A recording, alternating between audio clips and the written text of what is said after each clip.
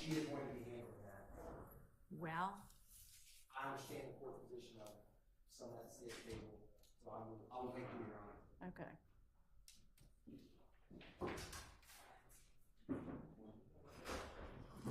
Good morning, everyone. Good morning, Your Honor.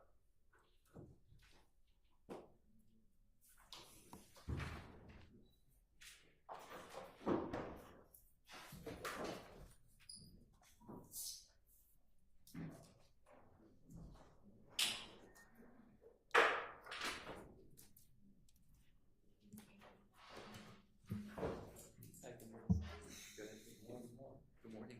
How are you doing? How are you?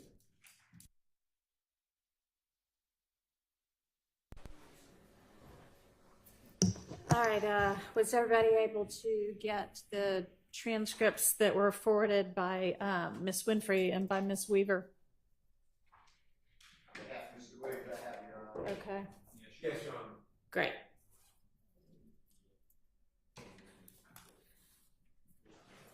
And I don't know if y'all got word, Ms. Love is a little bit delayed this morning. Mr. Atkins, are you able to point to where in the transcript supported Ms. Love's argument on that objection?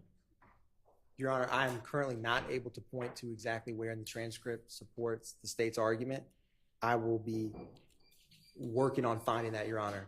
Okay, or can you maybe communicate with Ms. Love about Yes, Your it? Honor. Okay.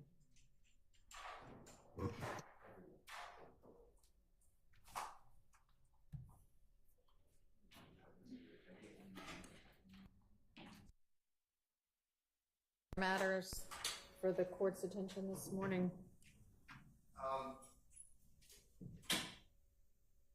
I think it's part of this. I just want to continue my argument on my motion, that's all. But I assume it's within what you're doing. So What do you mean?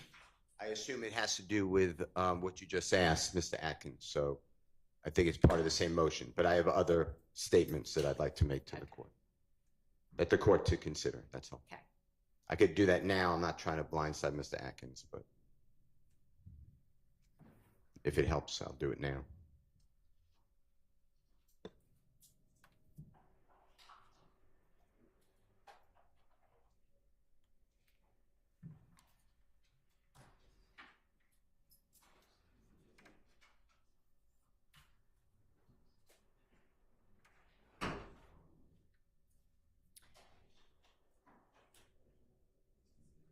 So the 8:30 email that I guess y'all all got says she'll be here momentarily.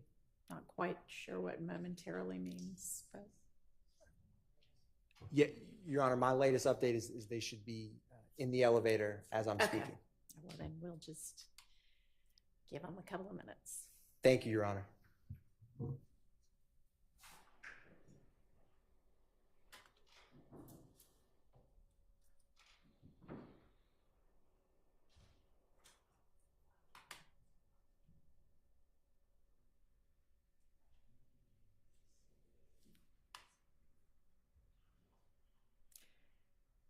And does everybody that needs it or wants it have the Zoom link? When was that sent out, Your Honor? Should have been probably this morning. I think I can copy it and send it on that email that just got sent around if anybody needs it. Thank you. Okay. Your Honor, may I also be copied on that email? Yeah, I'll just send it to everybody that's on the email from Thank you, Your on Honor. behalf of Ms. Love.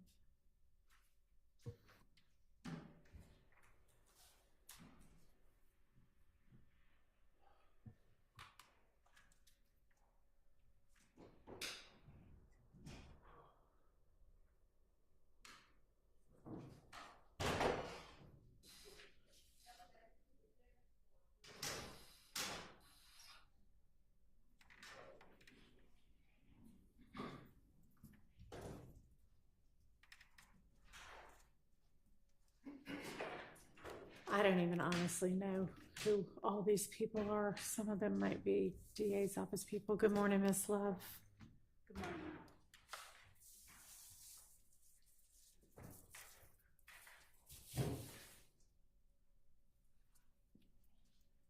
Your Honor, I think that, one person, we can find out exactly who.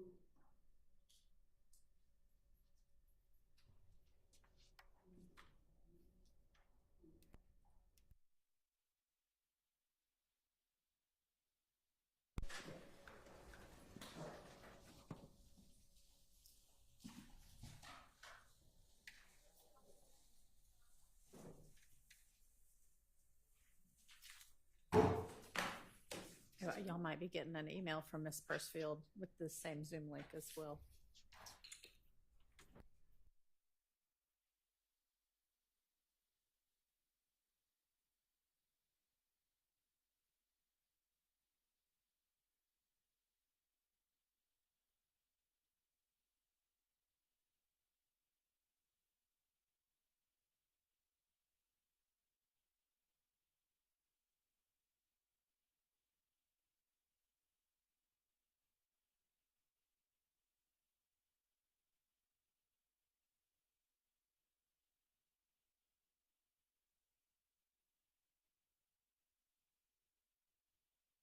Under a wholly unrelated matter, Okay. would you just consider possibly not holding court on election day this year?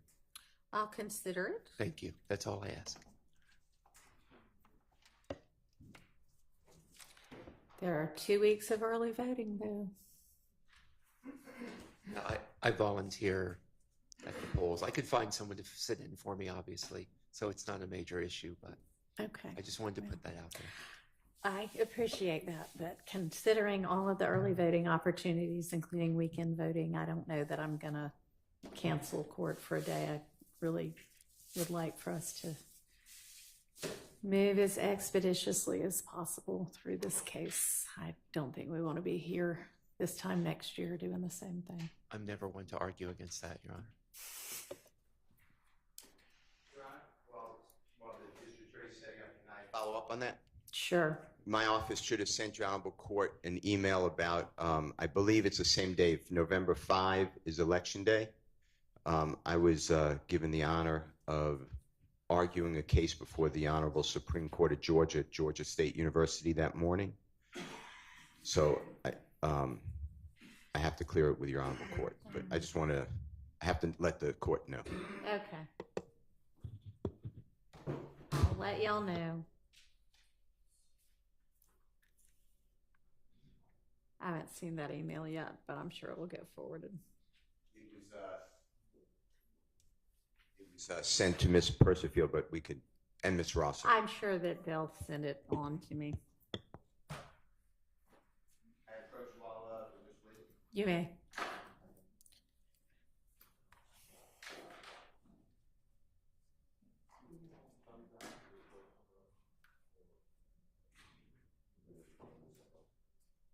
Yeah. Yes. If I may first report with, list of who we are, you asked who the DAs. Oh, it's fine. I just was sending out the Zoom link on the email that your, I guess, assistant had sent. It's fine. I don't need to know. I appreciate it though.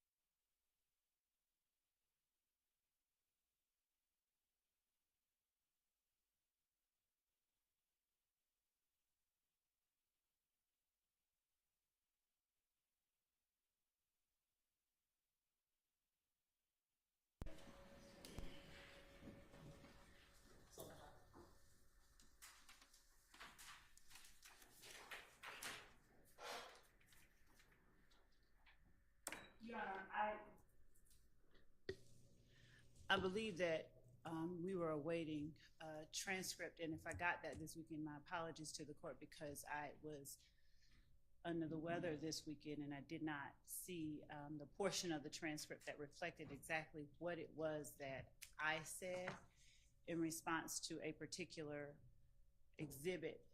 Okay, well, that is in the transcript that I think Miss Persifield forwarded on Sunday afternoon. I can Thank you. read it out. I haven't, Miss. If the court will permit It's me. pretty close to what my memory of it was, actually.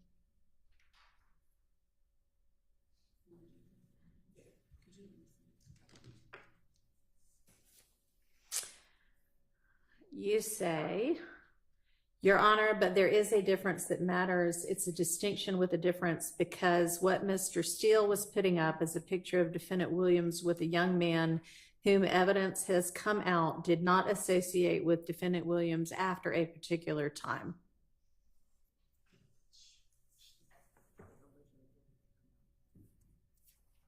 So can you point the court and defense counsel to the portions, and I know we don't have Detective Dennis's transcript yet, but we have the transcript from Mr. Donovan Sr.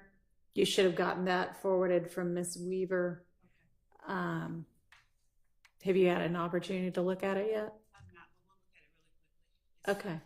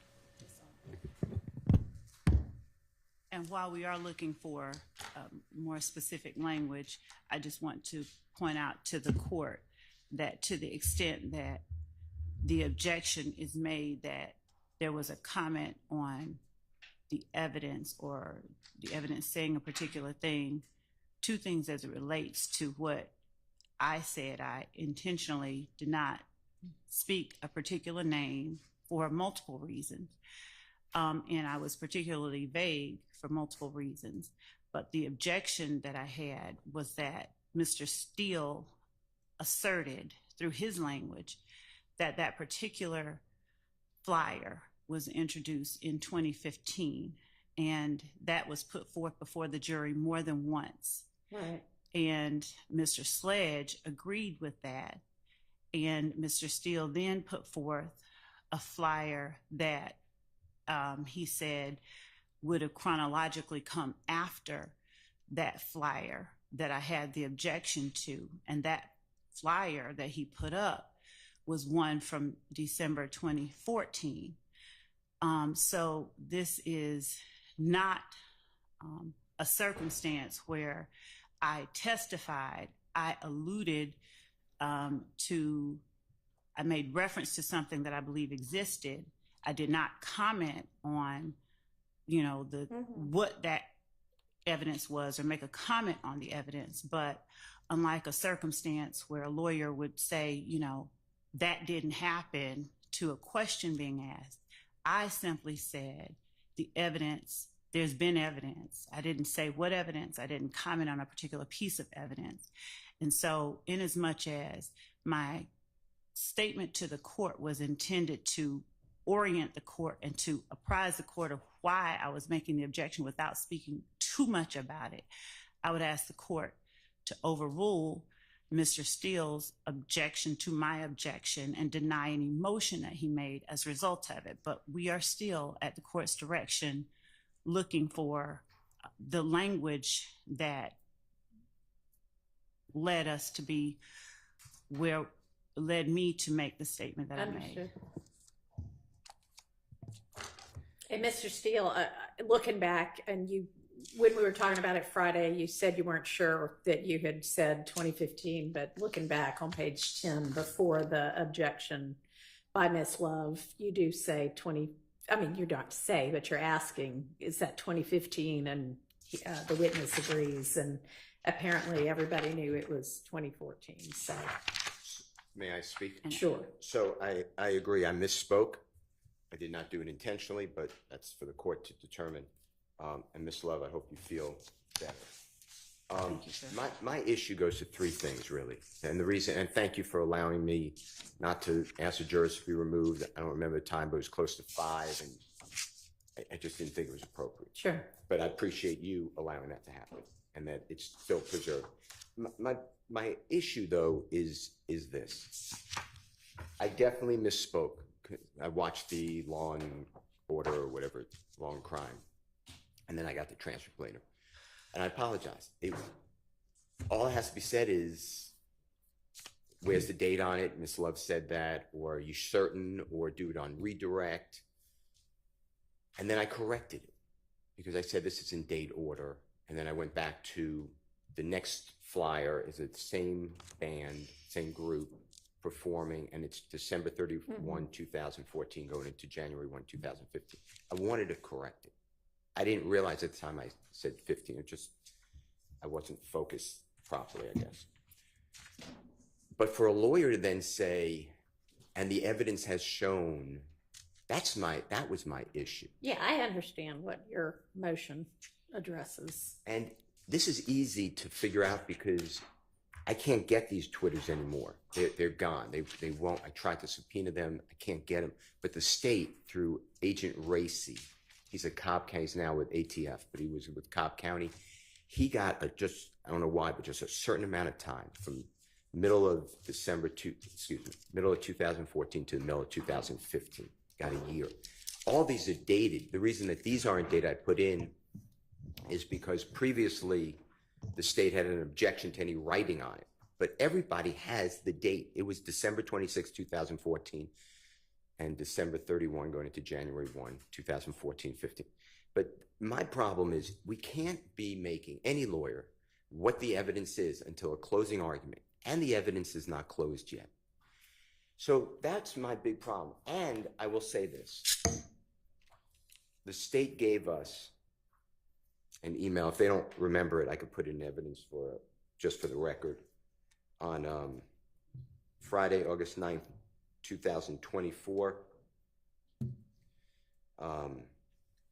at 5:22 p.m., Your Honorable Court is CC'd through the Honorable Miss Persifield, and it gives the list of people who are going to be testifying.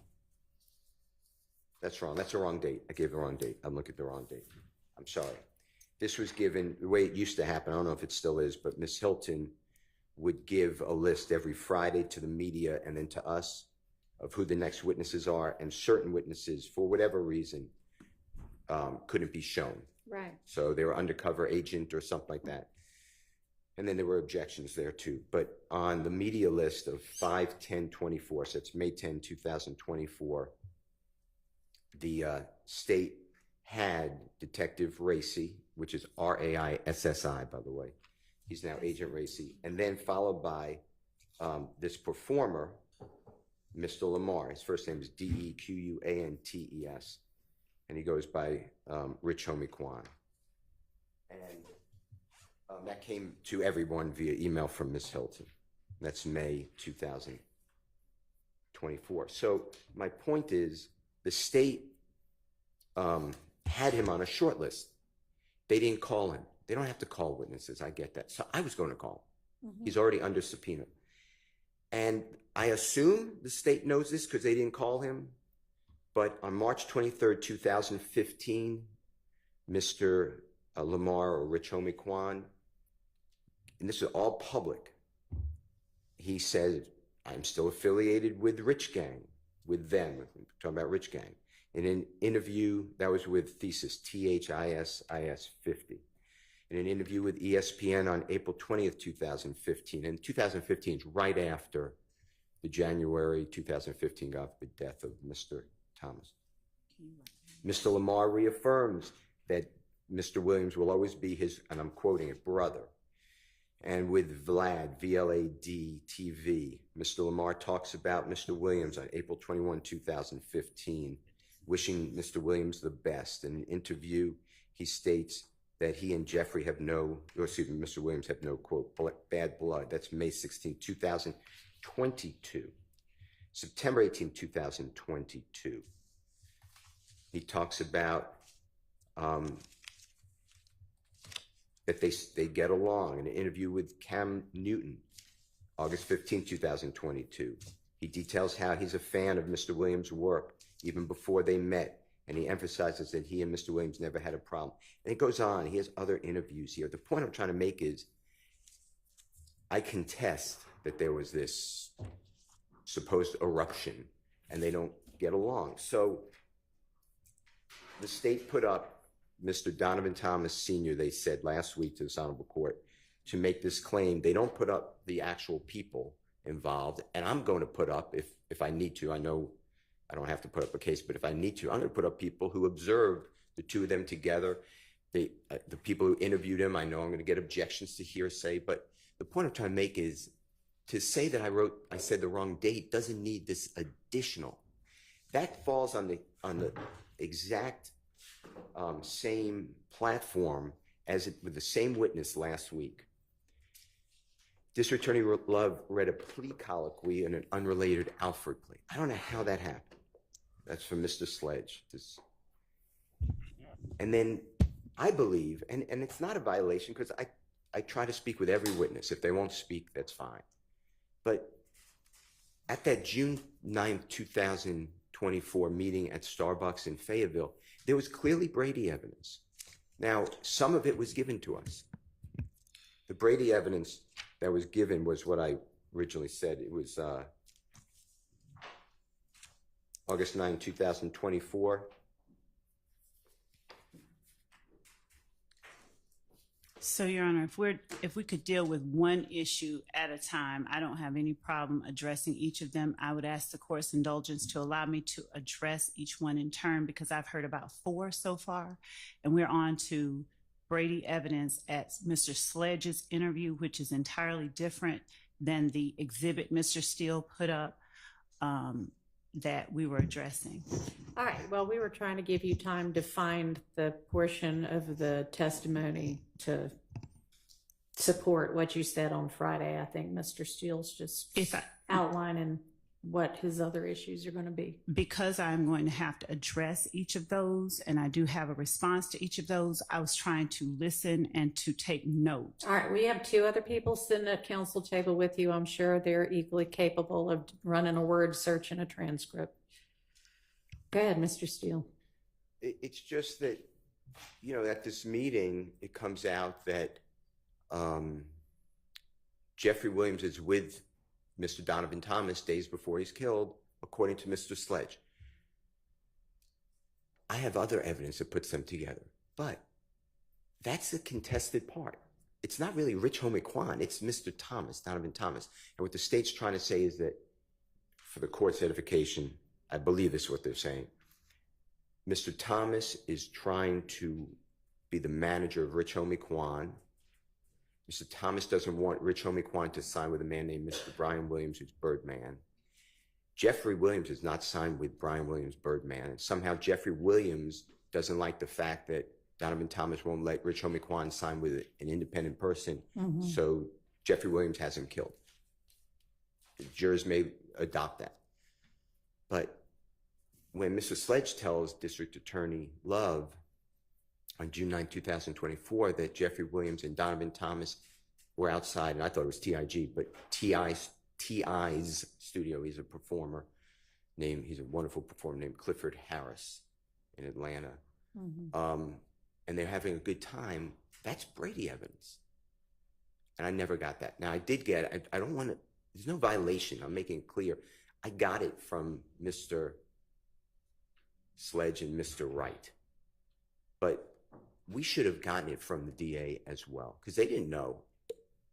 I assume they didn't know that I got it from other people, and I don't think Mr. Matthews got it. I didn't share with him anyway, so that's Brady evidence for him too, because it's part of the state's case. Those are my issues. It just, that's one witness last week, and it's the objection, it's the Brady, and it's the reading of a transcript. It's just a lot to deal with, and that's it. My objection, I asked for a mistrial. You know, I'm God willing honest with everyone, but I don't want a mistrial, but I don't know what to do. So those are my issues. All right, thank you. And I do apologize for the speaking, and hopefully I cleared it up. I mean, it happens.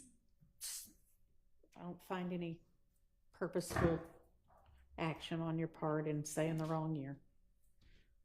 But Thank you, Your Honor, for allowing me the opportunity to speak. I apologize to the court in advance. My voice is a little lacking today, but as we are bringing up things and patterns, I want to bring to the court's attention a couple of things that the court would not have knowledge of, as the court could not have been present when it occurred. I've read the portion of the transcript where I said, as it relates to a young man in the picture, I believe evidence has come out that, and I want to read it exactly as I said. well, I mean, I already read it out once. Mr. Steele was putting up is a picture of a defendant Williams with a young man whom evidence has come out did not associate with defendant Williams after a particular time. So there have been instances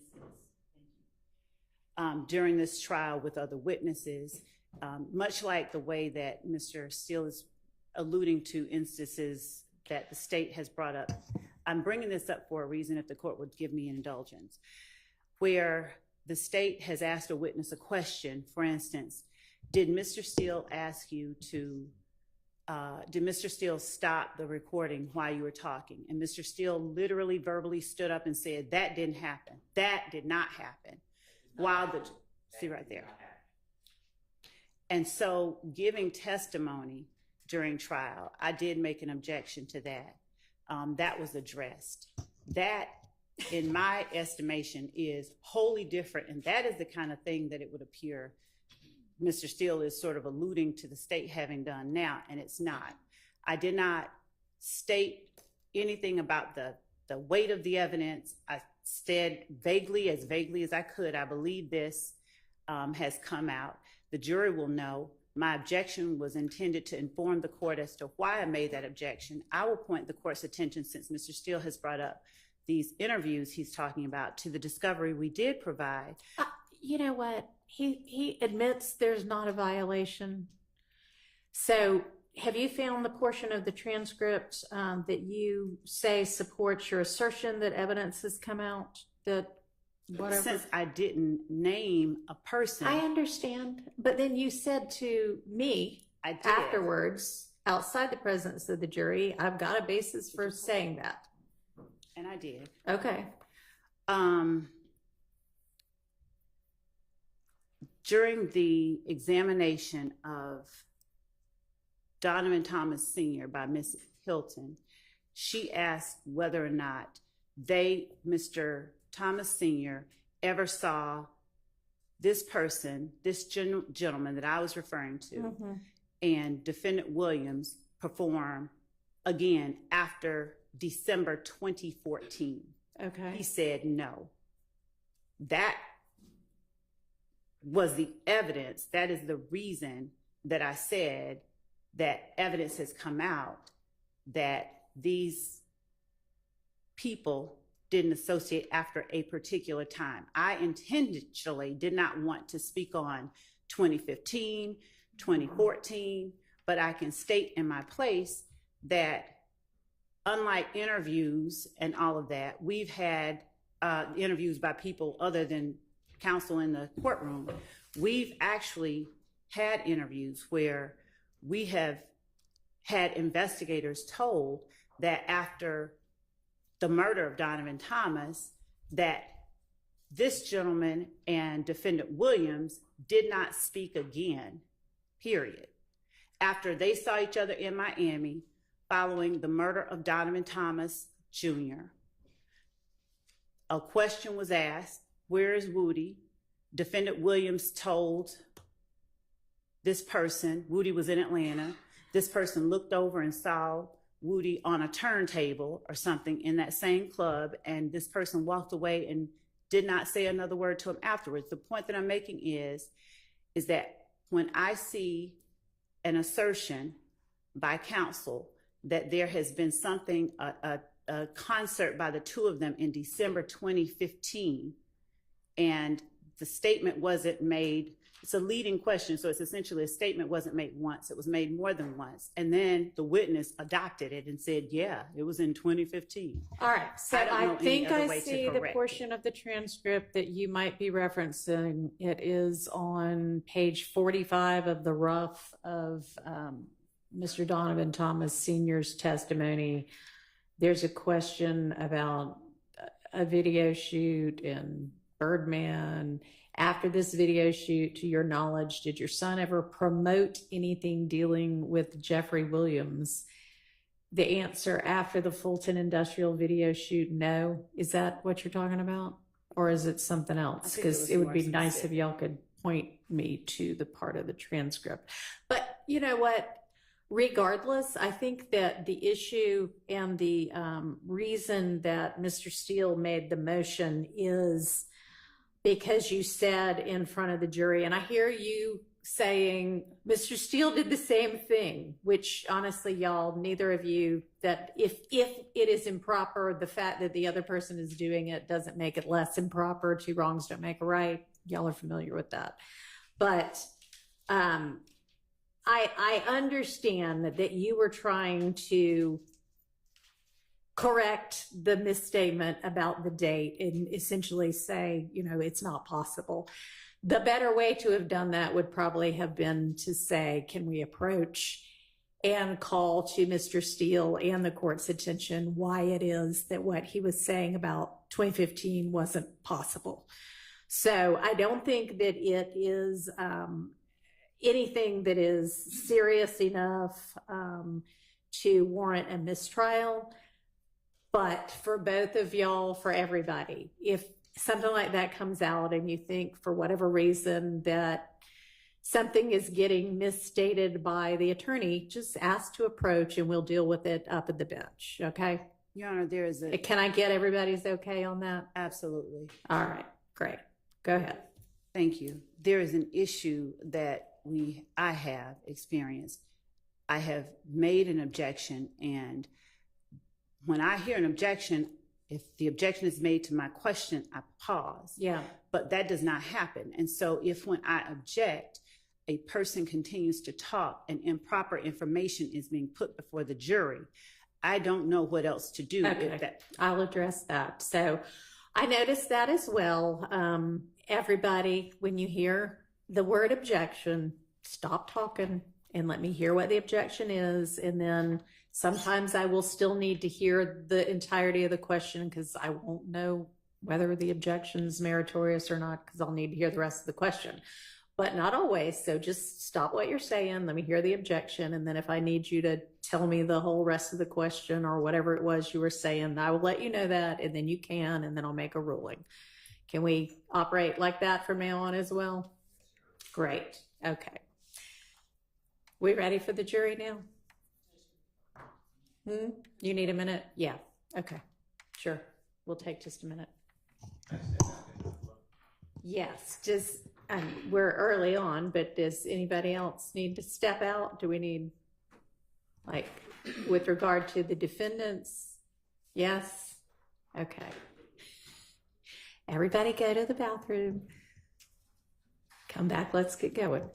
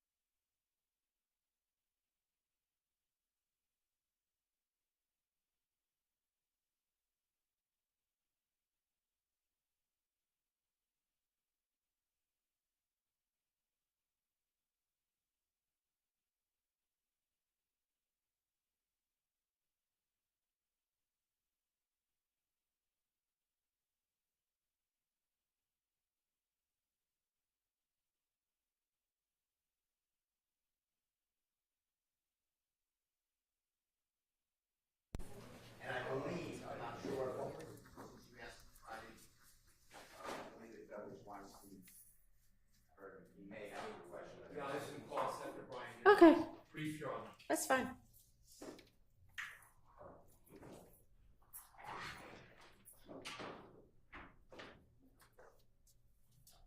Good morning, Mr. Sledge.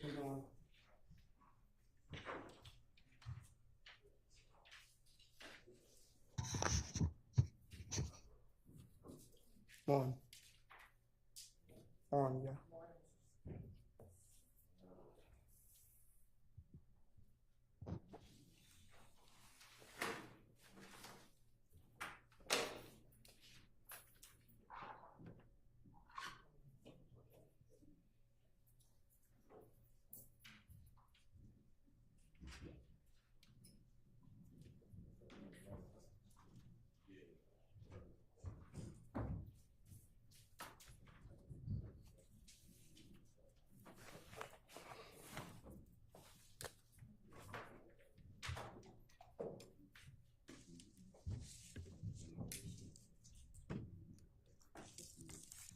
Tell her safe is down her halfway on the bridge.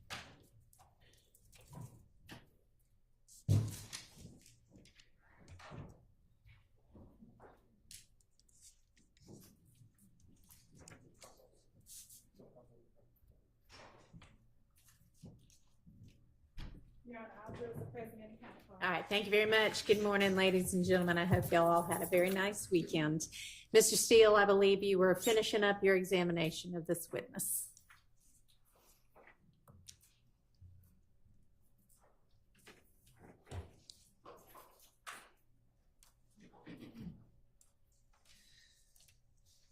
Your Honor, may I approach Mr. Sledge? You may. Mr. Sledge, may I approach you? Yes, sir. I'm showing you what I've marked as Mr. Williams or JW 255. Would you take a peek at this for me? Tell me whether you recognize that item.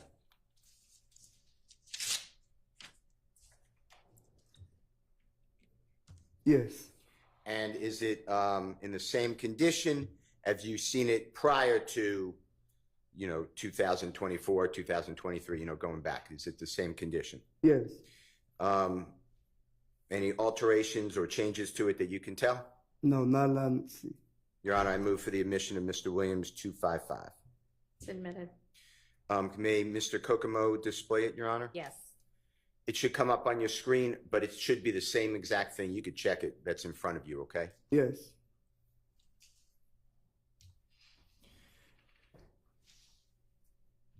And if Mr. Kokomo can blow that up at all, and if not, that's fine. So this is exhibit number at the very top, Mr. Kokomo, if you just show. You see where it says exhibit or EXH number JW, Jeffery Williams 253? I believe it's 255, though.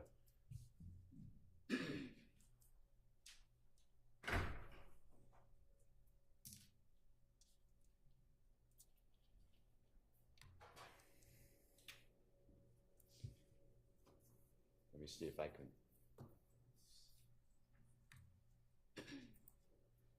All right, you see at the very top 255? Yes. Okay. And then if Mr. Kokomo can just center so all the words can be seen on the actual writing. Do you recognize this as a social media posting? And do you see the date? Yes. And it's from DMAC, got me to TOO, banging at DMAC to banging. You see it says December 27, 2014. Yes. And does it read then, and I'm changing it just because that's how I am, A-N, lie to they mama, brother, sister, and kids, but get to the courtroom and tell the God's honest truth, 3 question marks. I don't get it. And then hyphen at Young Thug. Do you see that?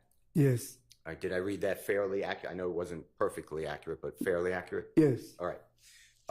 And is that similar to what has been marked and played in states number 447Y, where you started out with, I'm going to, and this may not be exact quote, but something like, I'm going to swear to tell the truth, I'm going to lie on God. You remember that? Yes. All right. Can you tell the jurors what it means if you know? when it says at the end of it, the hyphen at Young Thug? Before it, Can I you, don't, can you explain that to the jury? I don't get it. Yeah, right after that. At Young Thug. I mean Young Thug. I'm sorry. Yeah, do you see that? Yes. Do you know, and if you don't know, just say, I'm not sure. Do you know what that means? No, I don't That's know fine. exactly what it means. Okay, and this one goes back, if you remembered, if you don't, we can show it to you. But do you remember what the state used on January 26, 2015, said repost? You remember that? The repost whiz. Yes. Yes. Okay. And then you showed the jury the January 4th, 2015 video, same video, Jeffery Williams, you remember that? Yes. And this one is approximately a week before January 4th, 2015, right? Yes. December 27, 2014. Yes. And prior to this, prior to 2014 and 2013, 12, going back, have you heard this same type of statement? Yes. Okay. All right. Now, did anyone from the police department or the district attorney's office, and I'm saying after you entered a plea, so this is December 28th, 2022, okay? Yes. After that, so coming forward. Yes. Did anyone from the district attorney's office or one of their teammates, police, whomever, did they ever ask you? Objection. Relevance as to what anyone else ever asked this witness. If Mr. Steele wants to ask something, he can. What's the relevance? Ask about the evidence of the reposting? They showed the gentleman the evidence? Your Honor, my Know if objection. I want to know if anybody ever went over with him that it's a repost? Your Honor, Sustained. Did, at your meeting, we'll just do it on June 9th, 2024, at the Fayetteville Starbucks, Yes. did District Attorney Love ever ask Objection. you about, objection. Objection. Yes. Sustained. did States Exhibit number 447Y, the repost, January 26, 2015, was that ever discussed with you? Objection, Your Honor. Sustained. All right.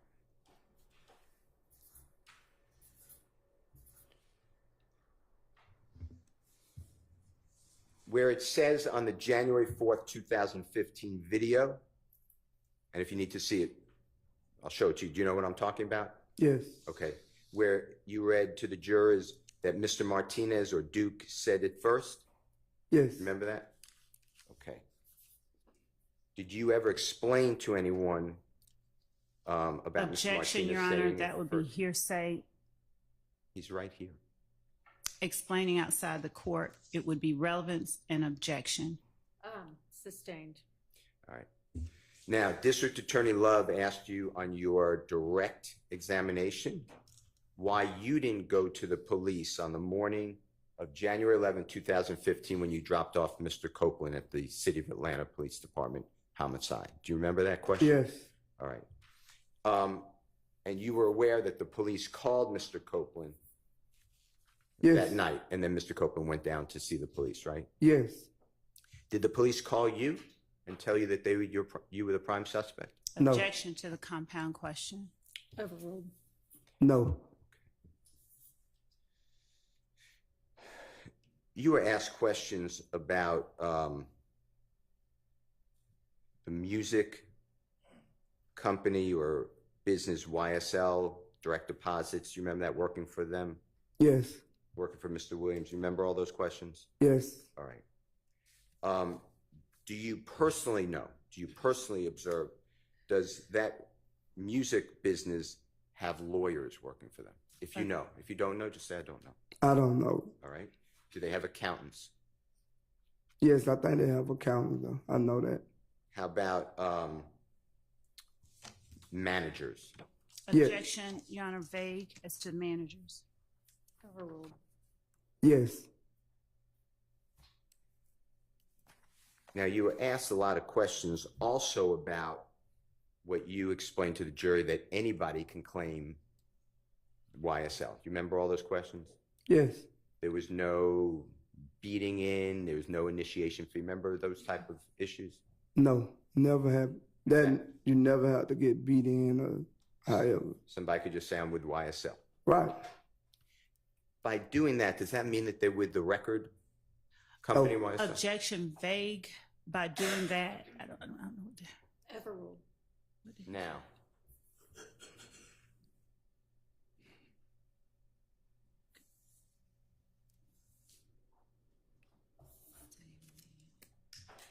you mentioned yesterday meeting with Jeffrey and Mr. Brian Birdman Williams and yourself and Mr. Donovan Thomas and others, I'm not excluding others, shortly before, God forbid, Mr. Thomas was, days before he was killed on January 10, 2015 at TI Studios. You remember that testimony? Yes. Is TI the performer TI that you're talking about? Yes. Do you know his real name? Something Harris. That's all I know. I know his last name Harris. Mr. Harris? Yes. And is he a phenomenal, well-known, accomplished artist? objection, Your Honor. Sustained. You were asked about the definition of snitching. Do you remember that? I don't remember asking me that. All right. Do you remember saying in the video 447Y snitching, and I'm not going to say, but BIT blank 8? Yes. Okay. And tell the jury what snitching means. To me, my definition of snitching is another person lying on another person. Now,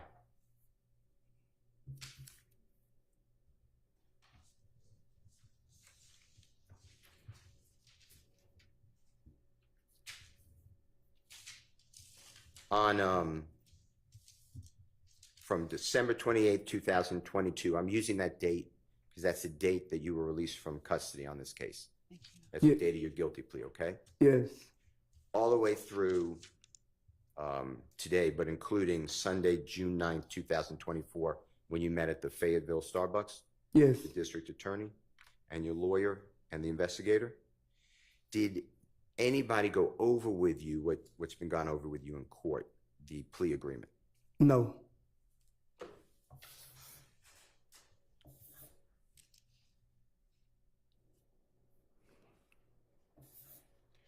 You told the jury that Jeffrey idolizes Lil Wayne or Mr. Dwayne Carter. Do you remember that testimony? Yes. Did you ever hear, are you familiar with Lil Wayne's work? His music, his Yeah, I'm familiar with his music. Have you ever heard him use the word slime, the term slime? Yes. Was that before you ever heard anyone say it, or was it after? I had not heard it said before, but he's like one of the first artists I heard say. He being who? Wine, the wine. Okay.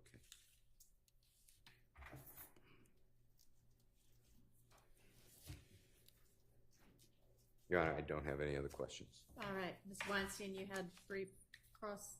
Thank you. Yes, Your Honor. Go ahead.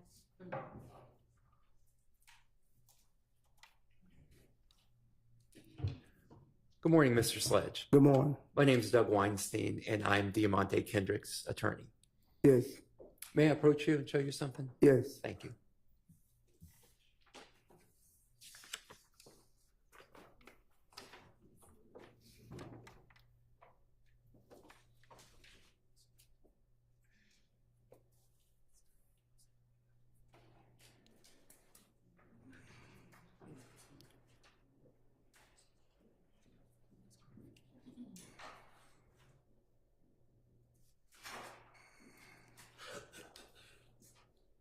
I'd like you to just take a look at this video.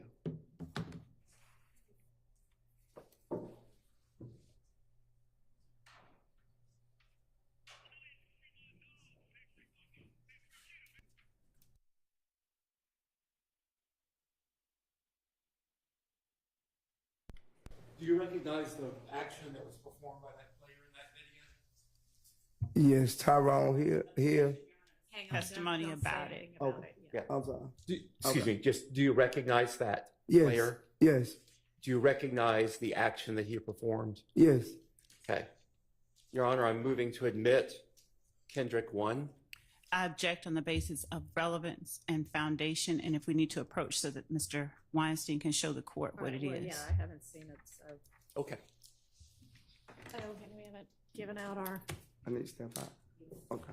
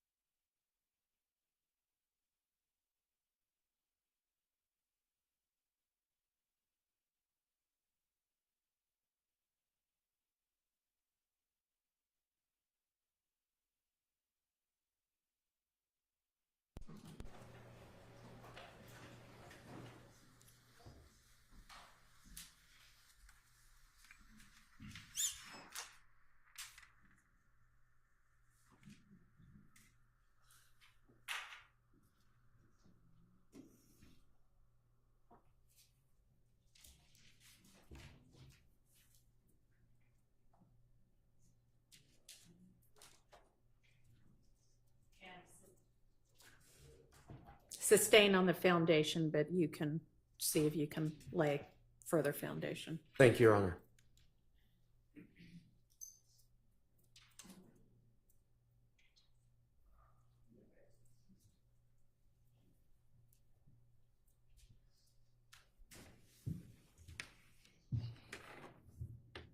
Mr. Sledge, I have a few more questions about that video that I showed you. Yes. Have you seen that video of that player before? I know who the player are. Have you seen him doing this particular thing? Have you seen that clip before that I showed you? I don't recall seeing the clip, but I just seen it when you just showed it to me. Did you watch the game yesterday? I didn't watch Miami game yesterday. Okay. I'll move on. All right. I'm going to show you something else, all right? Yes. May I approach? You may.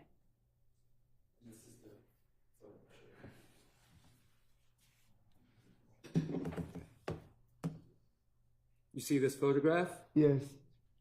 Have you seen that photograph before? No, not to today. Okay.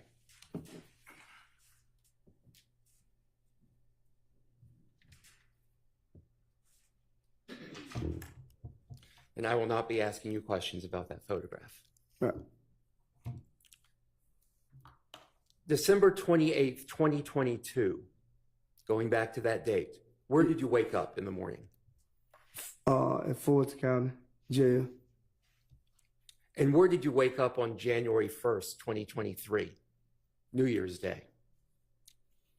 And at home. At your home? Yes. In your own bed? Yes. And you signed that plea deal that we've already talked about. Yes. And you initialed all those statements that were made in there, right? Yes. And you would have initialed anything to get out of jail on that day, correct? Yes. If they would have asked you if you could say that YSL did Objection not kill calls for Tupac, speculation. What's the question? if they had asked you, Objection If to you- if they had asked you, just nothing else beyond that, Your Honor, because it's speculation. Sustained. but again, you signed and initialed all of that, and you would have signed and initialed anything to Objection. get out of Rice Street, Sustained. correct? Asked and answered. Sustained. No more questions. All right.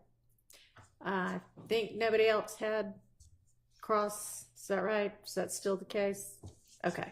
All right. Is there redirect? There is, Your Honor. All right.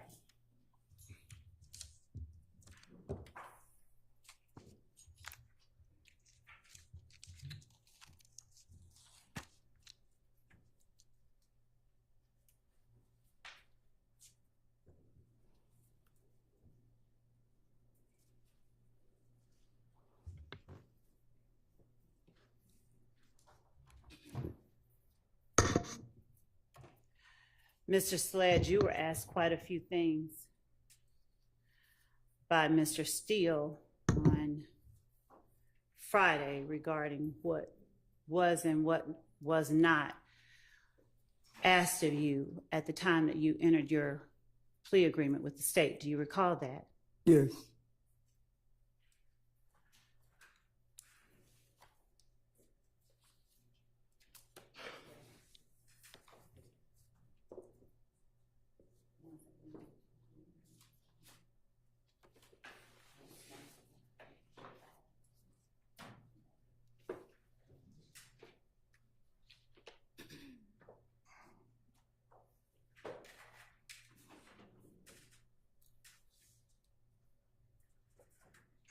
Your Honor, just Yes. To satisfy the rule of completeness, the state tenders State's Exhibit 444Y, the entire plea agreement, or State's 1AS, which was admitted for a different purpose at a All different right. time. Any objection? Okay. Your Honor, I would object to further commentary unless we need to approach. I'm tendering the exhibit. I understand. He's not commenting. He's stating what his objection is because I asked him to. I think we might need to approach to resolve it, though.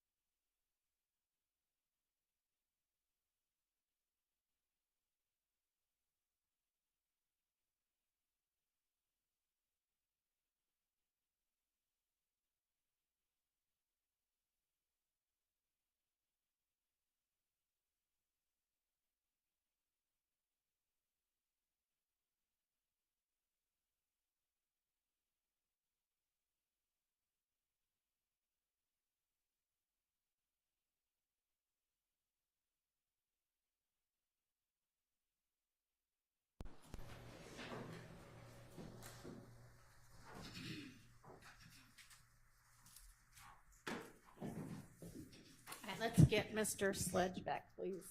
Thank you, Judge.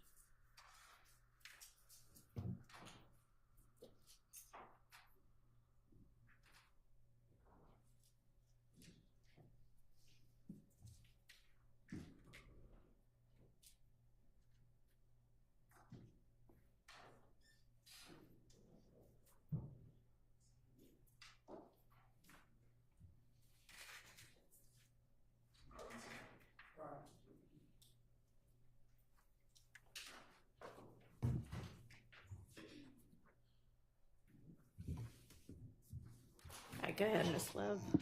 Thank you, Your Honor.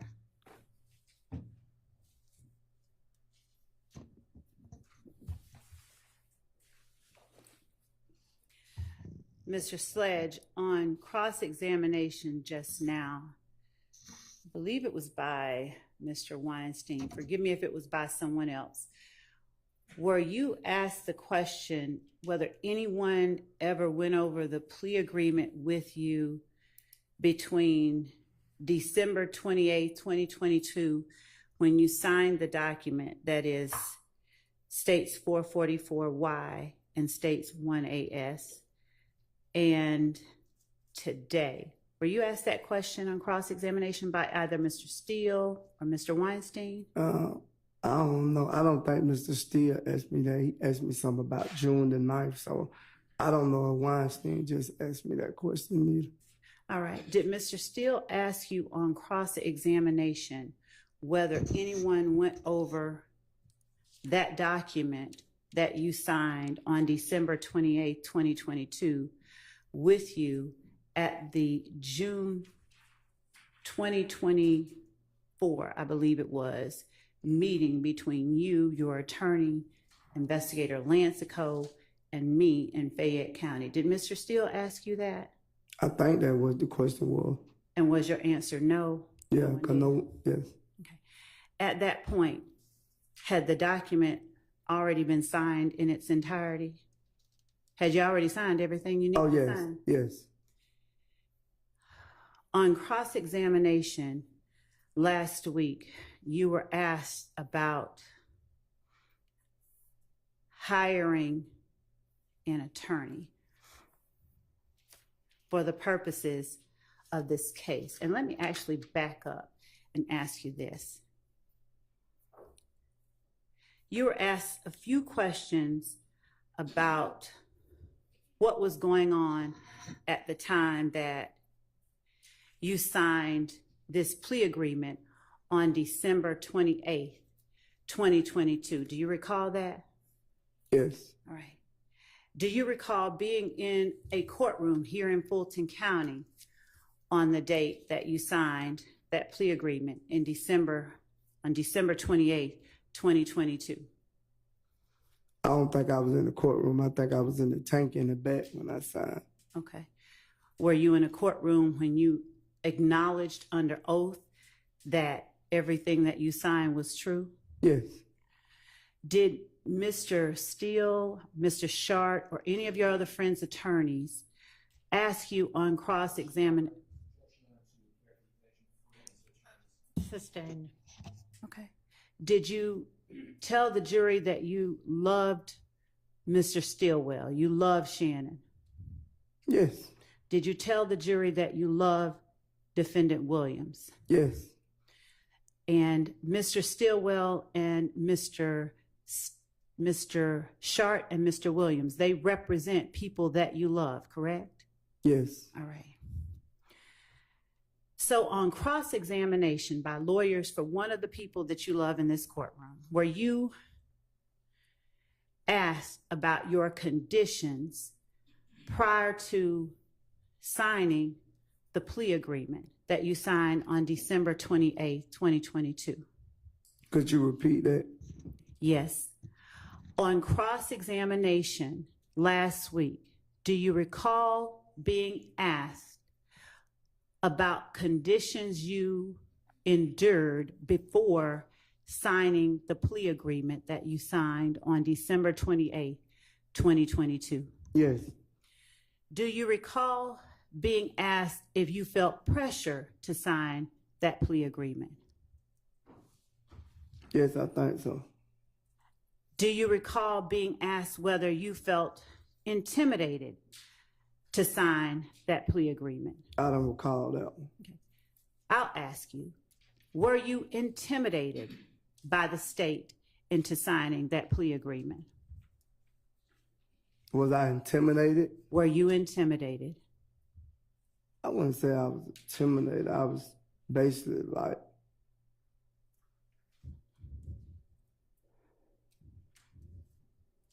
I just feel like it was forced on me at the time. I wasn't intimidated by it. It was forced on you. We're going to come back to that word force, okay? Yeah. Do you recall on direct examination when I was asking you questions, do you recall you first mentioning something about the fact that your mom, unfortunately, had become ill? Do you remember that? Yes. Do you recall telling me not to speak on her? I said I didn't want to talk about her. Do you recall Mr. Steele asking you about her multiple times? Yes. Did you have any problem with him talking about her? No, because me and my lawyer had discussed don't even get first grade about it. So is your testimony that you didn't mind Mr. Steele talking about it because you had a conversation with your lawyer about that? Yes, he just told me to stay focused and Okay. All right. even with you, he just say stay focused and answer the questions. And tell the truth? Yes. All right. When you say you felt forced, would you please tell the jury who it was that forced you to sign, or who you felt forced you, if anyone in particular, to sign anything on December 28, 2022? I'd say the state, because when I addressed it and tried to change situations, they wouldn't change them. So, And it's still your testimony, is it still your testimony that there were things that you wanted changed that you did not get changed?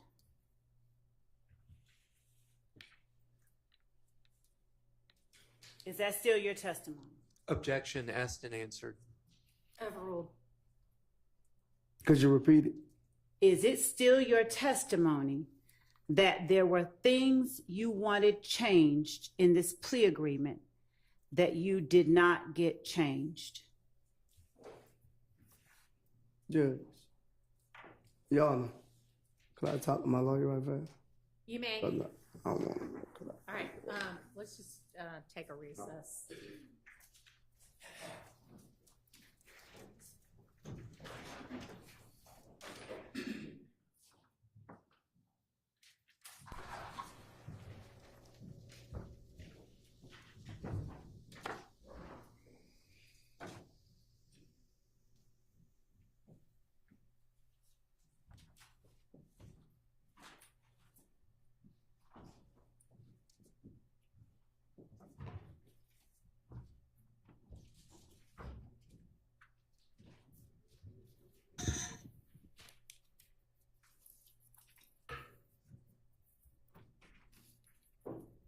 I know we just broke, but if anybody needs to use the restroom, you can go ahead and do that. And can somebody let me know when he's back from talking to his lawyer? Thank you. Yes, Judge. Appreciate it.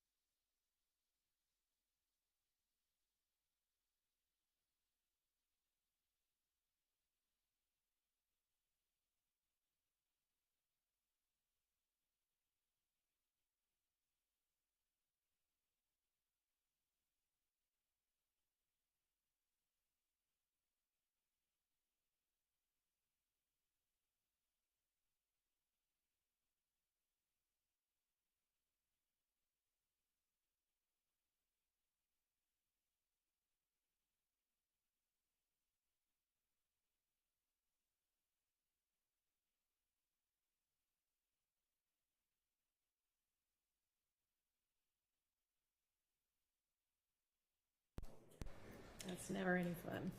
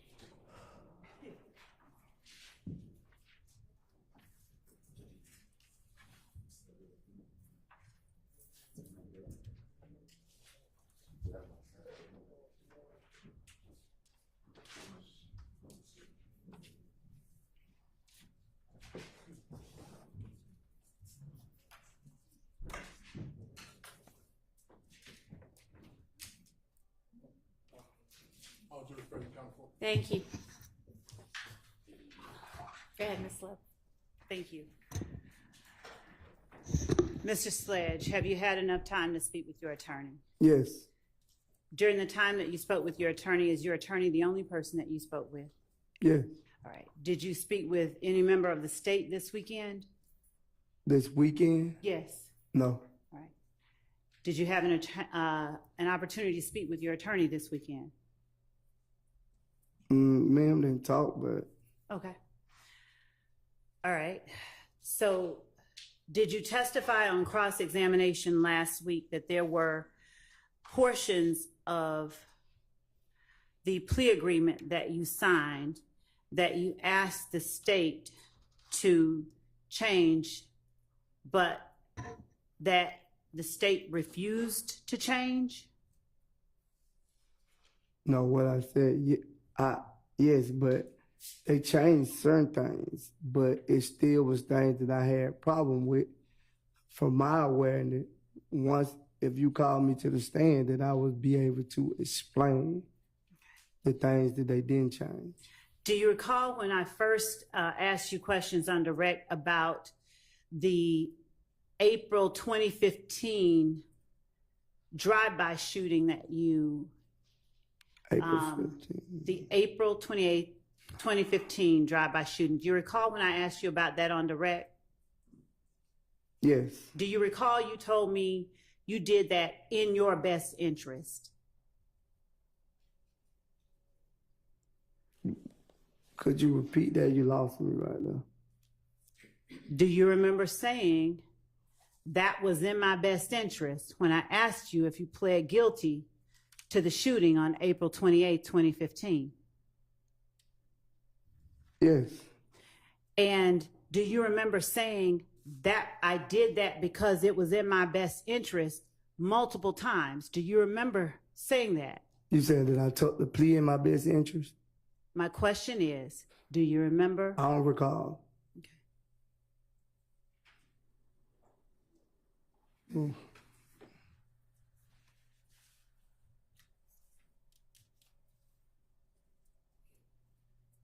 Mr. Sledge, Okay. do you remember us talking about your 2015, April 28th, 2015 shooting and that subsequent plea last week? You and me, not anybody else, while you've been on the stand. You said the 28th drive-by shoot? Yes, sir. Yes, All right. And do you remember I asked you whether you pled guilty to that? Do you remember that? yes, And do you remember you told the jury, do you remember telling the jury, well, I did it in my best interest? And Yes. this is not a trick question, I promise you. yes, All right.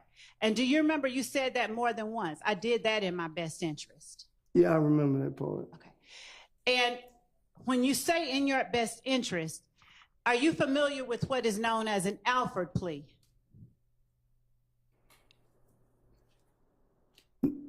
No, I don't really know what an alpha plea really mean. I just was saying that I pleaded guilty in my best interest.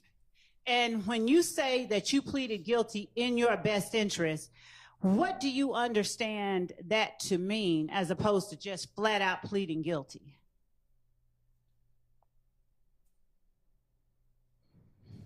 Could you repeat it? I can. Cause that was kind of tricky. Okay. So if you enter just a regular old guilty plea and someone asks you, did you plead guilty? Would it be unusual for you to just say yes? I pled guilty? Anything I plead guilty to, I feel like it's in my best interest to plead guilty to. That plea that you entered in 2017, there was a special designation to it though, right? It was an Alford plea, wasn't it? I didn't know it was an alpha plea.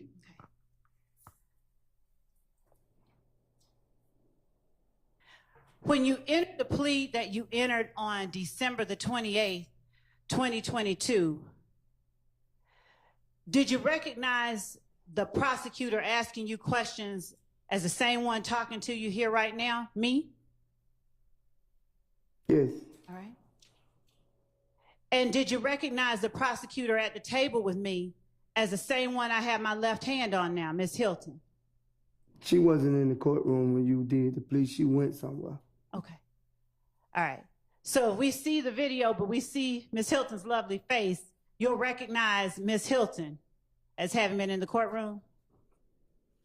I don't remember seeing me here too. That's fair enough. Do you remember seeing a judge who looked a little different than the one on the stand now? Yes. Okay. Do you remember seeing your attorney, Mr. Wright, there sitting with you? Yes. Right. Is that the same attorney that you had in 2015? I don't think I got arrested in 2015, but if I would have, he would have been the one to do the case. Did you testify on direct examination that Mr. Wright has been your attorney for 15 years? Yes. Could you tell the jury when Mr. Wright first started representing you in criminal matters? I want to say like 08, 09, something like that, if I'm not mistaken. Did you tell the jury on cross-examination that Mr. Wright is someone that you trust? Yes. Did you tell the jury on cross-examination that Mr. Wright is someone whose advice and counsel you take seriously? I don't remember saying it like that. You put it in that word. Would you just tell the jury right now then how it is you feel about the lawyer who's represented you for the last 15 years? He been great. Overruled. He been great to me. Okay.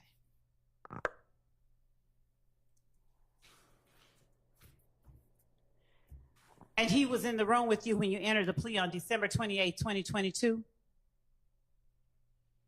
Yes. All right. Is this the first time you've had to testify at a criminal trial? I don't understand what you're saying.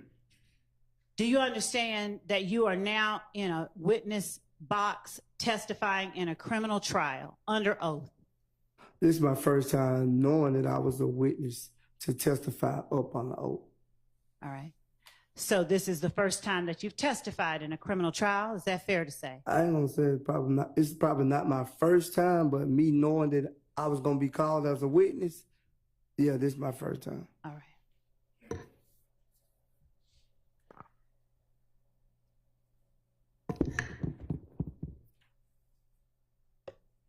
Do you remember being asked on cross-examination by either Mr. Sharp or Mr. Steele?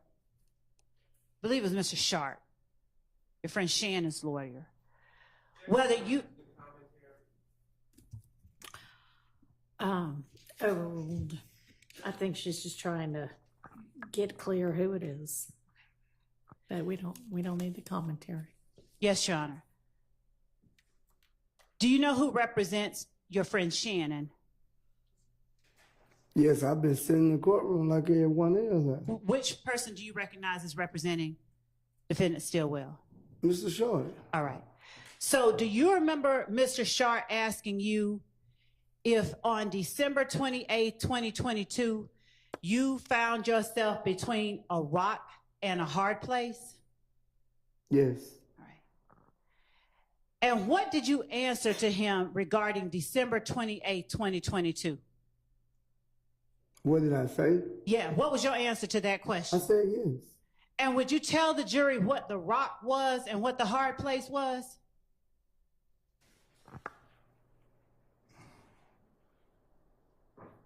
The rock was the situation I was in, and the hard place where my mother was sick. And when you say the situation you were in? Incarcerated. Okay. And All right. And hopefully, is your mom doing, no, she deceased. I'm sorry.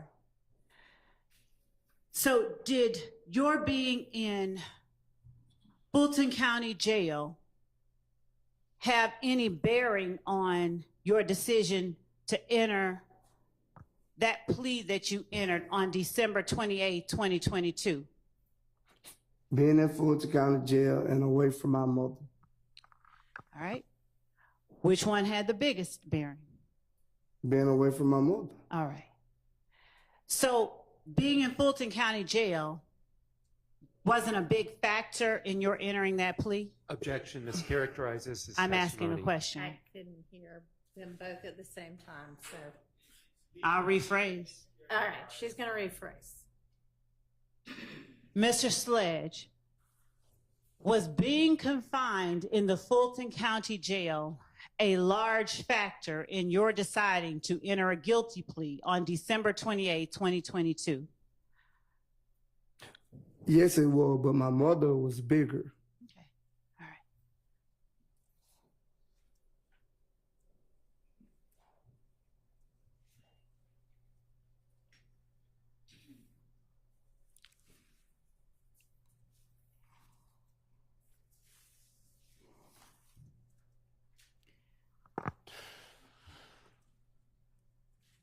Is there any reason why during the plea colloquy that the jury heard on Friday, that was played, or Monday, last Friday actually, that was played at the end of the state's direct, is there any reason, or rather let me ask you, did you ever hold up your hand and tell the court you wanted to make some clarifications?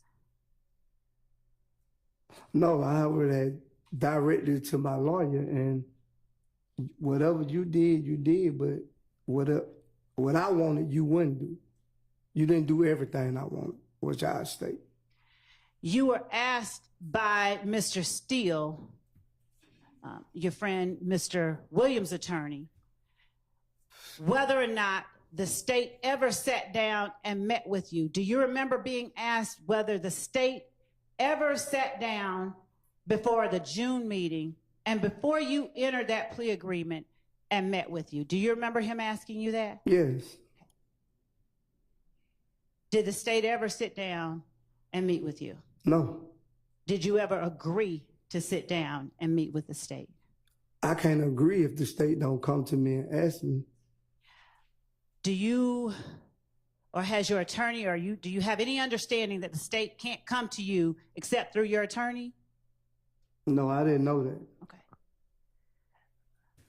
Did you ever have an understanding that the state wanted to talk to you before you signed the plea agreement on December 28, 2022? No. Okay. Did you ever ask your attorney for an opportunity to speak with the state? No, I ain't never asked him to speak to the state. Why not? I don't know. I can't tell you that else. I never asked him to speak with you because that's his job. That ain't my job. That's why I hired him. Was there anything about the state that made you feel you couldn't speak with the state if you wanted to? No, but if they would have came to me and asked me to speak with them, with that plea agreement was on there, I would have told them the same thing I told him when I took it, like, that ain't right. Now, when we speak about the state, is your understanding that that means only the district attorney's office? Or do you consider the state the police as well? I just thought all y'all work together. I don't know. They put you in jail, you put you in jail if you have to. So I don't know. Y'all both doing y'all job, I guess. And so when police spoke with you back in 2015, did you consider them the state as well? I don't know. I think y'all work in two different departments. You're right. Because I don't see the state on the street locking people up. The police, I do. Okay. So when you spoke with the police back in 2015, did you tell the police any of those things that you told your friend, Defendant Williams' attorney, and your friend, Defendant Stillwell's attorney, when they asked you questions on cross? Did you tell the police any of that stuff? I don't think they asked me nothing like that. I don't recall them asking me nothing like that. You said the police? Yes, sir. I don't recall them asking me nothing like that what Mr. Steele asked me. Do you recall Mr. Steele asking you about that drive-by shooting? Oh, yes. Okay. Do you recall the police asking you about that drive-by shooting? Yes. How much information did you give the police about that drive-by shooting? I told the police it wasn't true. Okay. Now, okay, so, and when I asked you on direct examination about that drive-by shooting, what did you tell me about that drive-by shooting? I don't recall. You can refresh my memory. Okay. Do you recall me asking you what you did before that shooting? I don't recall it, though. Do you recall me asking you how did that shooting happen? Yes.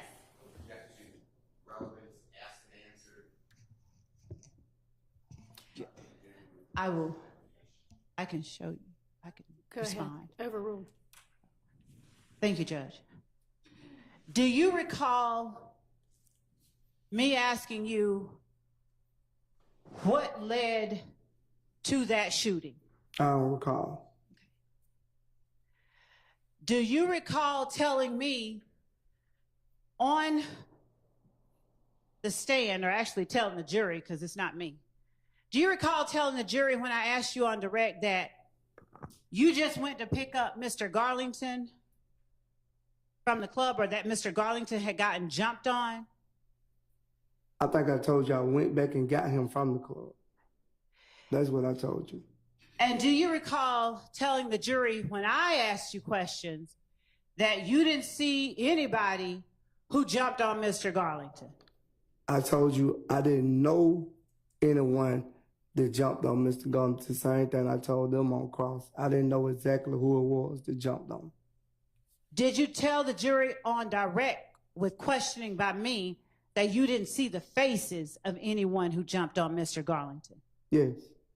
And did you tell the jury that you didn't see the faces of anyone that you may have interacted with during that time? Yes, sir.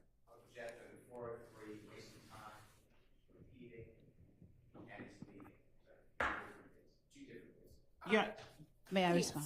Yes. Your Honor, Mr. Steele cross-examined the witness on this very topic. I believe that it is necessary to orient the witness to the questions I asked before I get into the questions that I want to ask him about what he told Mr. Steele, number one. So it's not a 403 waste of time in any way. And I believe that he made a second objection I'd like to respond to, but I can't remember what it was. It was kind of long. And leading, Your Honor, suggests an answer, and it does not consist of questions that simply require a yes or no response. Overruled. And I'll give you a little leeway, but go ahead and get to what you actually want to get to. Do you recall telling the jury when I asked you about the drive-by shooting that you never saw a shooting? I don't recall. Do you recall telling the jury when I asked you about the drive-by shooting that you just dropped off Demekion and Quindarius and you went on your merry way? I don't think I said I went on my merry way. You didn't use merry. That's my words. Okay, but I remember just exactly went what you on. said. I ain't saying I went on and directly left the scene, but I didn't actually witness them shooting the gun. That's what I said. Is it your testimony today that on direct examination, you did not tell the jury that you dropped off Quindarius Zachary and Demekion Garlington and left and don't know what they did after you left? I don't recall that. Okay. Do you recall me asking you about another house getting shot up on Drew Drive after the house on Adele getting shot up? I don't know in what article. I don't know the addresses. Do you recall me asking you about whether you saw or participated in any other house getting shot up other than the house off MLK on Adele Drive? Do you recall me asking you that? I don't recall. So do you not recall as well telling me that you didn't see any house get shot up? I don't recall me telling you that I seen a house get shot. I don't recall. Now, what I just heard you say is, I don't recall Me telling you that. You don't recall you telling me what, sir? I just don't recall, Ms. Lowe. I don't recall. What is it that you don't recall? I'm sorry, I need the jury to know. I don't recall. What don't you recall? I don't recall. I don't recall. You've been pressuring me so much, it's like I don't even be remembering a lot of stuff you saying. Is it that you don't recall telling the jury you did not see any houses getting shot up on April 28, 2015? I don't recall. Okay, today, do you recall seeing any houses getting shot up on April 28, 2015?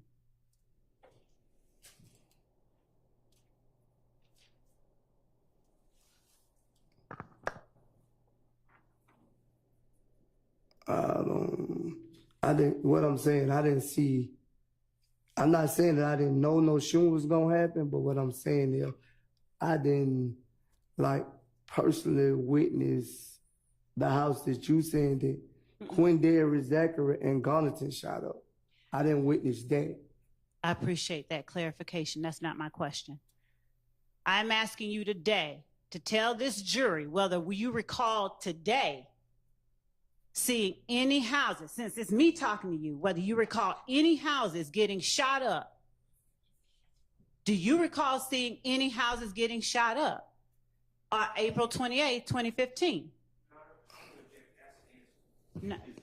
Overruled. So he just told you about the one house. So are you asking about any others? Yes, All I right, am. so ask it that way. Yeah, you got to tell me directly what house you talking about, because when he cross-examined me, That's not what she's asking. She's Oh, okay. asking any other houses besides that one. well, I didn't know I don't know the people that was shooting at the other house. Okay. All right.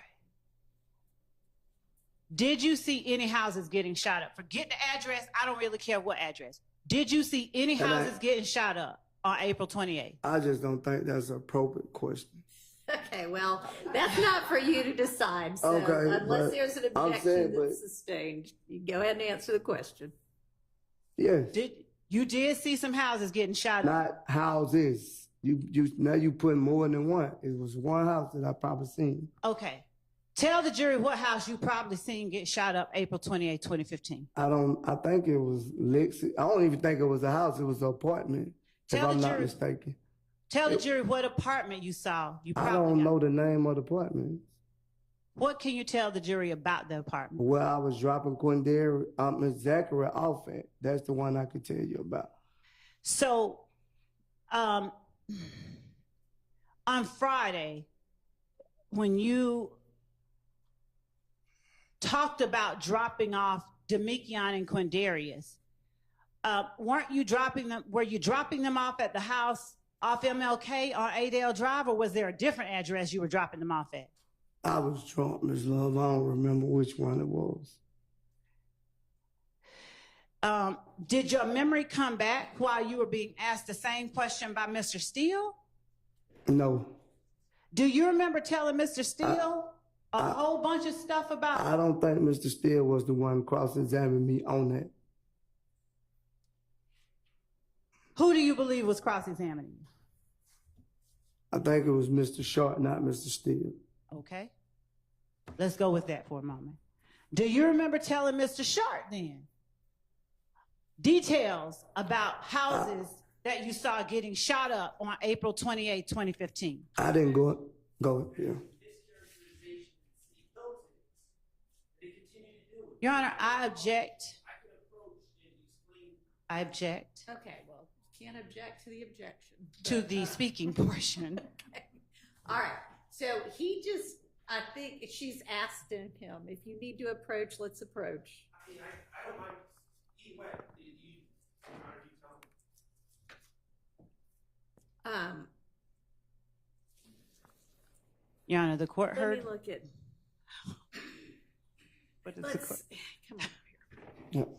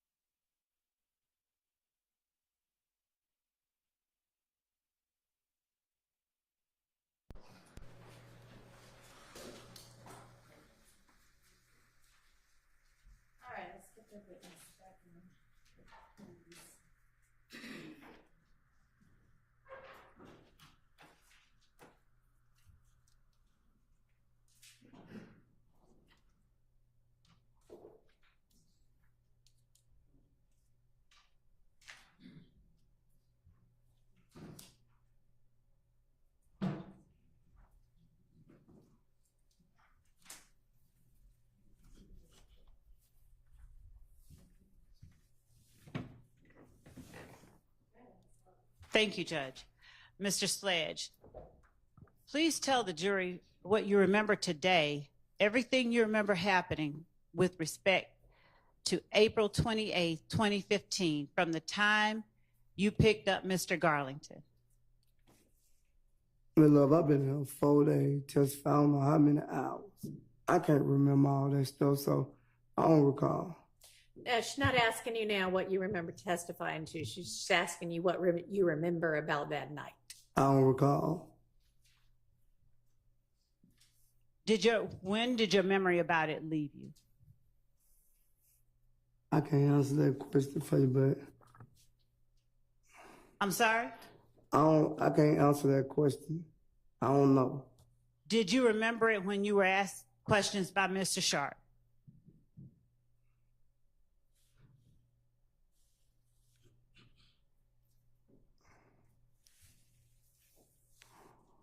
Mr. Sledge, please answer the question. I don't recall. You do not recall whether you remembered April 28th when you were asked question by Mr. Sharp? I don't recall. All right.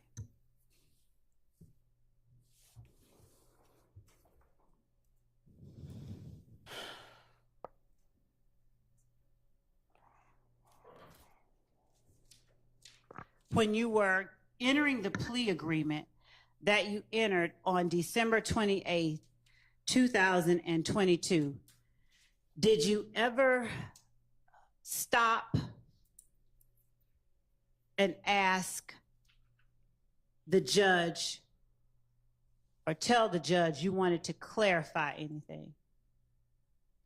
No, because I thought my lawyer had already did that. And when you heard the state read out factual acknowledgments and ask you if they were true and correct, did you ever indicate part of them are true, but part of them are not? I didn't think I could speak that in court. Why did you think you could not speak it in court? Because I ain't thinking like I could just burst out and say that while the judge reading, or while you was reading off, because the judge didn't read it off. I ain't think I can do that. That was never explained to me. Between December 28th, 2022 and last week, did someone tell you you could burst out while the state was reading something? No. Interrupt? No. So last week when I was asking you questions and you told the judge I gave you a headache and made your blood pressure go up, you felt comfortable enough? Did you feel comfortable enough to do that? Because I'm on the stand trying to explain. When you sit back there, you ain't explaining, but when you sitting on this side, you call me here to tell my truth and my understanding, and that's what I'm giving you. I can't give you nothing else. I'm only giving you my truth. Okay. And so when you were sitting at the table next to your lawyer, did you feel more or less comfortable about giving your truth? I don't recall. Do you want to answer the question? I just answered. No, I'm asking you, do you want to answer? I want to answer any question that you got for me, but if I don't remember, I don't remember. And so what is it that you don't recall about being at the table with your lawyer? I just don't recall, my love. I ain't trying to give you a hard time. But it looked like you trying to give me a hard time. All right. Mr. Sledge, would you tell the jury, as between when you were in court on December 28th, 2022, and when you have been in court for the last 4 days, if there is anything different about parties in the courtroom that you can point out? No. So everyone here in the courtroom was in the courtroom with you on December 28, 2022. When did you say? Mention relevance. Your Honor, it goes to changes. Okay, overruled. Could you repeat it? Were each of the people now in the courtroom today were, Hang on. Yes.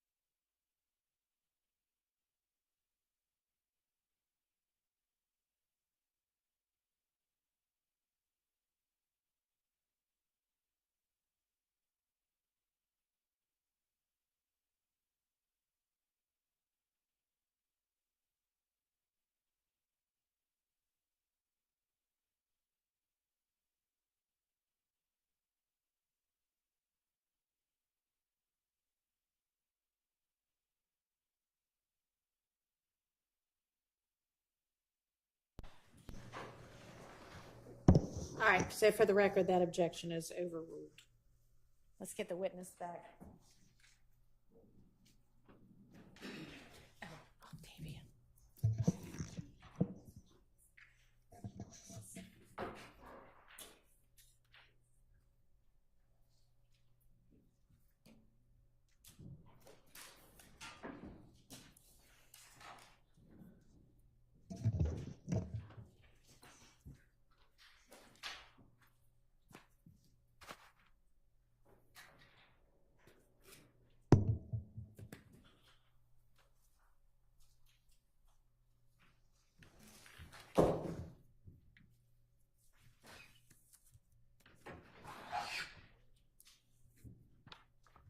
All right, go ahead, Ms. Love.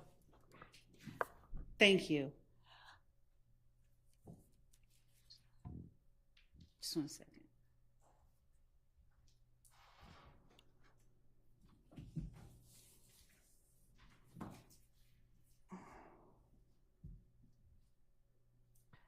Mr. Sledge, would you please tell the jury who is in the courtroom with you today that was not in the courtroom with you on December 28, 2022? Could you repeat it? Can you rephrase that? Because that's going to be a whole lot of people. Just get to the point that you want to ask. Yes. You already said I was here. Was there a court reporter here in the courtroom? Not this one, but a court reporter? I think so. Were there deputies? I think so. Were there DA investigators? I think, yes. Obviously, you said your lawyer was here? Yes. All right. Was your friend Shannon here? If you're trying to get to the point. Mr. Sledge, I'm not trying to get to anything, and I really do need you to just answer the question. Listen. So if you could please, Your Honor, if the court would instruct the witness to answer the question. Listen to the question and answer the question. And then that's you can asked, explain. And then you may explain it. I would ask Thank that you. he be allowed to complete his answer. And Your Honor, since his answer was not responsive, His answer was not responsive. I'd ask that you Re-ask the question. Was your friend, Mr. Stillwell, here in court with you on December 28, 2022? No. Was your friend, Defendant Williams, here in court with you on December 28, 2022? No. Was your friend, Defendant Kendrick, here in court with you on December 28, 2022? No. Was the lawyer for your friend, Mr. Williams, here in court with you on December 28, 2022? No. Was the lawyer for your friend, Mr. Stillwell, here in court with you on December 28, 2022? No.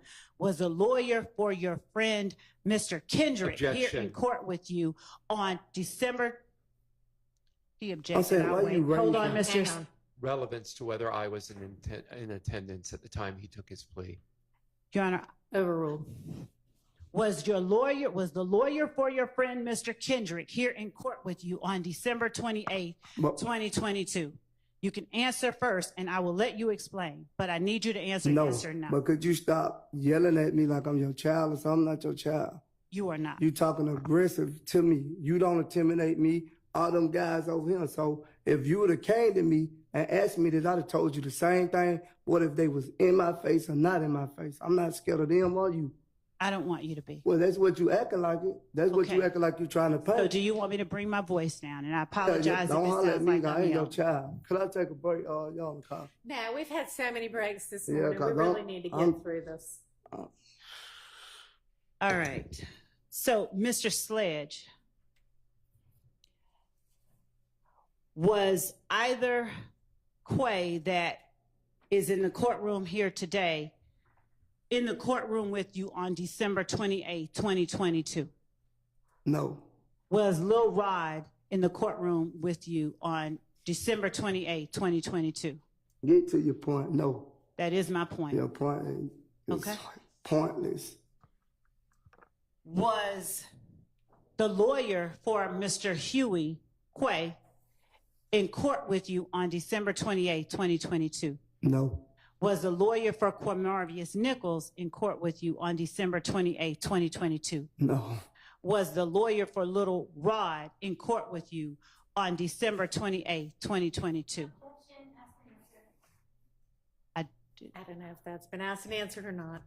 It was not. Okay, well, go ahead if you say it was. Was the lawyer for No. Little Rod? No.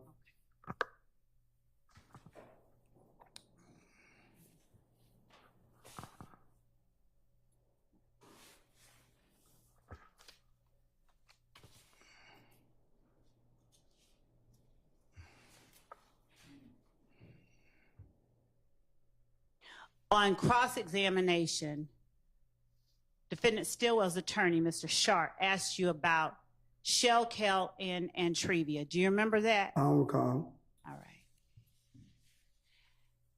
When did you lose recollection of what happened 3 days ago? I don't recall. Are all of your answers to every question I ask from now on going to be, I don't recall? Yes. Why? Cause I don't recall. And what caused you to lose your memory? You put so much pressure on my brain, I don't forgot everything. I can't remember all this stuff that been asked to me for the last 4 days. It's like, it's confusing. So I'm not, like you said, I completed the 9th grade. I'm not that intelligent to be remembering all this stuff that you keep asking me. My brain just everywhere. I might need to go see somebody after this court time. Mr. Sledge, did you have any problem at all understanding the questions asked to you about Brian Steele? I don't recall. Right. Did you lose your memory at any point with Mr. Steele? He wasn't pressuring me like you. He was helping me. He was explaining to me. He was breaking down. But it seemed like. I appreciate what you're saying. I'm going to respond to that. Objection. Mr. The witness should be allowed to answer the question. Were you finished with your answer? No, she cut me off. Go ahead. Go ahead, please. I said, Mr. Steele was explaining to me he wasn't pressuring me, but every time it seems like I'm getting up in with you, I'm giving you my truth, and you still trying to pressure me to say something you want me to say when I'm giving you the truth that I know. Mr. Sledge, do you understand that there's a difference between the way that a prosecutor can ask you questions and the way that a defense attorney can ask you questions? No. Do you understand that I cannot lead you when I'm asking you questions? Sustained. Okay. When you say that there's a difference between the way that Mr. Steele asks you questions and the way that I ask you questions, would you help me understand what that difference is so that I can ask you questions in a way that does not frustrate you? Oh, well, I mean, he kind of has told you. She ain't said it. She said you overruled. Ask your next question. Okay. Yeah. All right. So will you help me break things down a little bit so that I'm not frustrating you, okay? You already have. I understand. I don't even. Can we rewind? No. All right.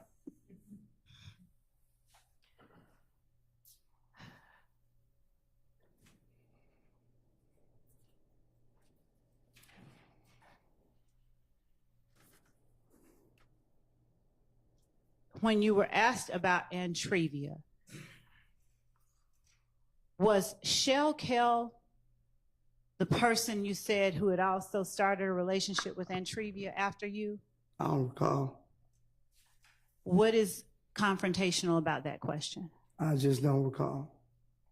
Why don't you recall? Because you pressured me. I don't recall. You hurt my brain.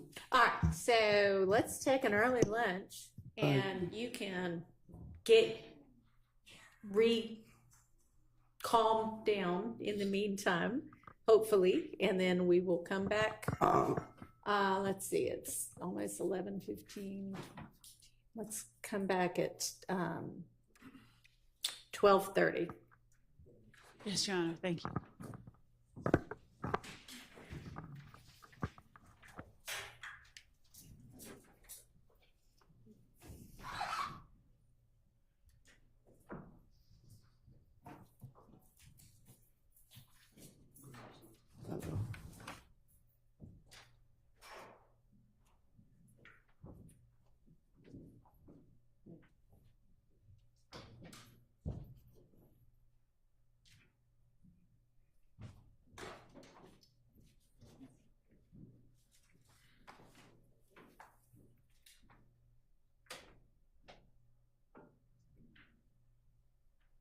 Anything anybody needs to put on the record before we break for lunch? And I sure do. I didn't think about the fact that the trays may or may not be here yet, but they'll be here in enough time.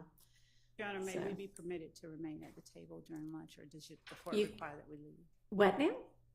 May we remain at the table during lunch, or does the court require that we leave?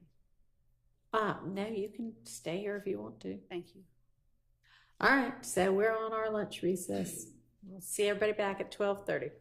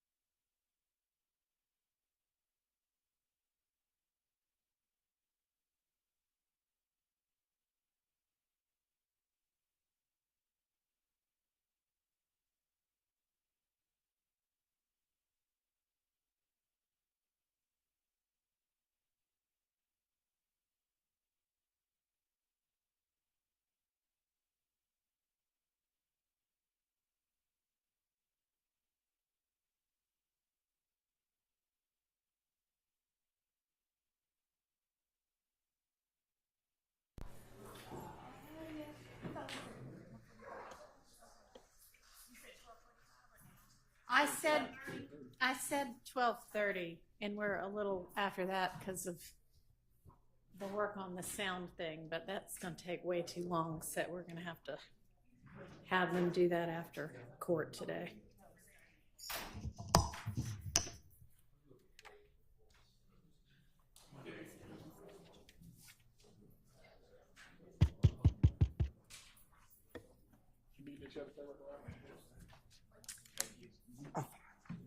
I'm fine. All right. Okay, let's get the jury in.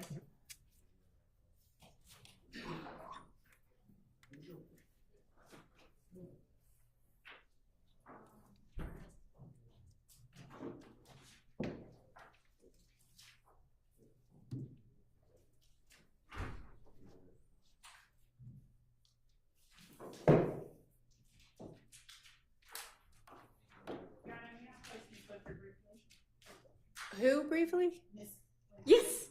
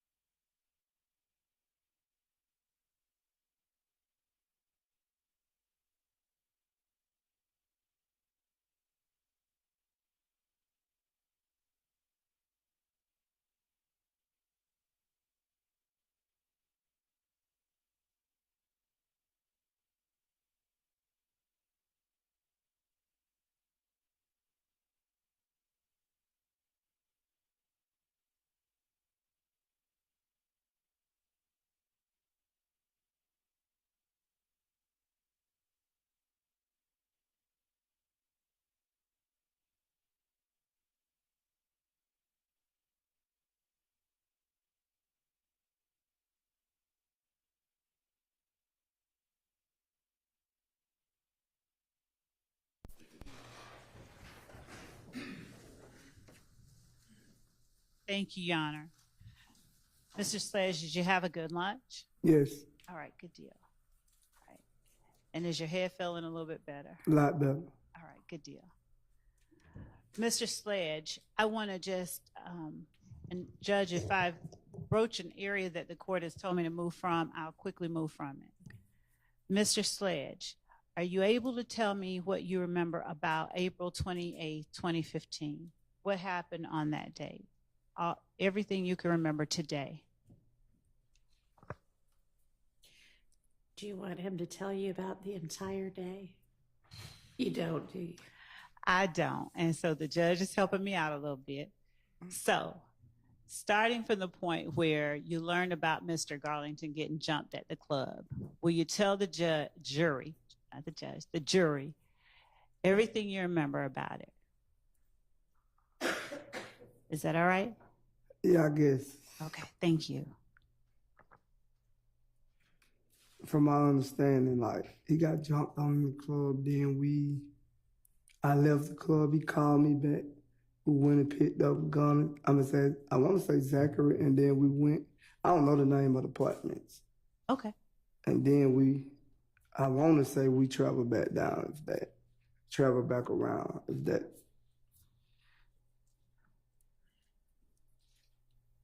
I didn't hear you. I said once we went to the apartments and then we went back to the house. I think that's what I said. Take your time, and you do not have to, I'm not trying to get you to match up anything. Okay? I actually it been long 4 days, Miss Love, so. It's okay. Take your time. If you have anything you can refresh my memory. But right now, I don't recall. All right. Try my best. And that's all I'll ask, okay? Yes. All right. So I'm not going to try and trip you up. I just wanted whatever you remember today in terms of it. All right, go ahead and ask the next question. Okay. All right. Do you remember whether you went to the house first or to the apartment first? I don't remember. I can't exactly tell you, but I don't recall exactly how it went. Okay. And the house that we're talking about, is that the one off near MLK, off Adele? I want to say that's the only house I remember going to. I don't remember. And where were the apartments that you remember going to? I don't remember exactly what it was. I just know they was in a gated area. It had a gate when you got to go through the gate. That's all I remember. Do you remember whose they were? Whose apartments they were? Like, why were y'all going there? I think I was supposed to have been dropping Zachary off. Okay. Did his girlfriend live there? I don't think she stayed there, but she was there. All right. Now, was there any shootings that went on there? Did you see somebody else shooting or anything happening there? Yes, I think that's what it was. They was shooting when we pulled up. Okay. Now, I know you don't get scared easily, but did you consider that sort of a startling sight to see somebody shooting at the apartment? For me, it was normal, so I can't speak for no one else, but Fair from enough. my perspective, it was normal. All right. And were they shooting at apartments that you were sending or taking Mr. Zachary to? I don't know if it was the exact apartment, but it was right there in that area. All right. Now, in terms of shooting, how could you tell the jury, because they weren't there?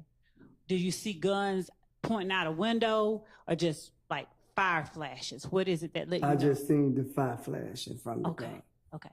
And were you right up on the car, or were you like coming in the gate and you saw fire flashes from like across? I pulled directly in front of the car and then I backed back. Okay. When you pulled directly in front of it, had the shooting begun already? No, they was doing it. Okay. Did you realize they were doing it when you pulled directly in front of it? No, it's like when we got there, then it started happening. Okay. Okay, so for people who aren't you, that might have been considered a little scary. So what did you do when you heard the shooting behind you going on? I backed out. Okay. Did you back out and like quickly leave? No, I got back to safety. Okay. And where were Mr. Garlington and Mr. Zachary when you did that? Did they run inside, stay with you? No, they got out the car. All right. And did you see what happened? No, I was around the building, so I didn't really get out the car to see what was going on, but I backed up behind the building. Okay. Did you have to pull around the car to get in front of it? Or did you... no, it's a straight shot. It's just a straight shot through the apartments. Okay, so is it fair? Did the car pull up behind you then? What you mean? Did I understand you to say that you ended up in front of the car that was shooting? That mean they was probably back then facing like coming out and I'm coming in. I gotcha. Okay. Did you notice what kind of car it was? No. All right. And did you have a belief as to who it was that was in that car? I didn't know who it was. Okay. Did you later form a belief as to who it was that was in that car? No, I don't recall. All right.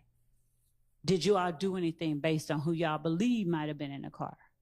I already answered that question. I answered that question 2 days ago when I told you about it. Okay. Forgive me. I had a long weekend. Could you tell me what you all did based on what you all believed or who you all believe was in that car? There's nothing more that'll happen as a result of it, I promise. I don't know who was in the car. At the time, I didn't know who was in the car. I still don't know if that was true, what was told to me, so. All right. And that was told to you by Mr. Zachary or somebody else? Well, it was told by other people too, so. Okay. Other people that were there with you? In the street, in the streets. Like, when things happen, they be talked about in the streets. Okay. Did you all react immediately, or did it take a few days or something different? I don't know. I couldn't really tell you because I told you I was behind a building, so I couldn't actually see what was going on. All right. Okay. At any point, did you think that If Gang was involved in that? I don't know because I told you from the night that he got jumped on, I didn't even see who jumped on him. Right. So I don't know. I don't recall. I can't say that. Okay, that's fair. I'm not asking you if they were. I'm just. Judge, may I be allowed to ask the question? Yep. Thank you. I'm just asking you at any point if you believe they were, not whether you know, not whether they were, just at any point did you No, believe? I never believe. I never believe. All right.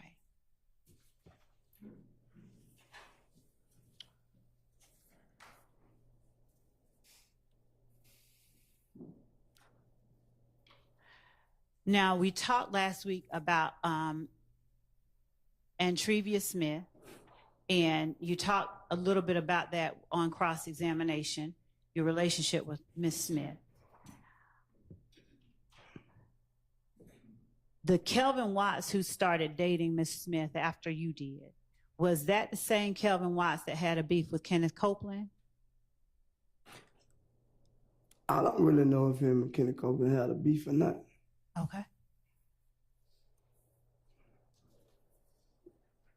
So did you ever learn, or did you ever discuss any kind of beef that Kenneth Copeland had with Kelvin Watts? I don't recall if we ever discussed Miss Love. I don't recall. Okay. But is it fair to say that, let me ask you a better question so I'm not leading. Is the Kelvin Watts that started dating Miss Smith after you did, was he also called Shell Kale? Yes. All right, thank you. And do you know if Shell Kale, did you consider him having any family relationship to Donovan Thomas Jr.? I never knew they was, how long I've been knowing Donovan Thomas, I never knew they had any relationship.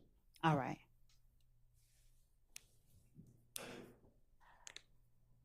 How long did you say you knew Shell Kale? If you said it already, forgive me. I don't know. He went outside when I was outside. He probably came outside. I started hearing about his name 2015. Before then, I never knew him. Okay. When you say came outside, help me and the jury know what you mean. Whenever he started hanging outside, I ain't know him before then. So based on that answer, did he start hanging outside around 2015? I don't know, Ms. Love. I'm saying that's when I started hearing his name in the street. Other than that, I don't know him. All right. When you heard his name in the street, did you hear his name associated with If Gang, sir? No, not when I first started hearing his name. At any point later on, did you hear his name associated with If Gang? Yeah, maybe, yeah. All right. Now, do you remember whether that was after 2015, like 2016, 17, or during about 2015? I don't really recall because it was late. It probably was late in 2015, but Thank I don't you, know. sir. All right. All right. Now, you were shown some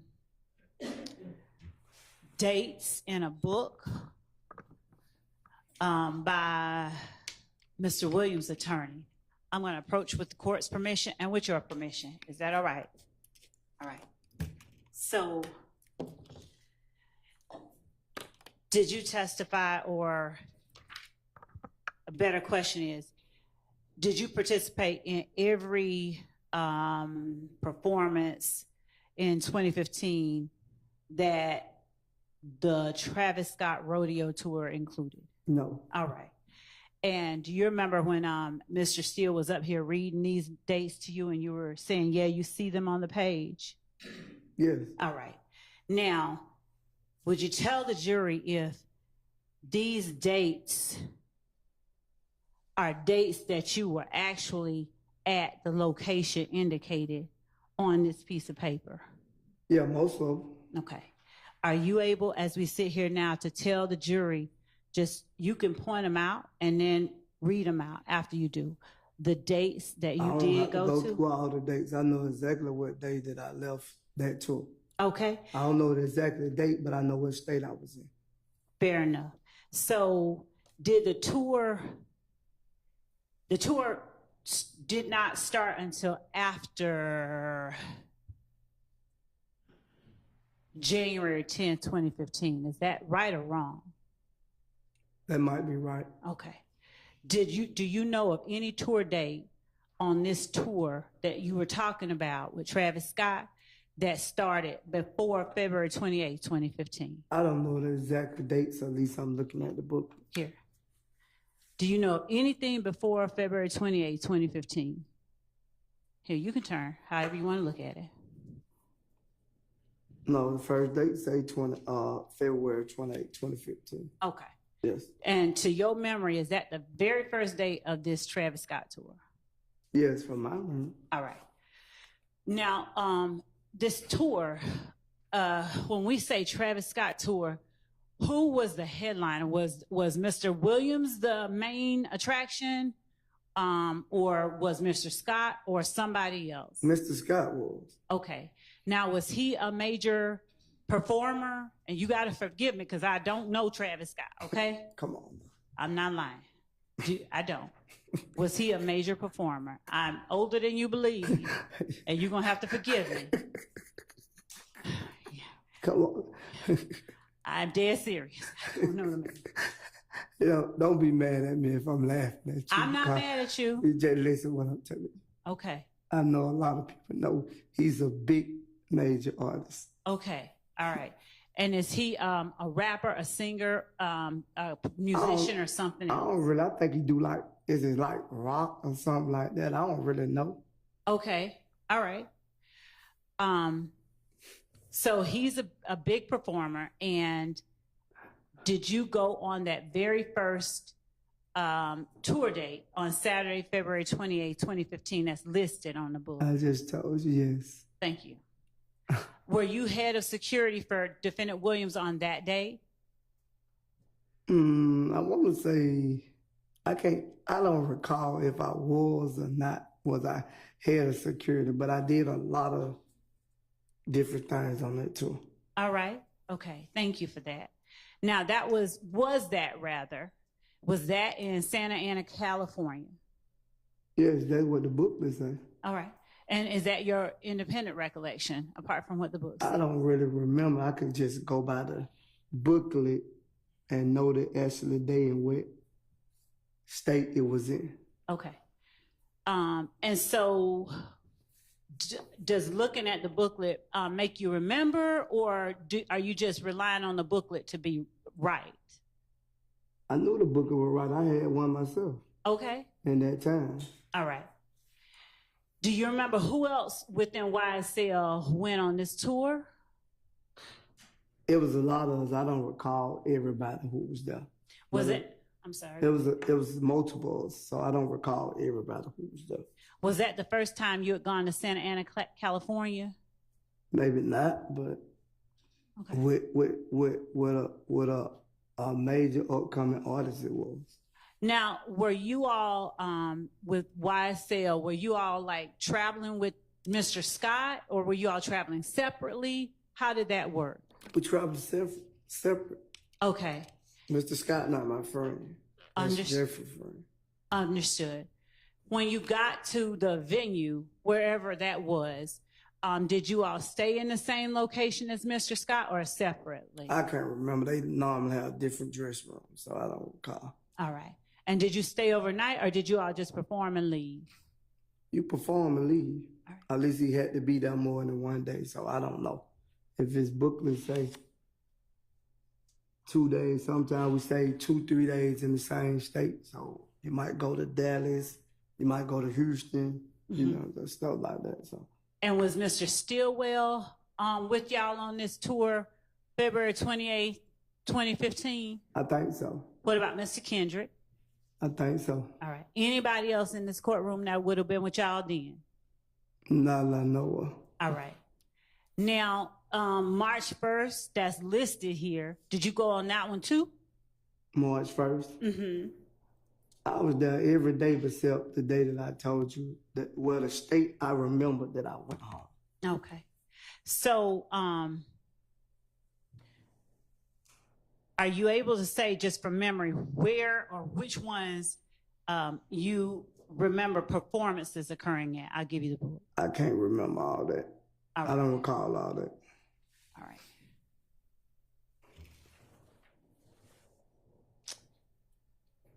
On the days that are listed as travel days, are you able to tell the jury if you all actually traveled on those days, or were there some days that you all traveled on different days? Probably actually that day, because you had to be in another state before he performed. It was a time limit, so like we had to stay on the time limit. Okay. Are you able to tell this jury with 100% certainty whether or not Mr. Williams performed at every show reflected on this tour schedule?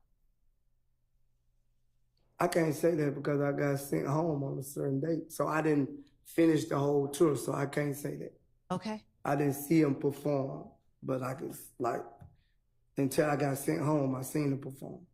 Without looking at the book, and I'm going to show you the book in a minute, but without looking at the book, are you able to say the date you went home? I can't tell you the date. I remember what state it was. Okay. Looking at the book, would that help you remember when you went home?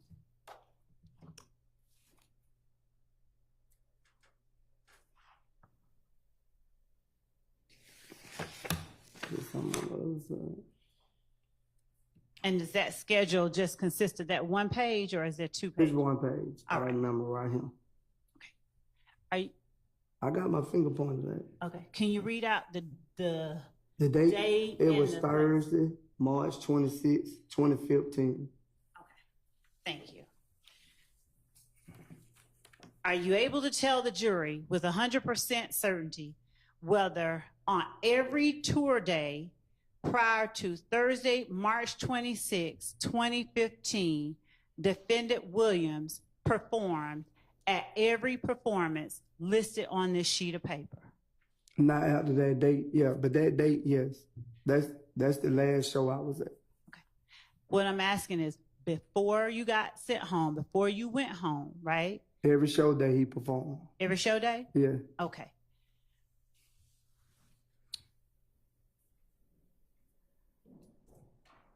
Do you recall who all was at the shows that he performed at every day before March 26, 2015? No, I don't recall that. After you got sent home, did you make any effort to follow what was going on as he toured? No. So when you got home, did you just kind of blank out and not listen to or anything? I enjoyed myself with my family. Okay. Did you speak with or talk to or communicate with defendant Williams or any other member of YSL who might have been touring with him? No, because I was trying to get family time in, so I didn't call and see what Mr. Williams had going on. I was more focused on my kids. When you got sent home, would you tell the jury how it was that you were sent home, like by bus, train, plane, car? I don't even actually think he sent me home. I requested that I was ready to go home, but I went by plane. Oh, okay.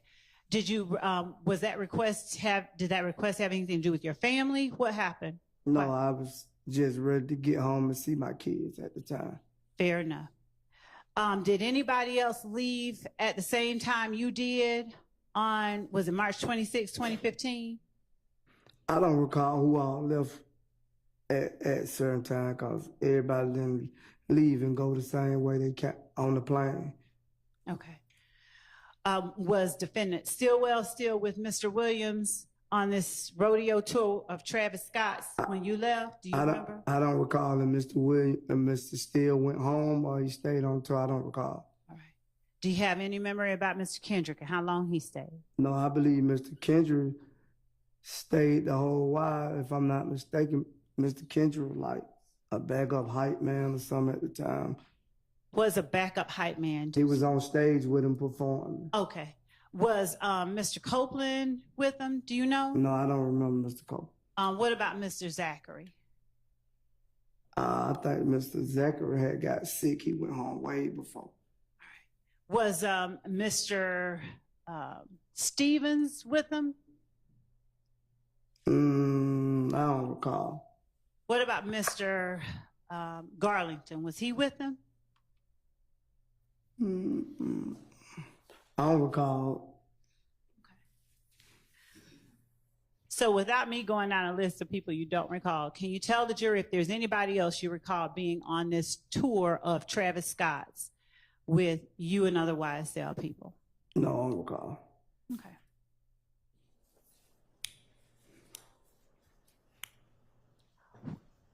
DK, Walter Murphy, was he at ever any point on this tour? I don't recall. All right. Do you recall ever being on tour with Mr. Murphy? I think I was at one point in time, but I don't recall when he left. I don't recall that. Okay. I won't say that he was never on this tour. Yes, sir. But I don't recall when he left off the tour. Okay.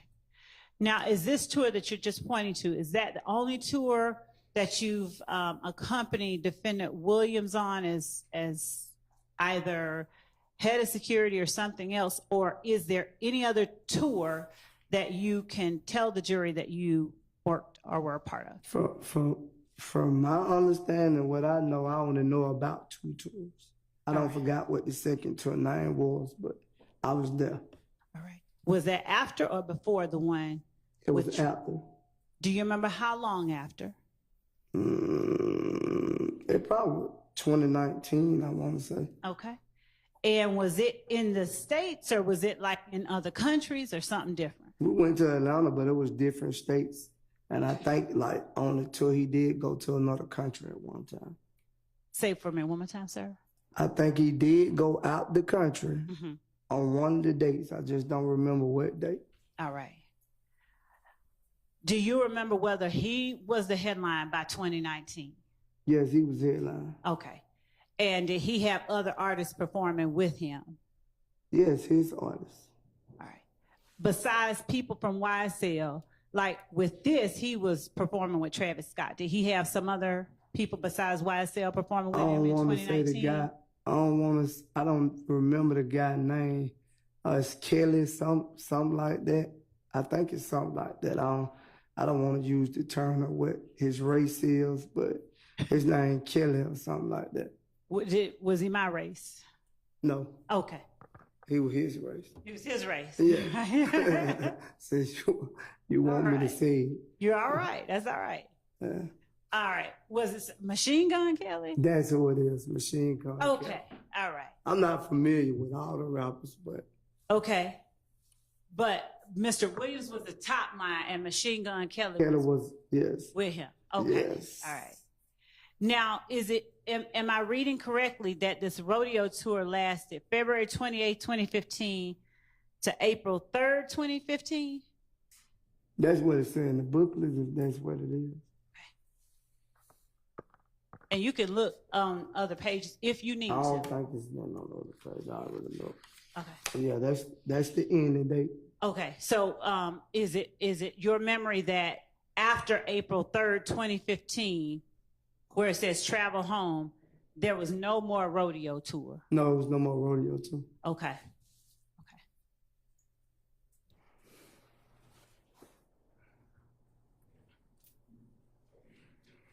When you worked on the tour in 2019, do you have a rough estimation of how many places, how many cities y'all visited? No, it was a lot. Okay. And do you have any idea of who all within YSL would have accompanied you and Defendant Williams on that tour with Machine Gun Kelly? I don't recall everybody who was with us, Ms. Laura. That's fair enough, Mr. Sledge. Do you recall anybody, though? Person I remember there, I know Mr. Kendrick was there. Okay, okay. What about Mr. Stillwell, 2019? I don't even remember what Mr. Steele was. No, Okay. I don't think. Whoa, let me back up. Yes or no? Don't tell me. Can I bag up? I don't even think Mr. Kendrick was there. I'm sorry for that. Okay. I don't think Mr. Kendrick was there. Okay. Was Mr. Murphy there to your knowledge? No, I don't recall. All right. What about Mr. Zachary? I don't recall. Okay. And did you and Mr. Williams, y'all stay at the same hotel and things like that on that tour? Yes, I was basically everywhere he went, probably like my room was like next to his, or probably up on the floor. Okay. Now, when you talked about earlier knowing Mr. Williams' music, but you can't recall always songs, are you familiar about any YSL members that he talked about in his songs? I don't recall. If you got anything to refresh my memory, you can. All right. Do you have any memory of any songs that Mr. Williams referencing a woman getting robbed by a tick? I blank her and she get robbed by a tick. I don't recall. That must was in the early time. I don't recall that song. Okay. When you say in the early time, I'm saying like in his beginning of his career, I don't recall that song though. For you, can you tell the jury what you consider the beginning of the career, the earlier part that you wouldn't remember, just so they have a frame of reference? Probably around, I guess around his early career. I can't give you exactly a year. Okay. 2014. Even if you tell me and you don't got it in front of me, I can't tell you. All right. Okay.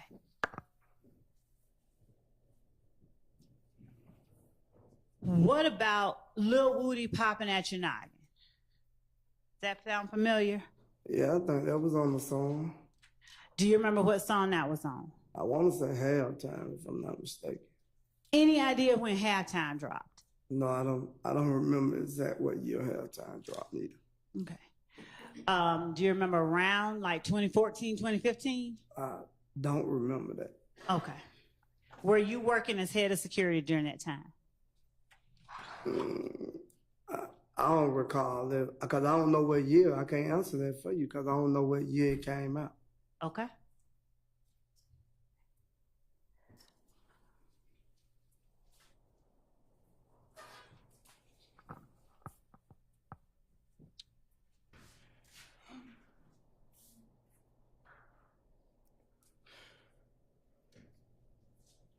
In March 2015,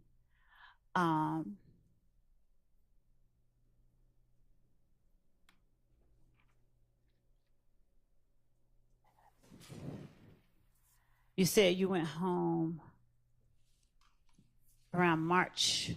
What was March? Whatever, Phoenix, Arizona. Phoenix, Arizona. After that show, I went home. Okay. All right. So it would have been the next day that I went home. Okay. All right. So I didn't travel to the next state with them. All right. All right. So March 26, 2015 is Phoenix, Arizona. You would have gone home like March 27th, that Friday. Yeah, that morning. That morning? Okay. All right. Did you ever hear, sir, you want to see it again? No. All right. Did you ever hear, while you were there, before you went home on March 27th, did you ever hear Defendant Williams refer to any other artists in his music while he was on stage? Other than Travis Scott? I don't recall because I don't recall all the songs he performed. Okay. Did you ever hear him diss anybody on stage? I don't recall. And I'm going to have to say the word, but I hate to do it, but I'm going to ask. Did you ever hear him call anybody a bitch on stage? I don't know. He probably said bitch in a lot of songs. I ain't going to say like he called no one no bitch. I never heard him call nobody a bitch on stage. Okay. And did you ever hear him refer to anybody substituting one part of their name for the word bitch? No. Okay.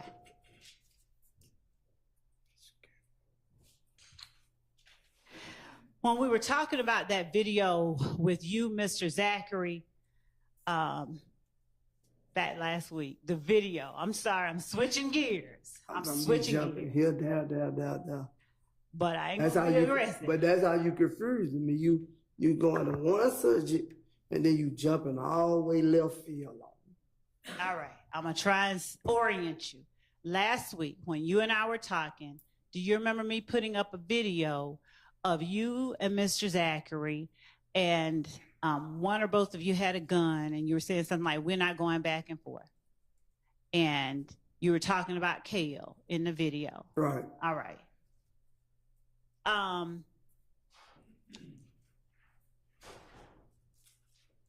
when you were, do you remember when it was that you filmed that video? Not posted it, but filmed it. I don't recall when we filmed it. Okay. And when you were filming that video, do you remember saying that at any time that it wasn't about a girl? I don't think we never even mentioned a girl name in the video. So. Okay. So is it fair to say, or is your testimony that the stuff you said to Kale wasn't about no girl?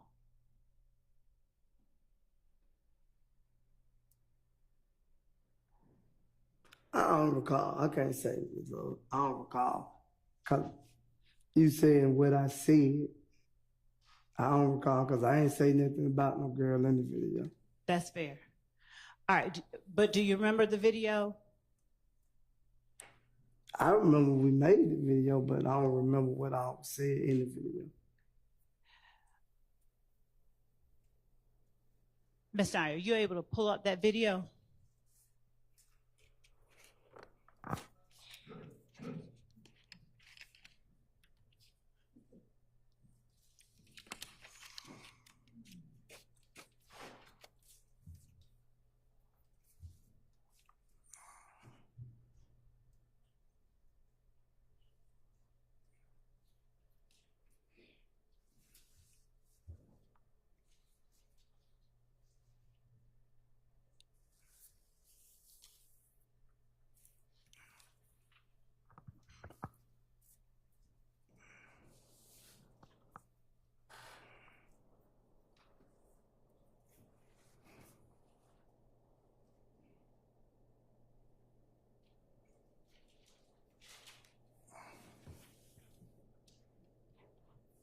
And what number was that? 441. All right. We're going to play 441 for you one more time. You little strip dip ass nigga. We ain't really going back and forth no nigga. You little bitch ass nigga. I know who you is. I'm never well. Yeah, fuck you nigga, Cal. Whoever else, nigga. Well, nigga. Whoa. They said they ain't really going back. Okay. You're chuckling. Cause now, it's funny now. It's funny now? Yeah, that video. Right. Now, who other than Kale were you talking to when you said, and whoever else? I just said whoever else. All right. Now, what were you meaning to tell Kale? I wasn't meaning to tell him nothing. Okay. I said what I said in the video. All right. Which was we're not going back. I ain't going back and forth with him. All right. I ain't say them, I said him. Right. Was he trying to go back and forth with you about something? If you want to be honest, they were saying that he was looking for me about treatment. So okay. That's the whole thing. So when he didn't respond to me when I DM'd him, I made sure he was going to be able to see what I was saying. Okay. What did you DM Kale? I DM, I don't got no problem with him about no girl. Okay. And when did to your knowledge, did Kale say something about Mr. Zachary? I don't know. No, I can't recall if he said anything about Zachary. I don't know. Then I'm gonna have to fall to my country roots and ask you what was Mr. Zachary doing up in there with y'all? I don't know. He was just being silly in the video too. It was all silly. It wasn't in that serious. Cause when I seen Kale, he ain't do nothing to me, and I ain't do nothing to him. So it wasn't that serious. All right. So for you, putting guns on the internet ain't that serious? Is that fair? No one was shot, so I don't think it was that serious. The video. Okay. All right. You know, I also walk around with guns all day. It ain't that serious. All right.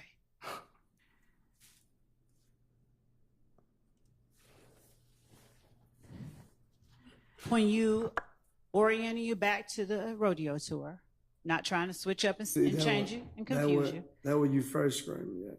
You went from here to that. I'm trying to get past it and go fast. And I'm trying to stay focused with you, but you started throwing me off. All right. Come on. When we're talking about the rodeo tour, you said you had to go home. but you were working. Did you have any kind of contractual obligations you had to fulfill before you went home? He'll let me go home anytime I wanted to, no matter what the contract was.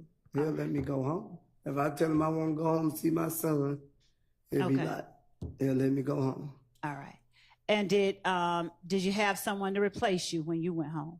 Yes, I was head of security, so that means I only choose the security. All right. That don't mean I did security. All right. Head of security just means like I could come say, we're going to get Miss Love, we're going to get him, we're going to get her, we're going to get Mr. Wright. And if one of you don't do right, I just say, we'll give him a plane ticket. Did you have responsibility for sending folks home to act it up on the tour? No, I don't have responsibility to that. Okay.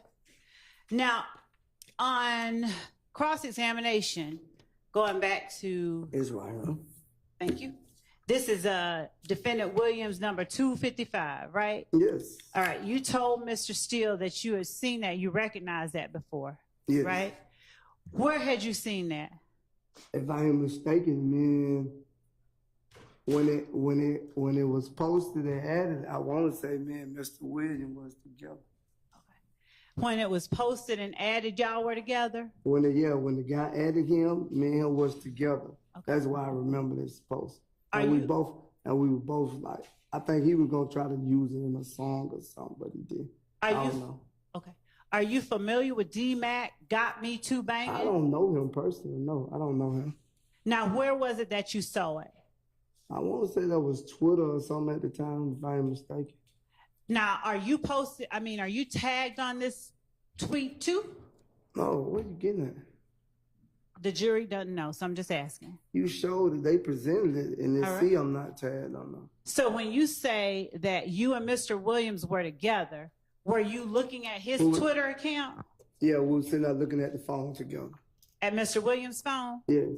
All right.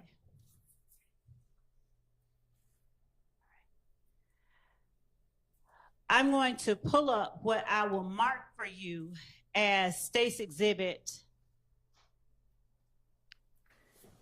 number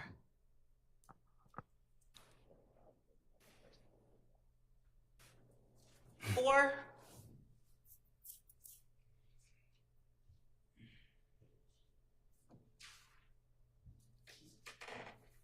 Judge, I'm going to, for the purposes of this question, mark the clip that I'm going to show as State's Exhibit 449. Okay. And it is from 1:03:30 to 1:08:17 of Mr. Sledge's testimony on September 5th, 2024, when I asked about the video of Defendant Williams speaking into the camera, talking about they lied to their mama. September 24th. Last week. Oh. Just last week. I was going to say, Yeah. Just take a look at it, if you will. I will. Okay, thank you. I'm not trying to give you no hard time. Thank you for trying not to give me a hard time. Take a look at it. Yeah. My apologies. Yes. Miss Knight, would you? Mr. Steele, do you mind coming over to Mr. Knight, Miss Knight, so that she can show you what we're about to show? Anybody else? Any of the other And attorneys? anybody, yes.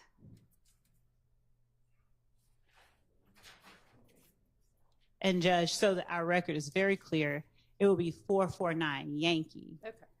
Thank you.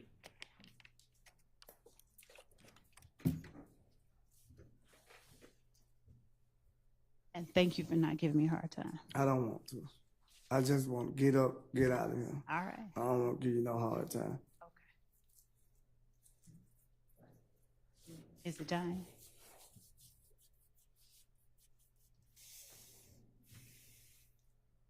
Let me show you the transcripts, okay? Because I didn't want to play it live for the jury.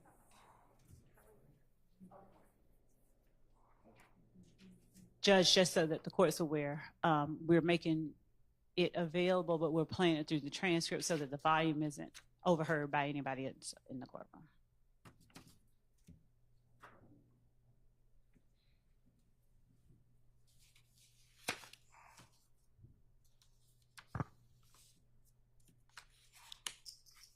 And with the court's permission, I'm just going to sit while they're looking.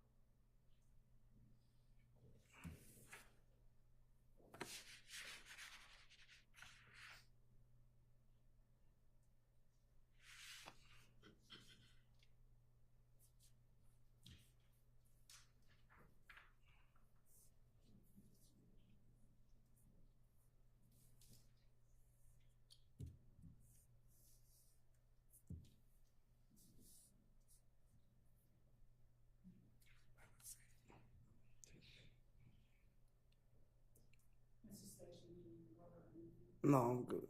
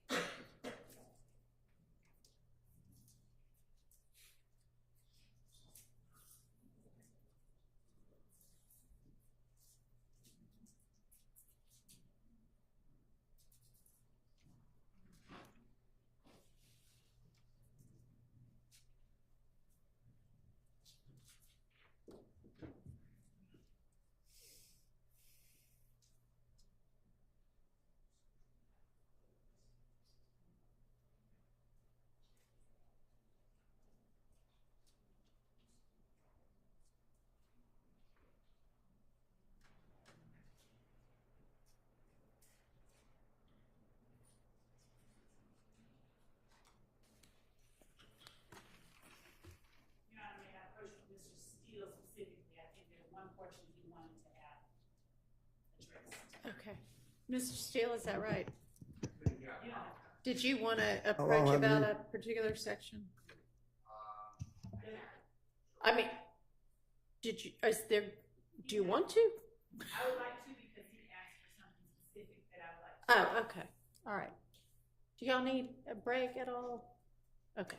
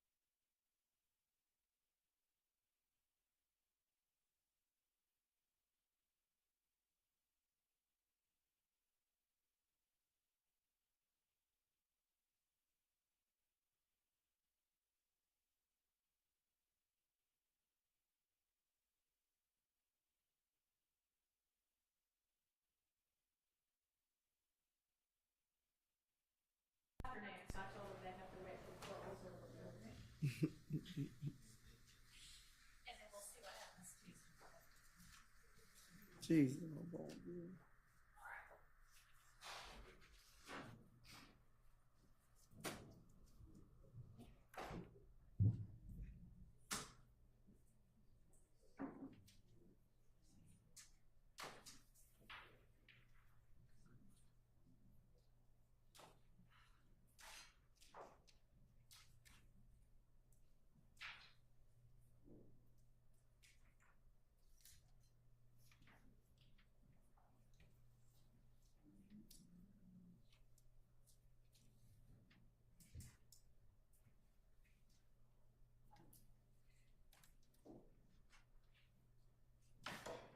Sledge, I'm going to put in front of you a portion of your testimony that we have and will mark as 449 Yankee, just for the purposes of the record. And I want you to listen to it. It will be approximately 2 minutes. And after you hear it, would you just tell me if you remember that? I don't want to ask you just straight out, do you remember something, okay? Okay.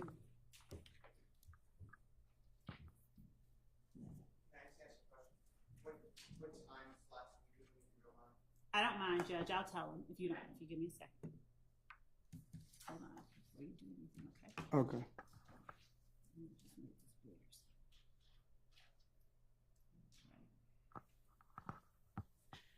Judge, that will be from time 1:03, 1:03:30 to 1:08:17. Yes, a little more than 2 minutes. I mean, yeah. I'm sorry. Me and my bad math.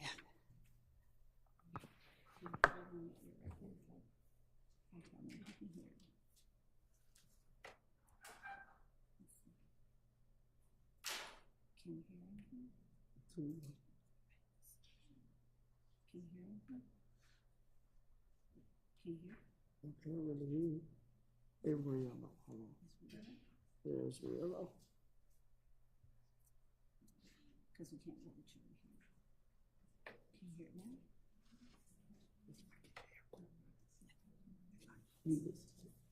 You try to listen to it and see. Can't you understand what it's saying? Can't understand. You're right.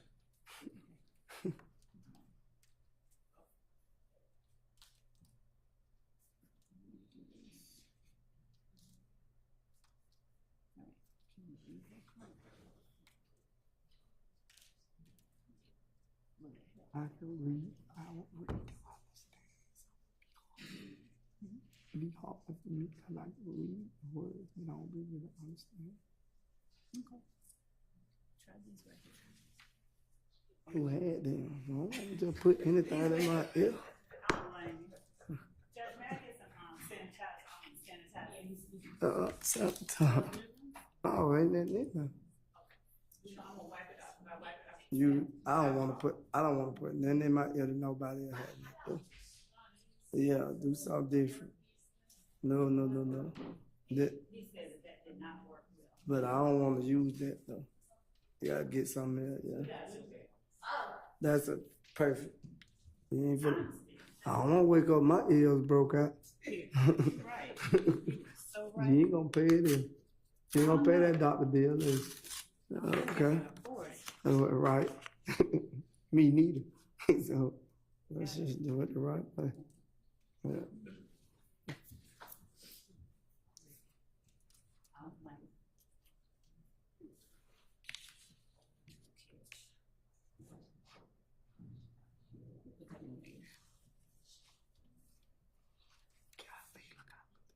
You can pull them Oh, apart. okay.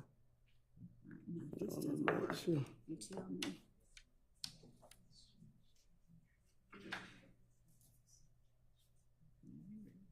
Oh, It doesn't matter. okay. I just want to make sure I can hear you.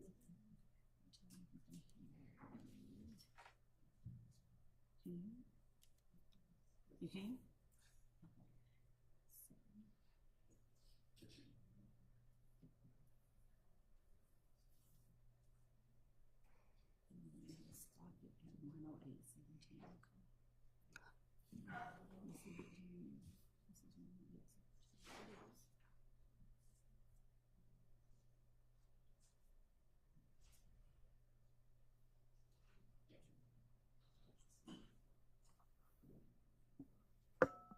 Your Honor, the court permit you to just stand up while he's listening to us.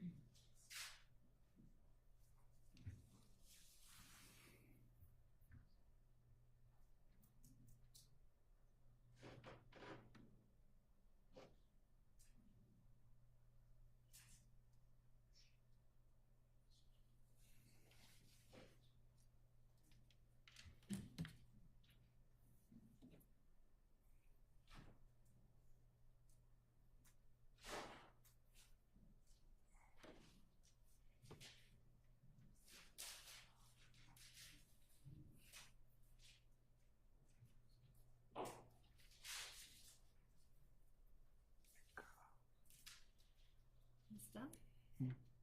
Get back on. Okay. Did it stop? I remember though. I remember. You do remember? Yeah, but you remember you asked me. Hold I on. just, okay. We can't talk about it. Okay.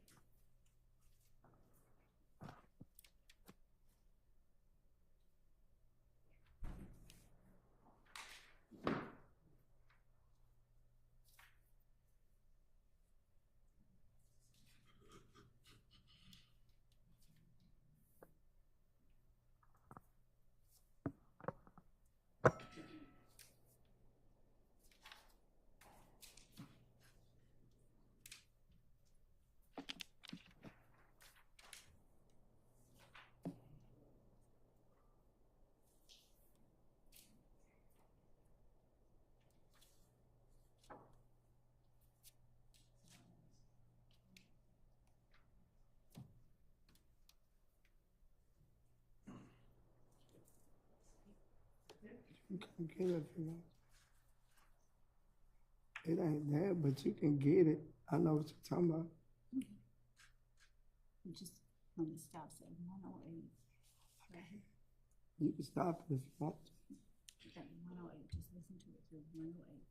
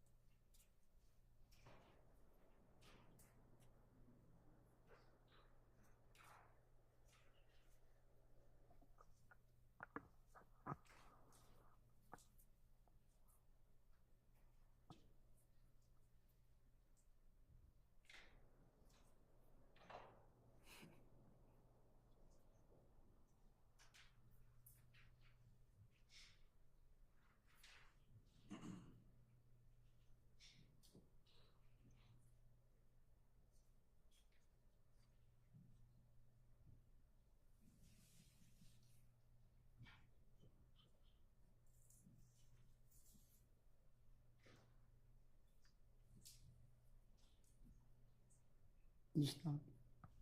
108.17.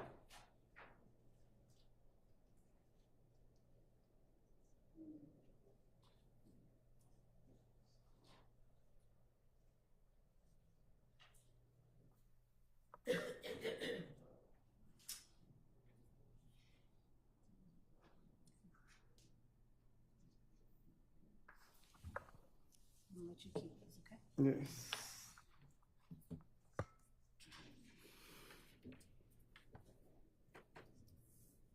Yes. Mr. Sledge, having heard what you said when I asked you about states 449 Yankee, do you recall my showing you the video of Defendant Williams looking into the camera, talking about they lied to their mama? Yes. All right. And do you recall me asking you whether that was your voice in the video? I told you it sounded like my voice. And do you recall me pressing you, asking you, was that you? When you just showed me video, I see now, but that's why when I told you it sounded like me, I thought you just took it as that was me, because I told you it sounded like me, and the only way it can sound like me, I had to be there in the room. Do you recall telling me that you did not remember being in the room? I see on the video I did, but like I tell you, you were pressuring me so much that day too. My mind just was everywhere. And when I asked you if that was you specifically who said snitching bitches, I said, yes, that was me. That was my voice. Sounded like my voice. That's what I said. did you ever acknowledge though that that was you in the video? I said it sounded like my voice, so yes, I acknowledge that with me if I said it would sound like my voice. I ain't say it sounded like Miss Love, and I said it sounded like me, that record, that to me, that's saying it was me. All right. Do you recall me asking you where you were? I said, and I told you I didn't remember whose house it was, but I did. I said that sounded like my voice. Do you recall me asking you who all was in the room?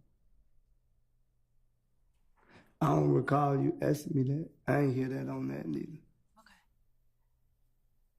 Do you recall me asking you the names of anybody else that was there? Not I recall you didn't ask me about nobody. You was on the Pacific asking me about my voice. That's what I remember. And do you recall at some point telling me, I'm not saying that it's me, I'm just saying it sounds like me, so I can't tell you? Yeah, I told you it sounded like my voice. That's all I remember telling you. It sounded like my voice. So I know if it sounded like my voice, I just thought you say, yeah, that's him. He said it sounded like his voice. Do you remember Doug's attorney showing you the same video a day later?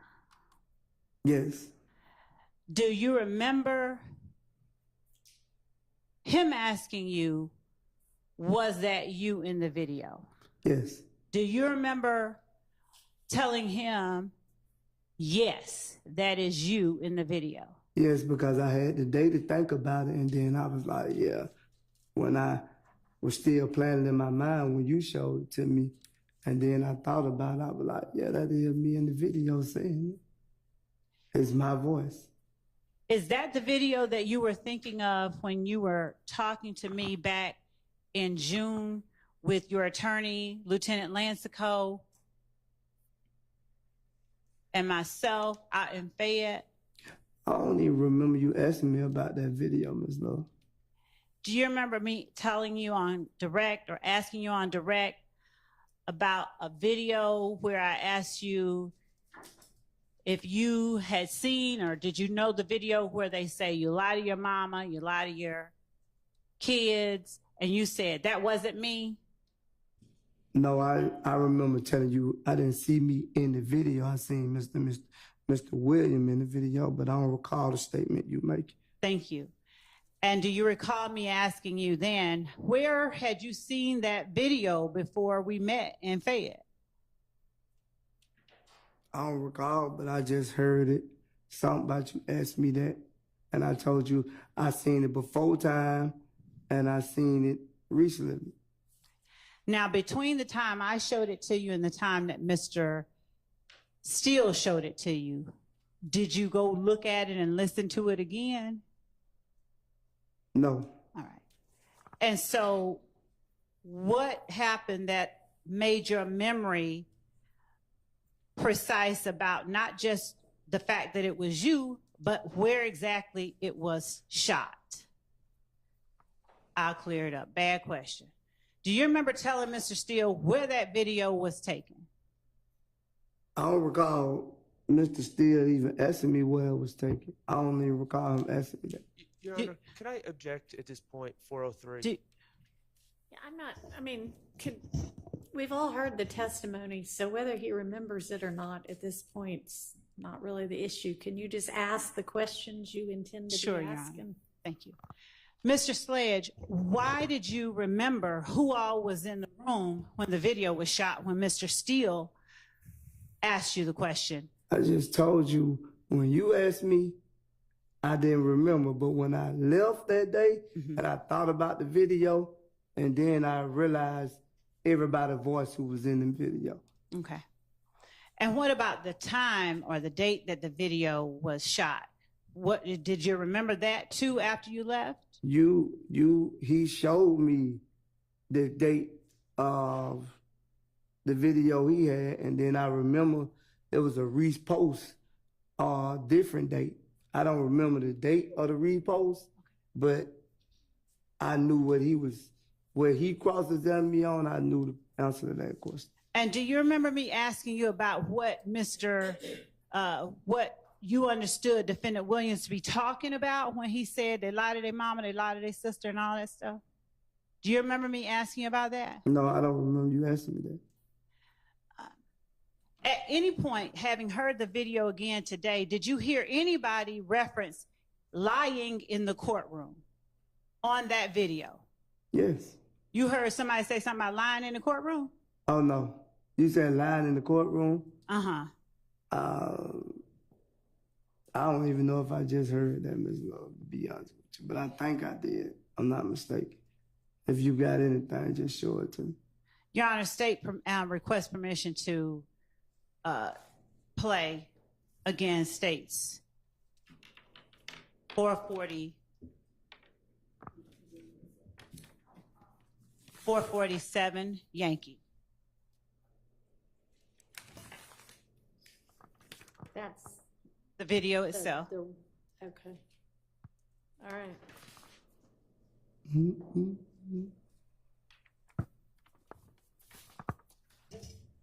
And so even hearing it just now, you didn't remember, right?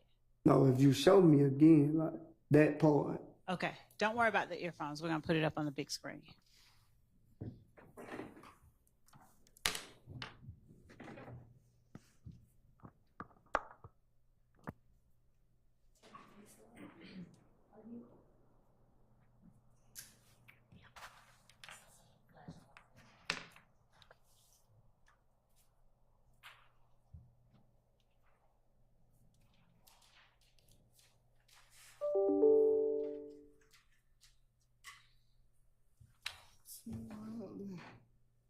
Gotta look up now.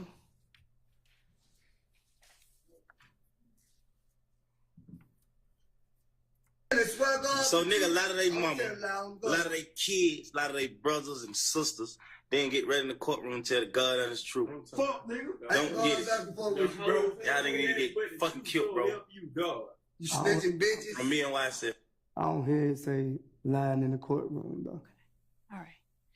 So when you were asked on cross-examination by Mr. Steele if that video talked about lying in the courtroom, and you said, yeah, was that a mistake? Yeah, that was a mistake, because Okay. I didn't say lie it didn't say lie in the courtroom. The voice didn't say lie in the courtroom. Okay. What did you understand it to be saying? What he said or what in the video it said. The video. It's I'm lie on God. Okay. And when Thug is talking, what is he talking about doing in the courtroom? Telling the God's honest truth? Yes. All right. And after Mr. Williams says, and you get in the courtroom and tell the God's honest truth, you need to get killed, bro. That's from me as YSL. Since you realize now that that is your voice, Would you tell the jury why you say snitching bitches? Because snitch is a liar to me. Okay. Did you just not say that he said you get in the courtroom and tell the God's honest truth? Well, I'm in the courtroom telling the God honest truth. So whatever he said, what he said. Okay. So when he's talking about telling the God's honest truth in the courtroom, why do you follow that up with snitching bitches? I just said something. There wasn't no reason of following it up. Do you consider a person who does get in the courtroom and tell God's honest truth on their friends snitching bitches? No. All right.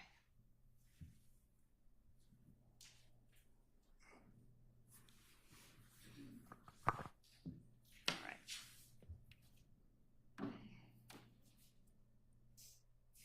You were also asked on cross-examination by Mr. Steele about a meeting that you had with Lieutenant Lansco, your lawyer, and me out in Fayette County. Yeah. Call that? Yes. Did you let Mr. Steele know before we met that we were actually going to have the meeting? Did I let Mr. Steele know? Yep. No, I hadn't talked to Mr. Steele before that. All right. Did you let anyone at his office know that we were going to have that meeting? No. And afterwards, did you let him know that we had just had it? Could you be more direct? What you trying to say? Only what I'm asking. You said, did I do what? Did you let Mr. Steele know that we had just had that meeting? When? After we had the meeting? Yes, sir. Yes, yes. Okay. Did you ever let me know that you had that Zoom call with Mr. Steele? No, I ain't. Because my lawyer put the Zoom call together. I didn't put it together. Okay. Mr. Steele didn't call my phone himself and say, Mr. Sledge, what's going on? No. Okay. My attorney was on the Zoom call. Okay. And on the Zoom call, or rather last week, Mr. Steele asked you very pointedly, if you recall, do you remember Mr. Steele asking you, did Miss Love, or did you tell Miss Love that Defendant Williams encouraged you to take Kenneth Copeland to the police station? I said that to you and Mr. Steele. Do you recall Mr. Steele asking me that? You yes, that? Yes. Do you recall Mr. Steele asking you, did Miss Love tell you, do not tell the jury that Defendant Williams encouraged you to take Kenneth Copeland to the police station? I wouldn't say it was said like that. Hold on a minute. Do you recall him asking you that? Yes, yes. All right. And do you recall telling him, yes, Miss Love told me, do not tell the jury that Defendant Williams encouraged me to take Kenneth Copeland to the police station? You didn't say it at the meeting June 9th. You didn't say it that way. But when I brought it to your attention that Mr. Williams told me to take me and Kenneth Copeland to the police station, your exact words to me, I don't want you to say that, and I would not be asking you that question. So, at what point did I tell you not to tell the jury that Defendant Williams encouraged you to take Kenneth Copeland to the police station? You didn't use the word jury, but that's the way I took it, because from my understanding of this process that I would be speaking to the jury to try to prove the facts to the jury, and I just thought I should come in and tell my truth. When your lawyer and you, Lieutenant Lancico, and I sat outside that coffee shop, were you in any kind of handcuffs? No. Did you come on your own? I came willingly with my lawyer. Did you leave on your own with your lawyer? Yes. All right. And did anybody try to read you any kind of rights or anything like that? No, you know that. I would have been in jail. But the jury doesn't know that, okay? Right. So, did you feel free to say whatever you wanted to say? I just told you. I said what I said. Free, yeah. All right. I'll freely say what I wanted to say. Okay. So, during that conversation, were you encouraged to come into the courtroom and simply tell the truth? Yes. Were you encouraged to simply tell the truth by me? You said it out your mouth that you wanted me to come here and tell the truth, but you said it out your mouth. Were you encouraged to tell the truth in front of Lieutenant Lancico and me by your attorney? Yes. As a matter of fact, did your attorney tell you to act as if any question the state asks you, they already know the answer? So don't try to finagle anything. Tell them the truth. I don't recall him saying that into me. I hate to use this, I'm not being blasphemous, but did your attorney tell you to pretend like the state is God and they know everything? No, he didn't say that. Okay. I know that. You heard me. All right. Do you, Come do on. you remember me asking you about the video? Do you remember me asking you about the video and you're denying being in a video where you say you lie to your kids? I never denied the video. I said you don't see me in the video. They're my exact words. Right. That ain't denying the video. Okay. And do you remember after that I said, I've seen a video with you in it? You said you seen the video with me, and I said you didn't see no video with me in it. And do you remember me saying, yes, I have? But and you kind of smiled. At the time, you were referring to the video that Mr. Williams posted, not the video that I posted. Because if you would have said the video that you posted, Mr. Sledge, I would have said, yeah, that's me in that video.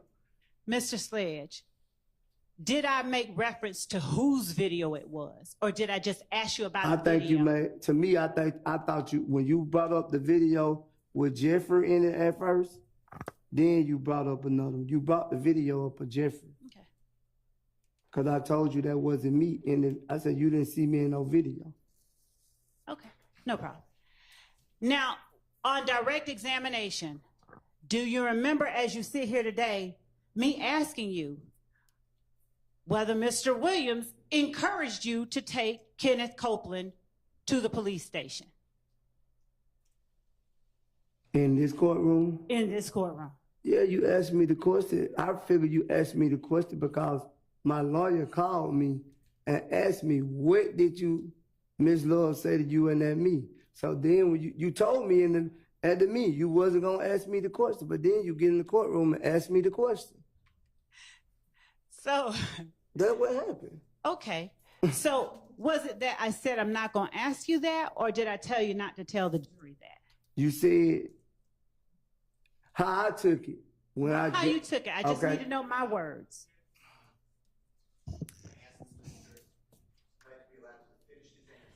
John, it's non-responsive. Ask your next question.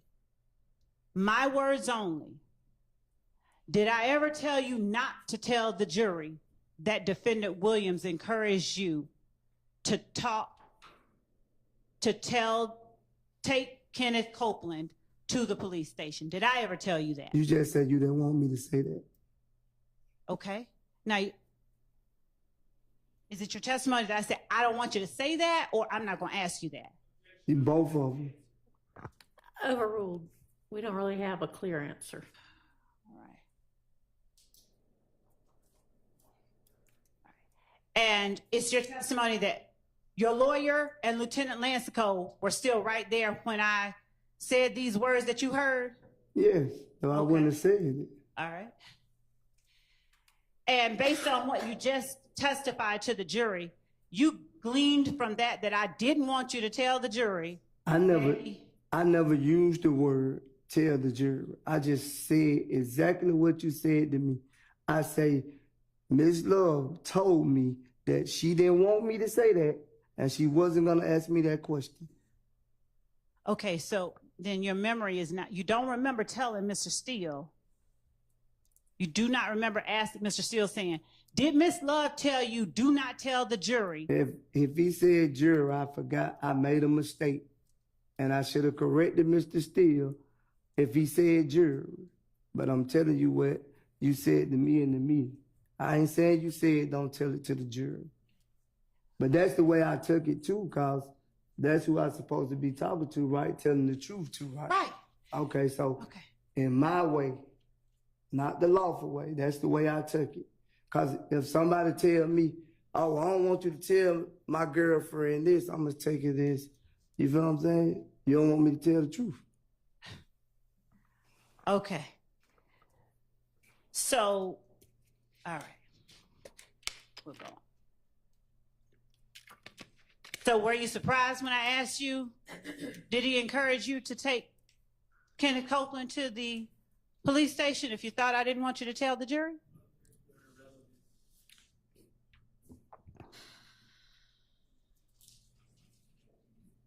I'm exploring what he said his understanding was. Overruled. So were you? When I asked you that question, were you surprised given that you thought I didn't want you to talk about it? I don't know. I can't recall. I don't know. Okay. All right. Now,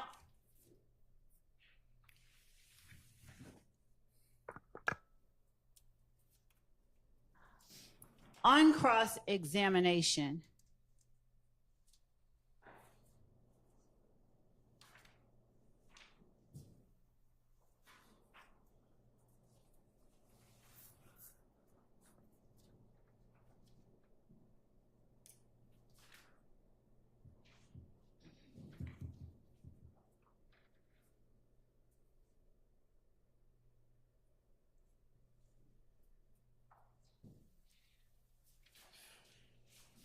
did you tell Mr. Shart that you didn't feel like you could go to trial, or you didn't have the ability to go to trial? I said I couldn't afford to go to trial. Okay. That's the question he asked me. He didn't say the ability. He said afford. All right. And that's the reason that you answered yes to all the questions that you answered yes to on State's Exhibit 444 Yankee and 1AS? I don't recall.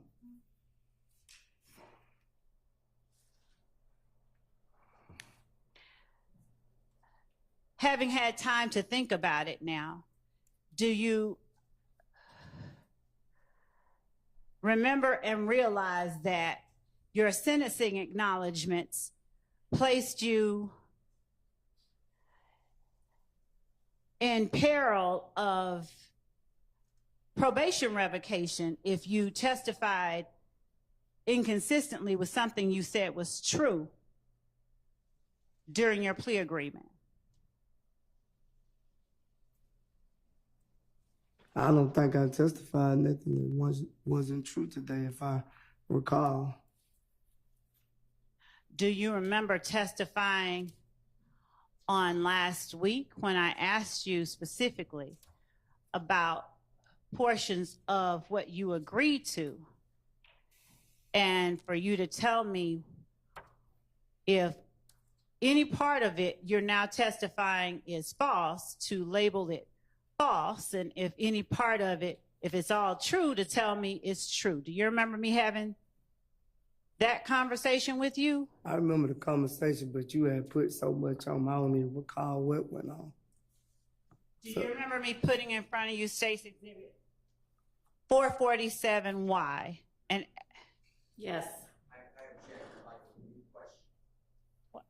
You'd like a new question? Rather than do you remember me doing this? Oh, okay. Right. Whether he remembers it or not is not really the relevant matter. Oh, God. all right.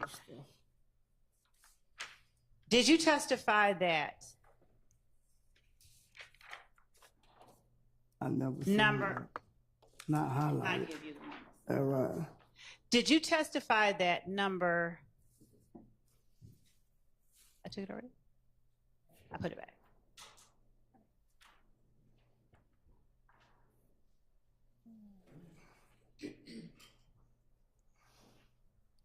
State's Exhibit at 1AS.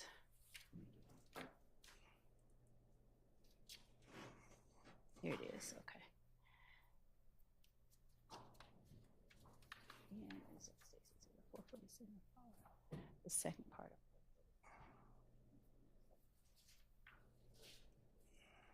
Did you testify that, looking at this, at State's Exhibit 1AS, did you testify that number 3 under defendant's factual acknowledgments is not entirely true? No, I didn't say it was not entirely true. I think I remember I said the part of the support of YSL, and you put Care as a rival gang member. I told you I didn't even know he was that gang at the time. And if I made a mistake anywhere else, I made a mistake. All right. Do you remember me putting, now I have to ask, do you remember, Your Honor? Do you remember me putting State's Exhibit 444Y in front of you? I remember you putting all these papers in front of me, but I don't like. Do you remember me asking you to go over each number, and if one of it is true or one of it? Oh, go ahead.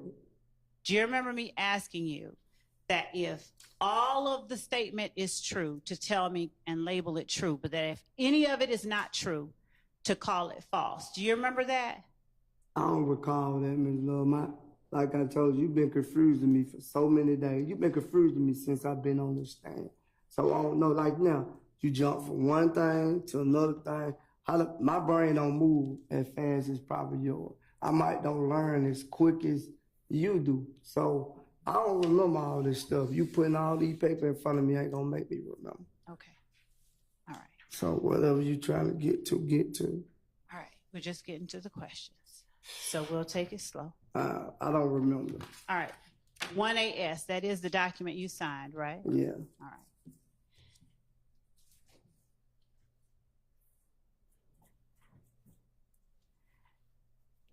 On 1AS, I don't want us to go over the whole direct examination. I'm not. This is supposed to be redirect. I'm not, Your Honor. I'm specifically asking questions that are related to what the witness responded to on cross. So on cross-examination, the witness was asked whether he was allowed to craft this, whether they were his words, whether he understood them, whether he felt compelled to. I recall.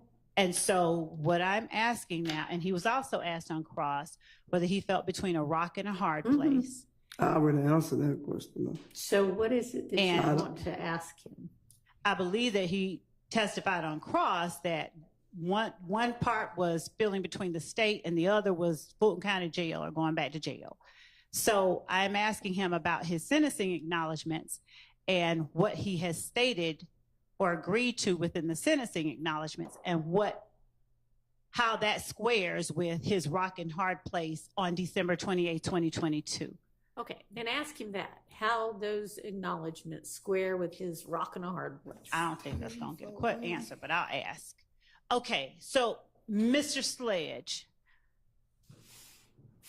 how do your sentencing acknowledgments square with... Do you understand that you said... Now you thinking this stuff funny. No, sir, I don't. You do. Do you understand? Because I know your question ain't funny. It is not. So what you laughing for? Mr. Sledge, do you recall stating in your sentencing acknowledgments? I don't recall. Okay. Well, you have the paper in front of you. Would you please look at it to refresh your memory? It still don't refresh my memory. Okay. Your Honor, the state tender states Exhibit 1AS as evidence of a prior past recollection recorded.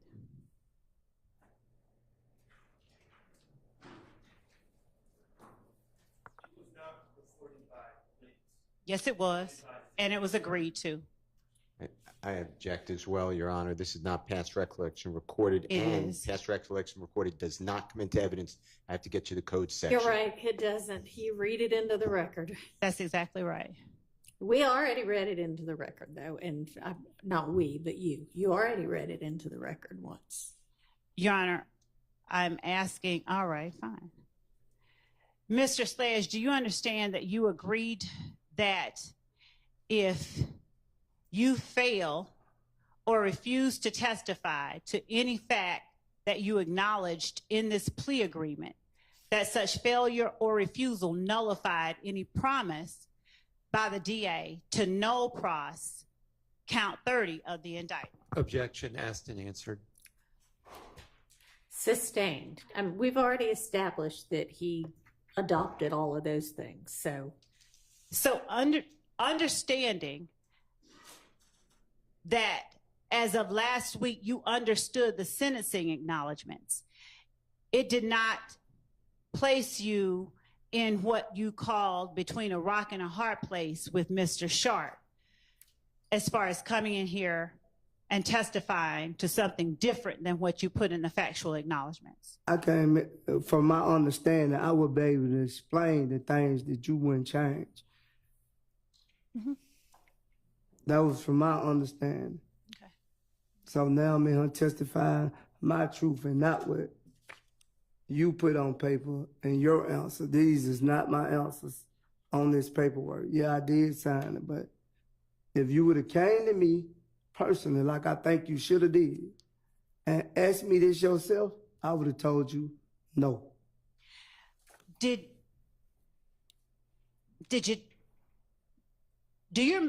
you testify that lay low were my words and not yours when I asked you on direct examination about defendant Williams giving YSL members money to lay low after the murder of Donovan Thomas? When you asked me at that meeting, I told you he couldn't have gave YSL money to lay low because I'm the only one that stayed in Atlanta. No. I told you he gave me money to get out of harm's way. I borrowed $300. I'm talking about in court last week. Do you remember saying, I didn't say lay low, those were your words? Them is your word. I didn't say lay low. Do That you was remember? already on this paper. I never used the word lay low to you not one time. All this stuff that you trying to say, it was already on the paper. You changed certain things and then we agreed, and then I'm gonna be honest with you, I didn't even want to say that. I got another paper that's saying you changed number 8. It went from one thing to another thing. You don't want to red flag that. No, I do, actually. Okay. So, thank you. Because you changed the personal knowledge and I ain't changed it. Thank you for that. I would have never said yes to that. When I got to the last paperwork, I thought we had an understanding of what the emails my lawyer sent you. So do you now remember getting multiple versions of states 444Y that was changed at your request? Not all of it. Okay.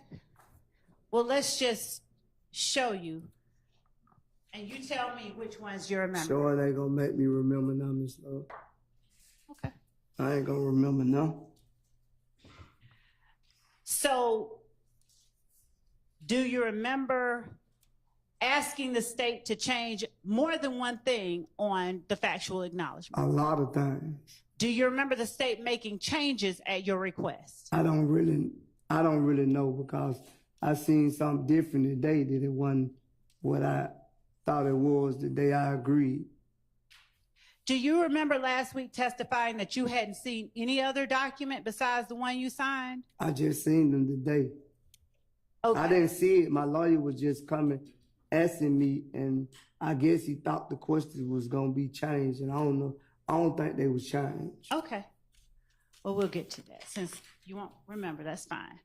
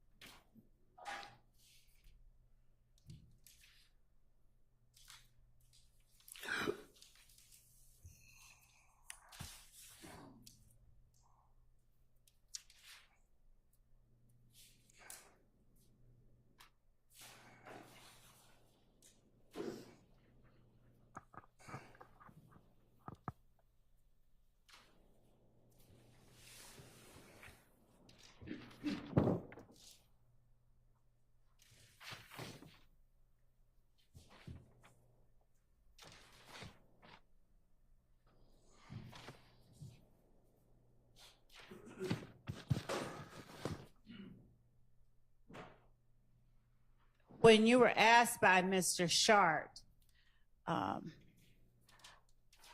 about April 28th,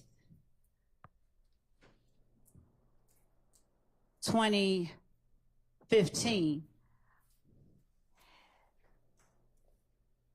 Jeffery Williams, he only asked you whether Jeffery Williams was with you in addition to you and Mr. Zachary and Mr. Garlington. Is that right? Is my memory correct? I don't recall. Okay.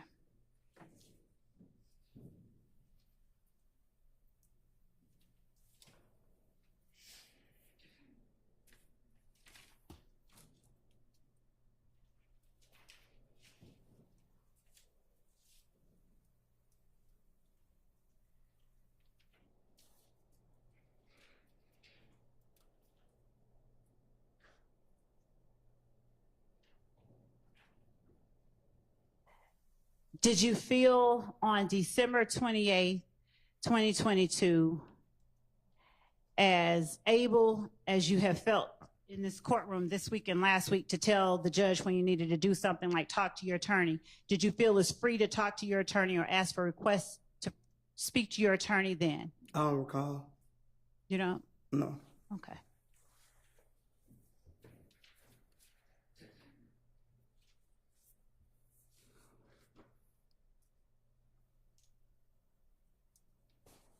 Is there any portion of what the jury saw in your December 28, 2022 testimony where you halted the proceedings or what wasn't seen? Did you ever halt the proceedings on December 28, 2022 to ask to speak to your attorney? I don't even know the word you just used. Did you ever stop and say, Judge, can I talk to my lawyer like you have today and last week? Like I told you earlier, I ain't sitting over there. I'm sitting up here supposed to be telling my truth. And it's like you're not accepting my truth. I wasn't sitting over there in County Blues. I was sitting over there in County Blues. I'm in the free world. So it's like I couldn't stop and say that over there. Why couldn't you? Because I don't understand that. But once I got up there, I thought I could. Because you told me that. You said, anything you don't understand, you didn't tell me that December the 28th, right? Did your lawyer? No. My lawyer didn't tell me to stop neither. So sitting next to your lawyer, did you ask him questions? Not talking about what they were, but did you ask him questions at the table? I would ask the witness to be allowed to answer the questions. Judge, I'm not asking him what was said. I'm asking him. The province of the what? Oh, no, that doesn't. Overruled. Sitting at the table next to the lawyer you had known for 15 years, were you able to ask him questions? I probably could have, but I didn't. And in the back, when you were with the lawyer you've known for 15 years, did you ask him questions? Yeah, I told him. Well, if he wants to share it, it's his to share. I don't want to. I don't want to share it. Okay, I don't want. Specific about what you and your. I don't want to share it. And I'm not asking you what. I'm asking you, did you? She just said I had to share it. She said you didn't have to share the content. I'm asking well, I don't want to share it. I don't recall. I'm asking you, did you ask I don't the lawyer? Recall. I don't recall.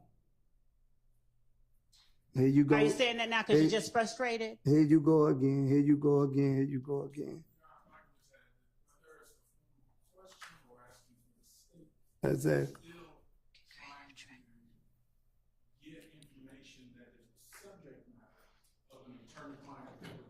Okay, I disagree. The question was, were you able to ask him questions in the back? And frankly, he answered it before he didn't recall. So, thank you, Judge. All right.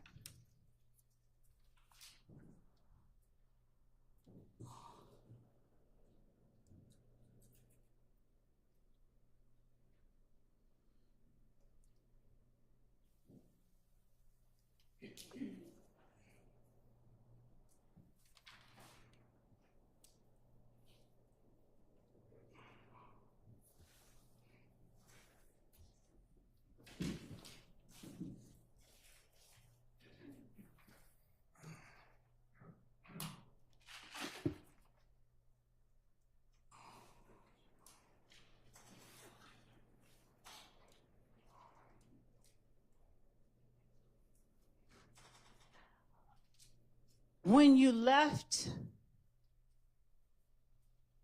court last week, did you wipe your nose at the jury? What you mean? Just that. Did you wipe your nose at the jury? Yeah, when you asked me to do it. I mean, when you got off the stand? No. Okay. I wipe my nose at the jury. All right. See, yeah. She going too far. Until there's an objection, they just ask questions. But all these are capable lawyers, as is your lawyer. So yeah, but I just call the balls and strikes. You silly. All right. I swear you will. Just one moment, Your Honor. She's silly. I think she's almost done. Yeah, I hope so. Before I go back left. Because I don't mind going left.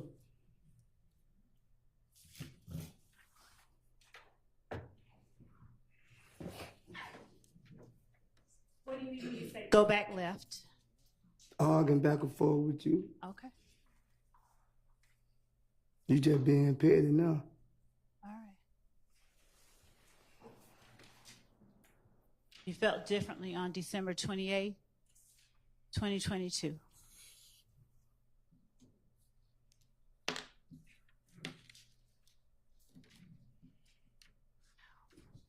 You would have changed everything I want you to change. I probably wouldn't even be going through it. You probably wouldn't have gave me the deal. If you'd have came and asked me. Oh, man, I'm sick of her, man. I don't want to make you sick. Okay? Well, let me take a Who are break. you talking to right now? Could I take a break? Hang on just a second. Are you almost done? Because I'm wrapping there's up. some people who need a restroom break. Could we Yes. just give them that break, I Your need Honor, and one I'll back. make sure that I'm on. Give them I'm that. wrapping. Yes, let's take a break right now.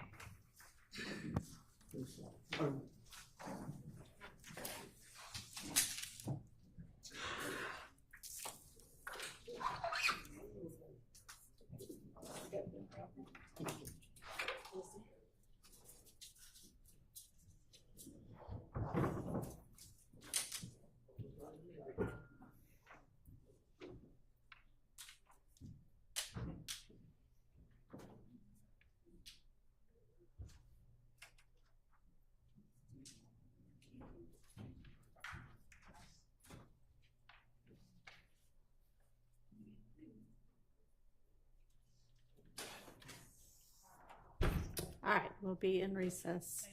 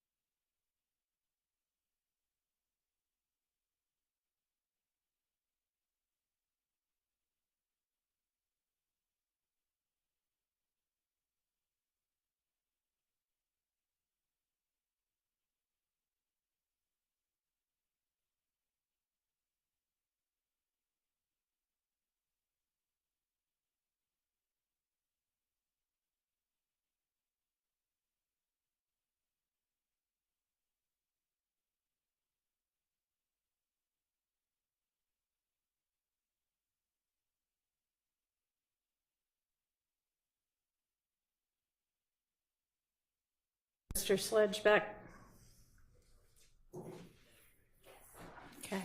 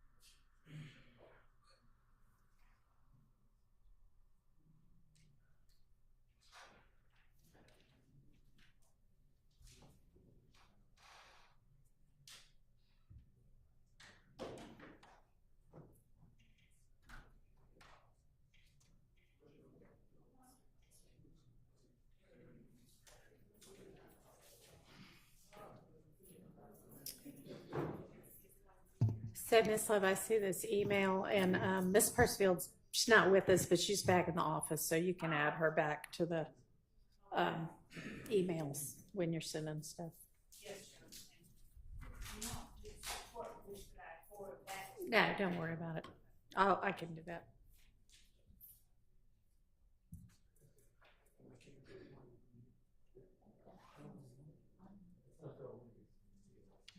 Do y'all know where Mr. Wright is? Anybody? Okay. We'll step out and talk with you.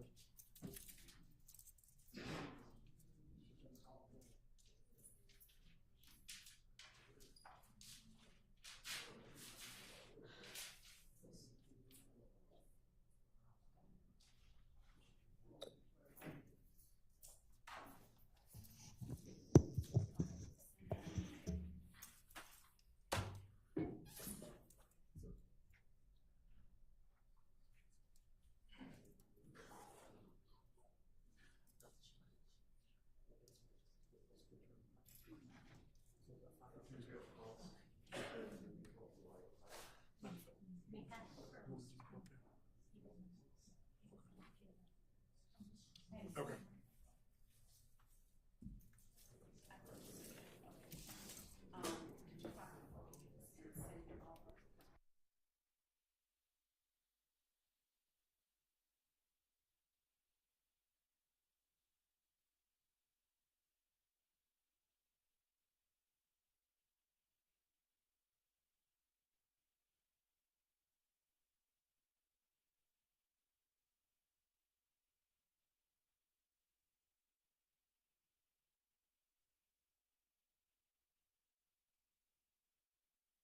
That's in place until we get Mr. Wright back.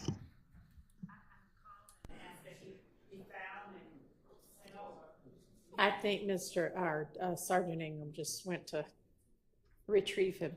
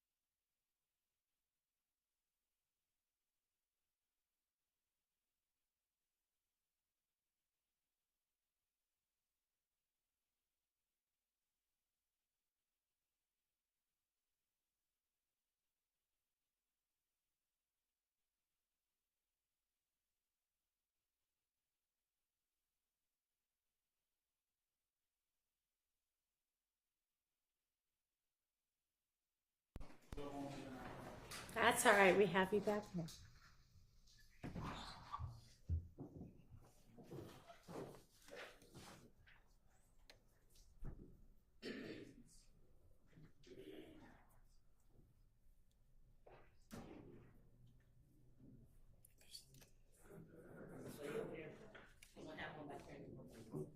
What are we looking at? Wonder what happened to it. Oh, you know what?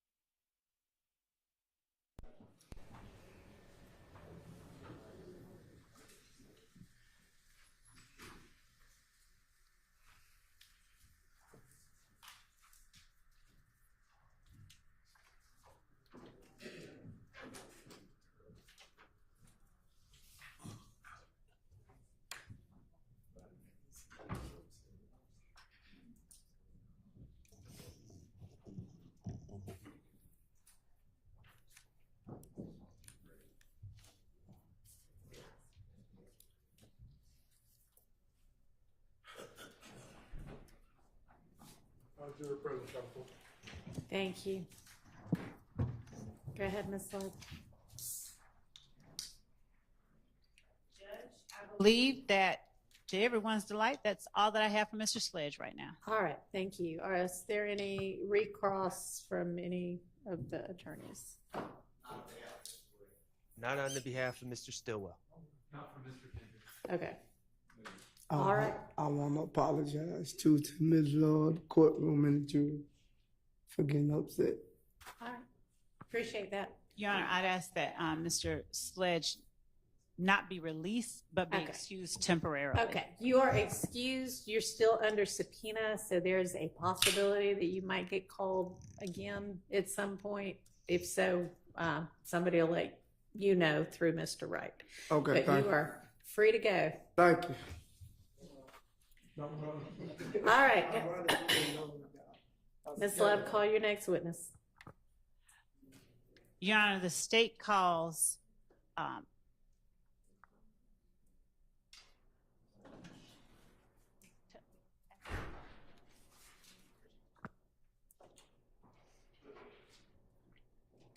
I believe that I will be calling a lieutenant, but if not, it will be Mr. Wright. Okay.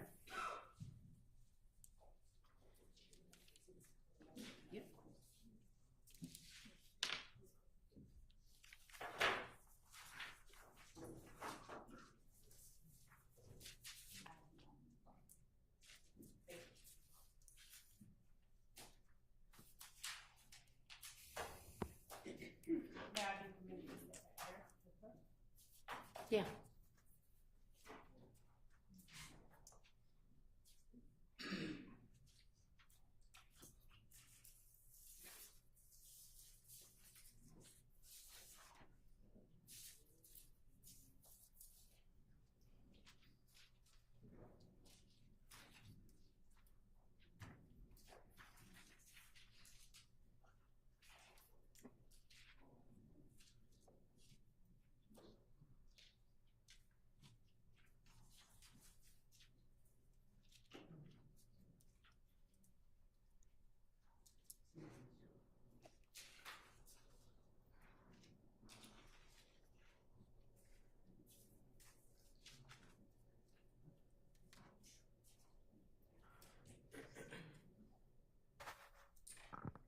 State calls Mr. Derek Wright.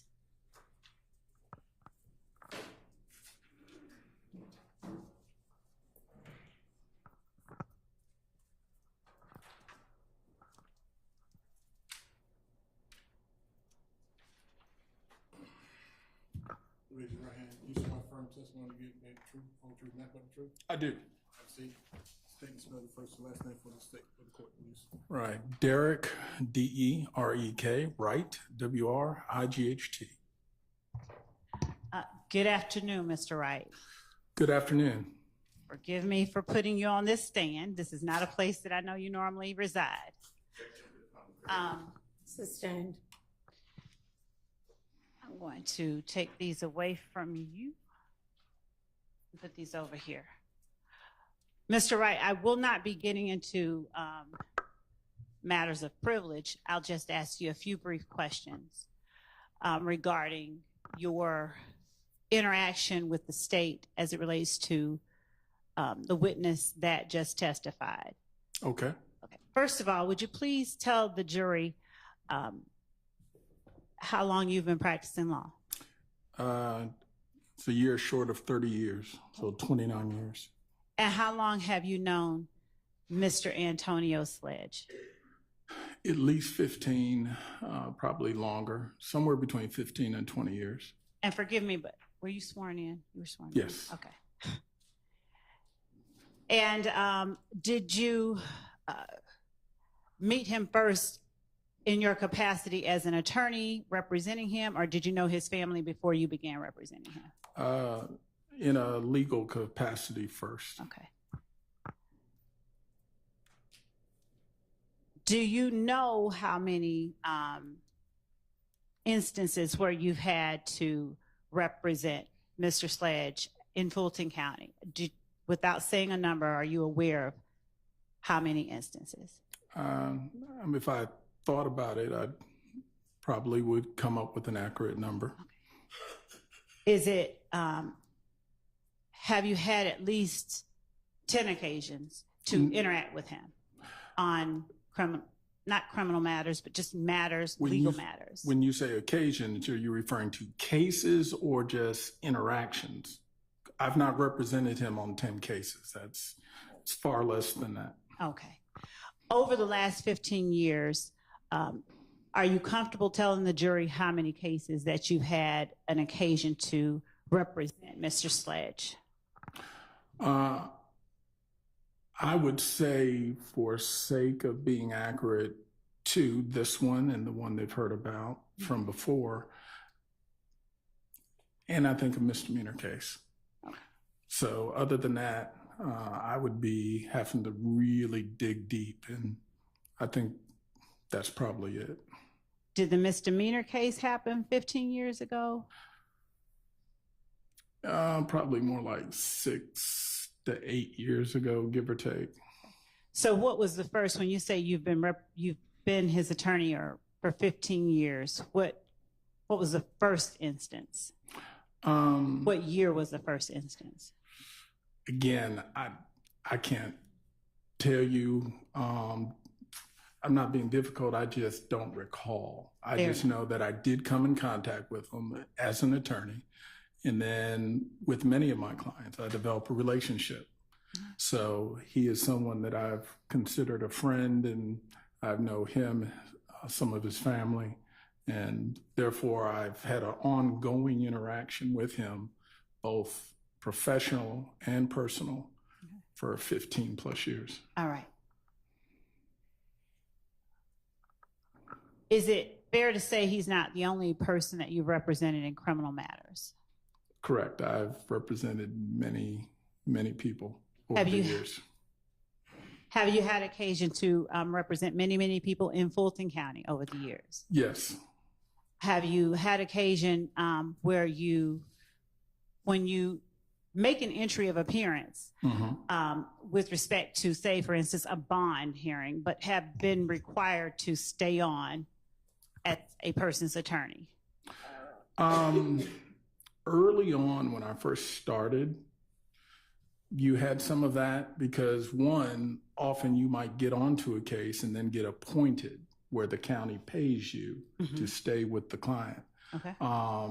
So early on, there was sort of an advantage to getting on early, and then you could stay on if the client either retained you privately or the county paid you. Later on, that changed, and more emphasis was put on public defender and contract attorneys and other stuff. So I would say in the last 10, 15 years, not so much.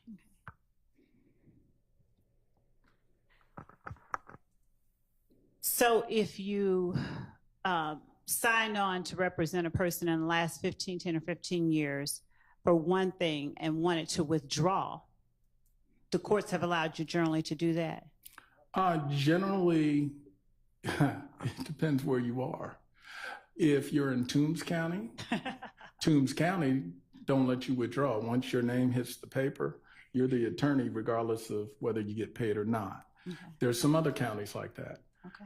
Fulton is generally pretty liberal, where Fulton, if you and the client come to a disagreement or if money, Mr. Green doesn't show up, that also is a reason that you can sometimes get out of a case. Mm-hmm. So from that standpoint, Fulton is a little more understanding mm-hmm. that sometimes the attorney and client have to go separate ways.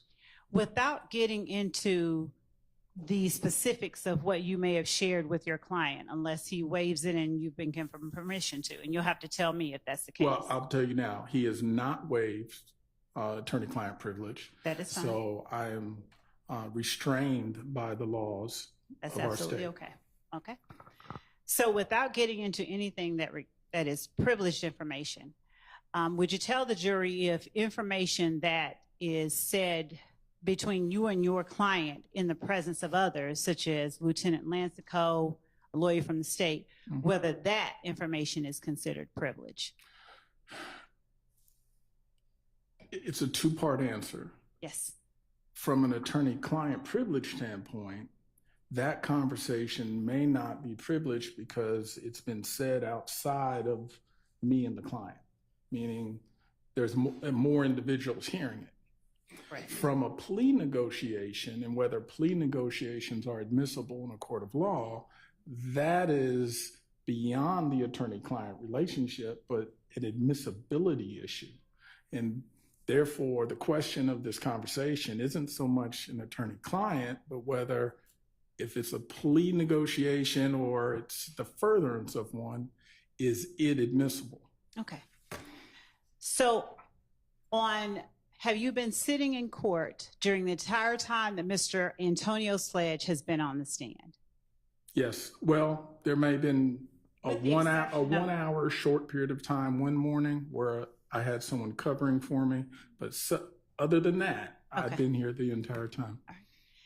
Were you present in court when he was asked by Mr. Steele about a June 2024 meeting in Fayette between Lieutenant Lancico, yourself, Mr. Sledge, and myself? Yes. All right. Do you recall that meeting in Fayette County? Yes, it was the Starbucks in Fayetteville, my place. And how would you characterize that? First of all, how long did that meeting last? I would estimate maybe plus or minus 40 minutes. Okay. And generally speaking, how would you characterize that meeting, the content, the purpose? Often when you enter into an agreement with the state, you'll be asked to come in or meet with them to discuss questions they may want to ask, subjects they may want to cover. And basically, it's almost sort of like a prep session. And from the defense side, we're also trying to get an idea. What are you going to ask us? Where are you going with things? Mm-hmm. So it's sort of both sides feeling each other out. And that way, when we get to court, things can sort of go smoothly.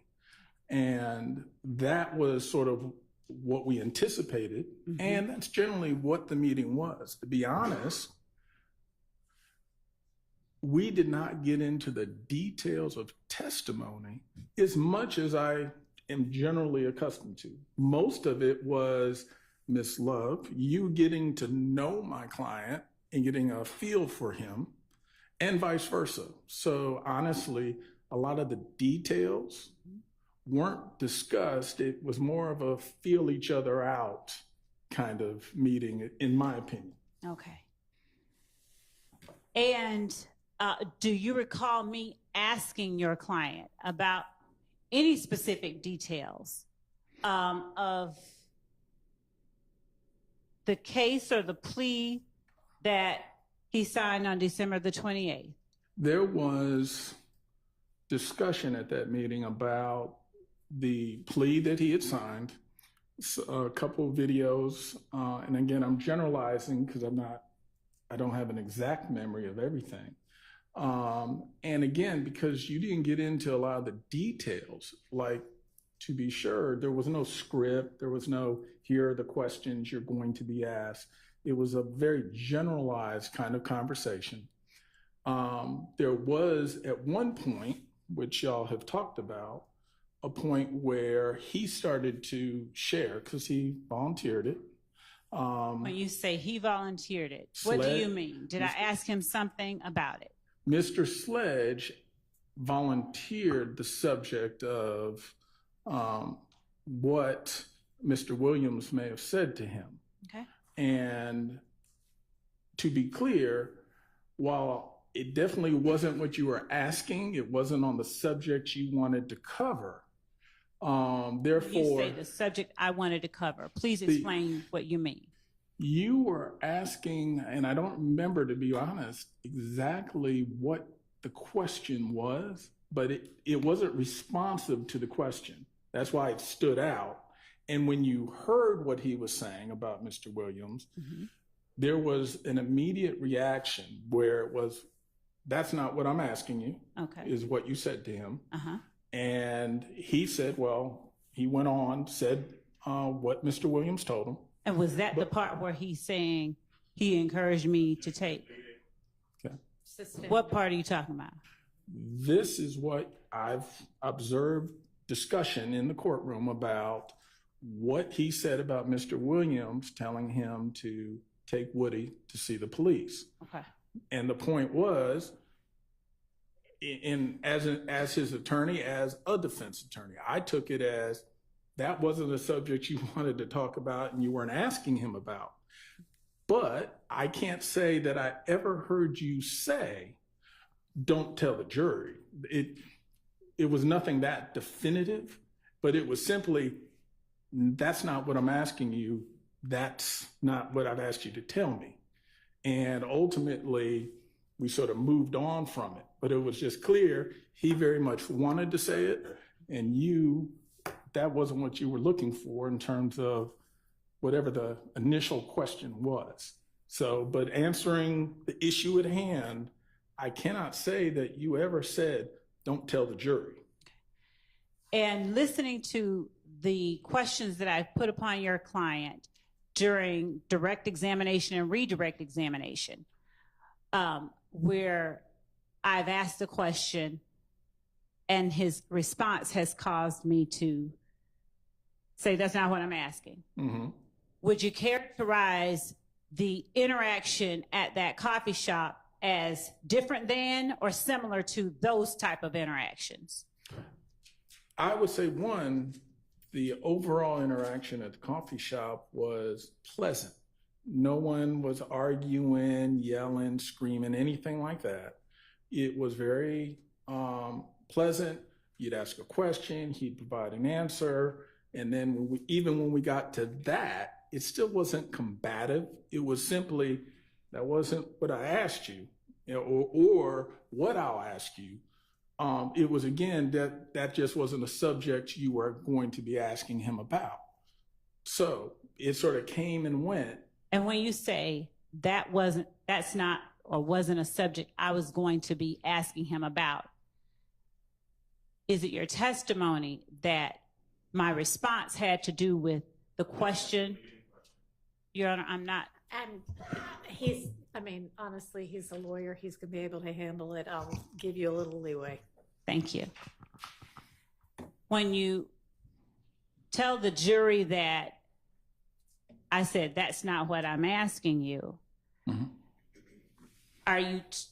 was your understanding that that's not what I'm asking you related to the question that I had just asked that he seemed to have not been responding to? It was to the question. That is, that was not the subject matter or topic you were asking a question to. Again, I did not hear it. And again, maybe I'm biased because this is what I do, but I did not hear it as an instruction to say, don't you tell the jury this, or I want you to only tell them about that. It was, that's not what I'm asking you right now. I'm not going to ask you about that.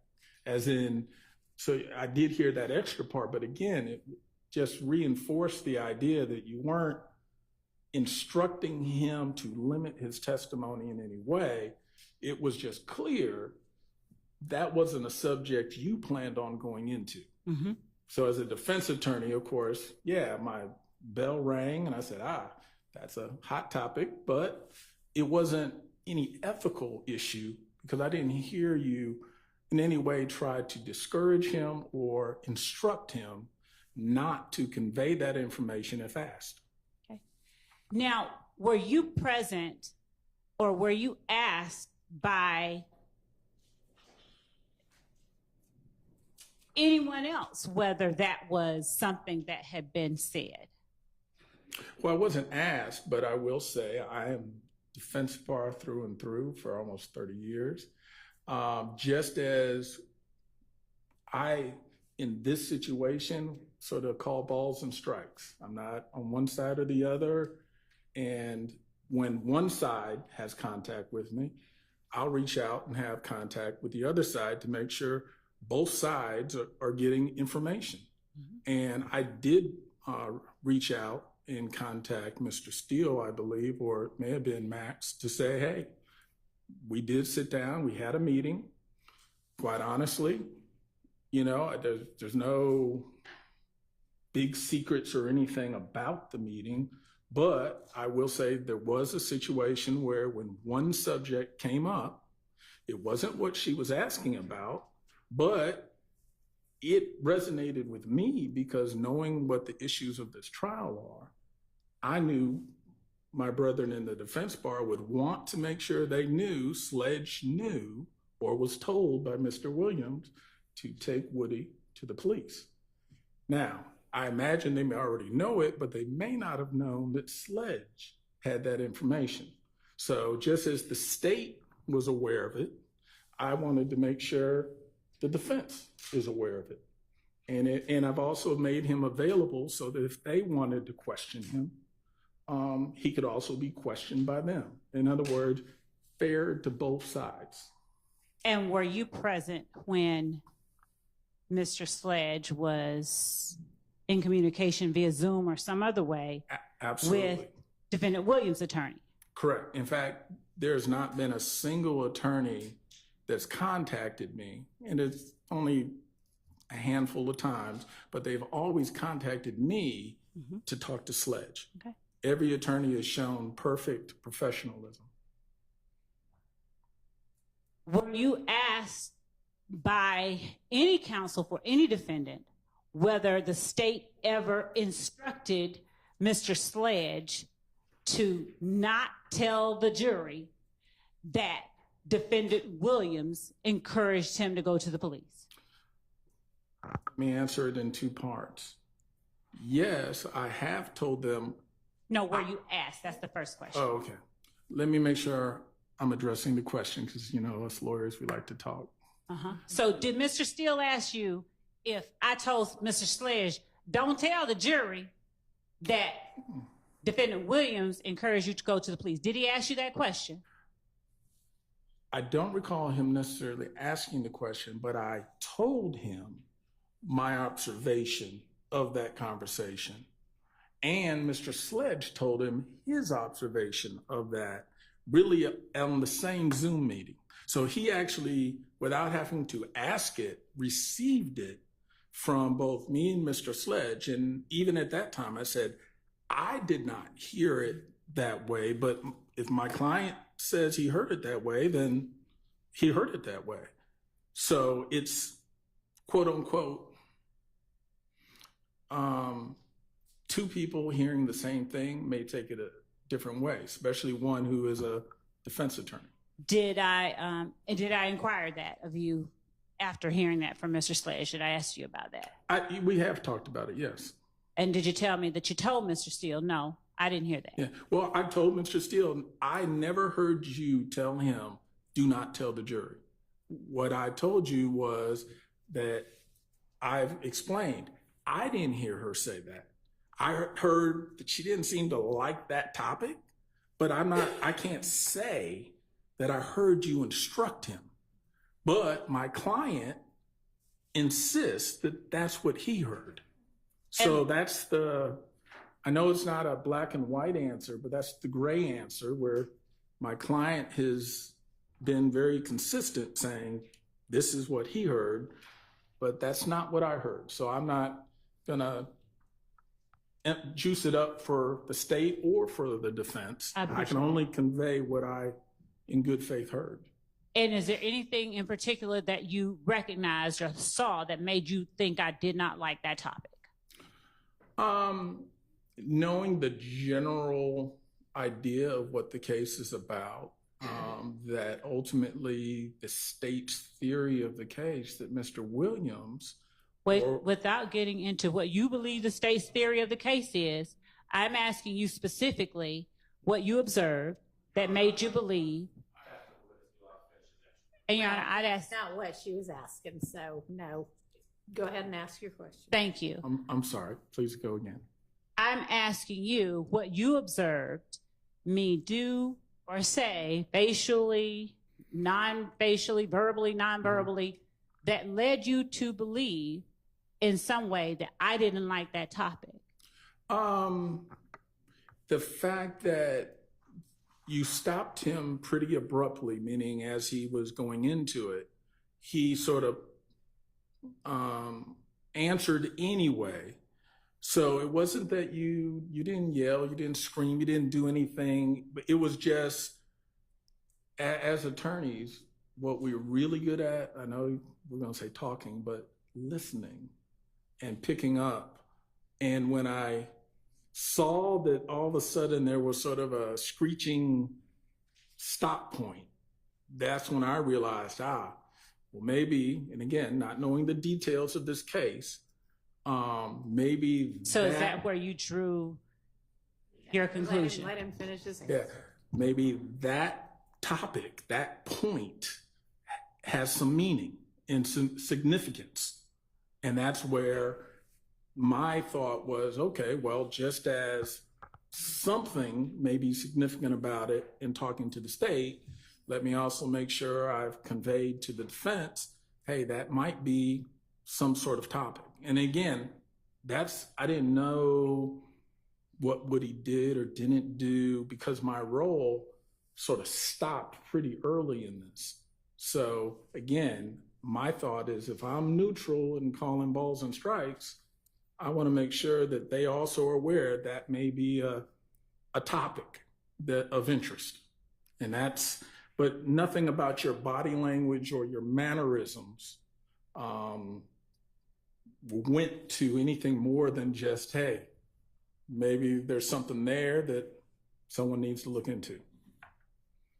Did I tell him that's not what I asked in a way different than you've heard me say that when he's on the stand? No. Okay. And when I've said that's not what I've asked, when he's been on the stand, did you draw a conclusion that that was something I didn't want him to tell the jury? I didn't draw the conclusion, but I did draw a conclusion. The topic was not the topic you wanted to talk about, which, of course, I said, why? But it wasn't, I didn't extrapolate from that, oh, you're trying to make sure he doesn't tell the jury. Did you ever describe the meeting that we had as one where it was supposed to be kind of a get to know you kind of meeting? Yeah, I mean, that's in truth what it felt more like let's feel each other out, get to know each other. And before your client offered up the information, Doug encouraged me to go tell the police or take Woody to the station. Mm-hmm. Had I asked him any questions leading up to that? That was towards the later part. You had already gone through some questions. I think we had asked about video. We had asked about the history of Cleveland Ave and the formation of certain gangs, notwithstanding YSL, but even before YSL. So there had been plenty of conversation, and again, more of a get to know who Mr. Sledge is, where he's from, what part of the city, how he met folks, like how he met Mr. Williams, and those kind of things. So this particular part that we've been talking about wasn't the beginning, it wasn't the middle, it was probably more towards the end. And maybe 10 more minutes of meeting. Had I asked him anything about Donovan Thomas's murder? We clarified, as we did earlier, that one, he wasn't there, wasn't involved, and clarified he doesn't have specific information helpful to the state or to the defendants about the shooting of Mr. I'm blanking out that quick. Mr. Thomas. Peanut, yeah. Okay. I guess I know more so. All right. Now, you mentioned videos. Were you present in court when I asked your client about the Lie to Your Mama video? Yes. All right. Do you recall in June of this year, while we were at that Starbucks, that is your spot, where I brought up the Lie to Your Mama video? Yes. Do you recall whether I simply went into, there's a video where someone talking about you lie to your mama? I remember us talking about it generally because what was being discussed, not so much stated by him, but just discussed, is, this is sort of a street topic. You might pick up on any street conversation where we're talking about, hey, you might lie to your mama, your daddy, your family, but when you're in court, you got to tell the truth. But my question to you specifically is, weren't you finished, Mr. yeah, Wright? that was it. My question to you specifically is, do you recall me asking your client, I want to ask you about a video where they're saying you lie to your mama, you lie to your kids, and your client saying, that's not me. Do you recall that interaction specifically? Partially. I remember the conversation and the topic. I don't remember his answer being no.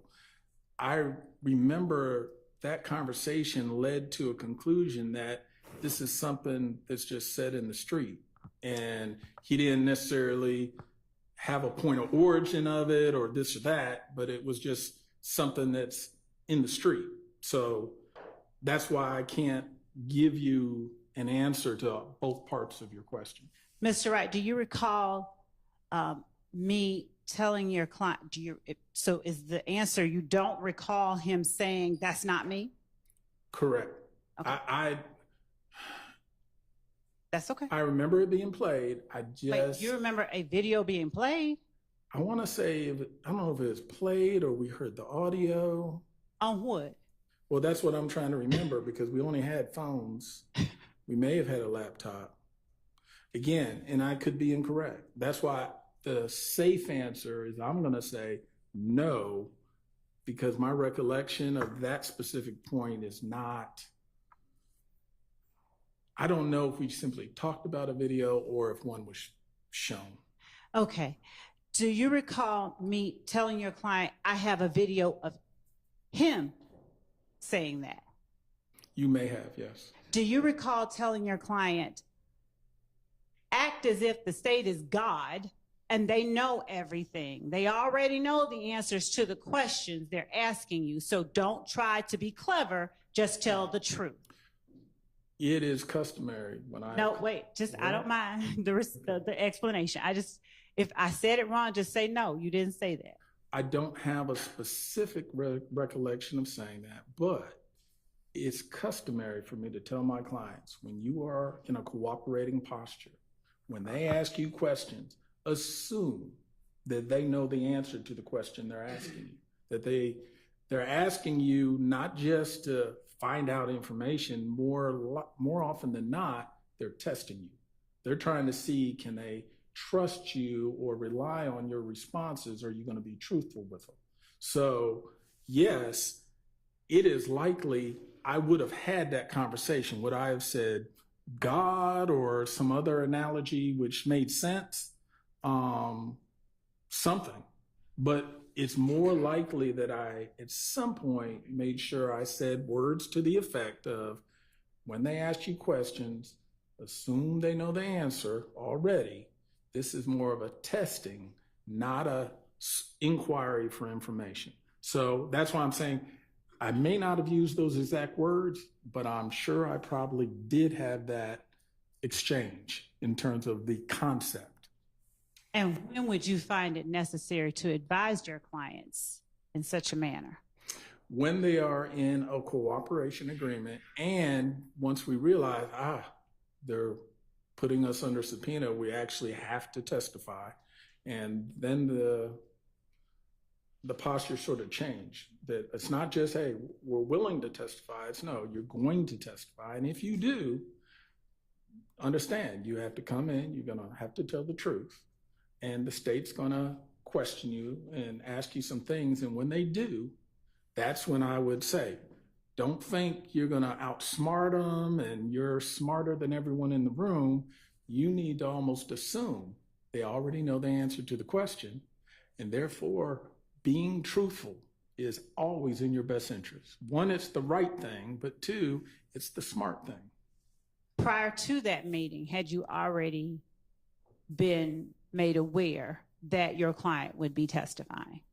Well, yes, the purpose of the meeting was, they are going to have us testify. Right. So we need to meet with them and see what questions they're going to ask. And like I said, just as y'all are feeling us out, we're feeling you out to get an idea. Okay, what things are they going to talk about? Are there any issues that are going to happen? And based on the plea and the fact that there was, we'll just say, some tussling or adjusting in terms of what the state was thinking of his factual proffers and what he was thinking, I figured this would also be a good time to start to iron some of those differences out and make sure that we're all on the same page as to what he can testify to and what he can't. So you do not recall saying that in response to my telling him that we have a video of him saying they lie to your mama and you lie to your kids and get in the courtroom and tell the God's honest truth? I may have said, wait. That's the video you're referring to. You're asking me, did I counsel him about assume the state knows? In response to my saying to him, I have a video of you, not anybody else I'm talking about, but I have a video of you and him sitting back smiling, and then you saying that. You have no memory of that. I may have, only because listening to the dynamics of the situation, that would have been a time it would have triggered me to say to him, hey, this is, make sure you understand you need to be straight with them. So I don't have a specific memory, but just knowing that I've been doing this a while, okay, I'm sure I probably did. Okay. Now, back in November of 2022, did the state seek, do you recall getting an email from me asking whether your client wishes to speak with the state about the case? I believe November 17th. Okay. All right. I could be wrong, but I believe that was when I received that email. And you might have got one in November 17th. But did you also give one? I'm going to show you what I have marked and provided to counsel for the defense, but I'm willing to show again as State's Exhibit 450 Yankee, if anyone wants to see it. Sure.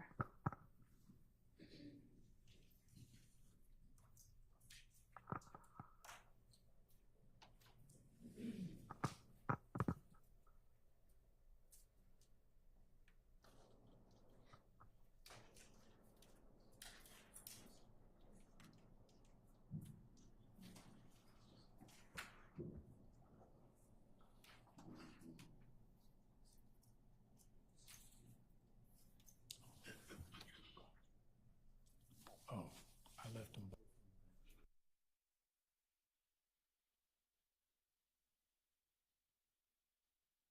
Yes.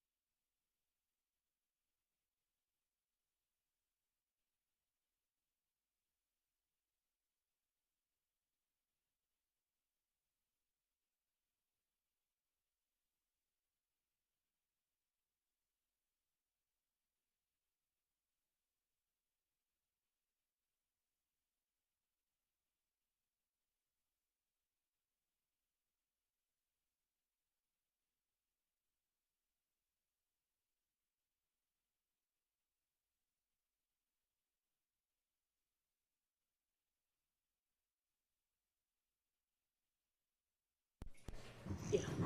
I'm going to take 10 minutes. Oh, I know what it is. I still have this one. All right, we're going to take, oh, it's okay. 10 minutes or so, maybe 15, maybe longer, who knows? To give them an opportunity to look at a couple of things.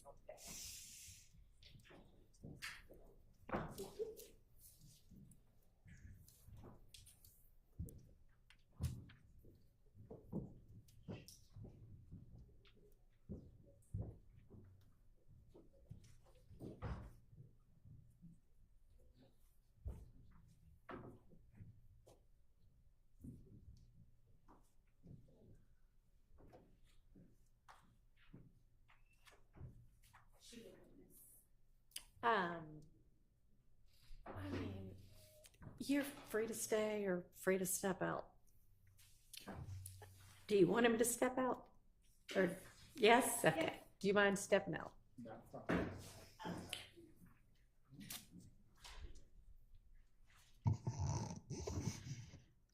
All right, y'all all take a minute and Judge, may I just, so that they are clear for the record, exactly which one is which? sure. So State's Exhibit 450 Yankee is the proffer, it's the email dated November 30th, 2022 at 5:44 p.m. From myself to Mr. Wright. And it is, the attachment is proffer form Sledge. It says, "Good afternoon, Attorney Wright. It is always good speaking with you." That's the one labeled 450 Yankee. The one labeled 451 Yankee is the email sent from me to Attorney Wright that is labeled Sledge Agreement and dated December 27, 2022 at 4:57 p.m. It starts, "Here you go, Derek." And attached to each email is the attachment that was sent at the time the email was sent. Then 452 Yankee is another email to Attorney Wright that says Sledge Agreement updated, and it is December 27, 2022 at 5:06 p.m. with the attachment Sledge Agreement updated. 453 Yankee is the email sent to Mr. Wright from me, dated Wednesday, December 28, 2022 at 1:45 p.m. And it is labeled Sledge Agreement Updated 2.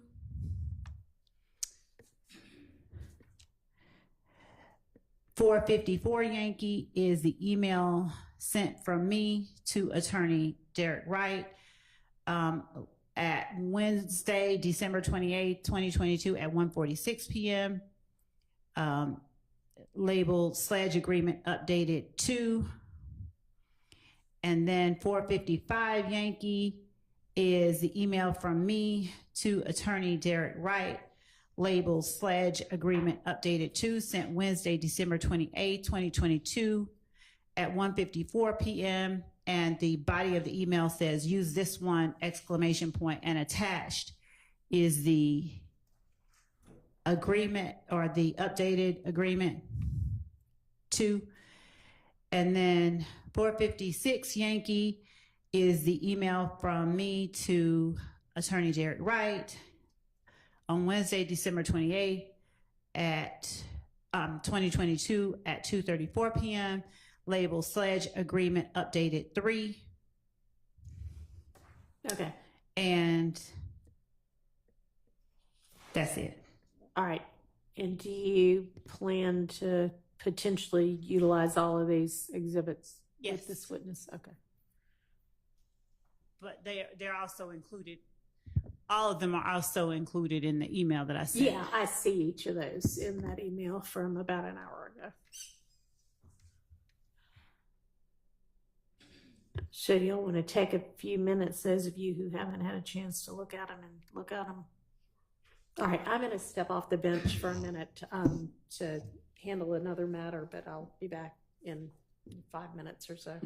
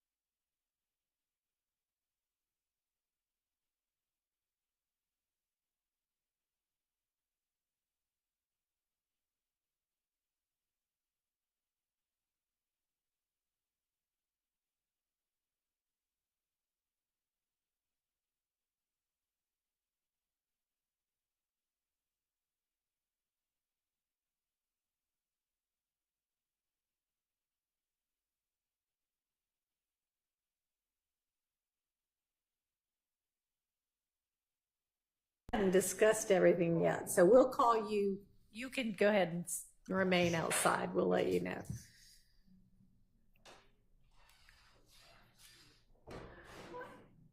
All right.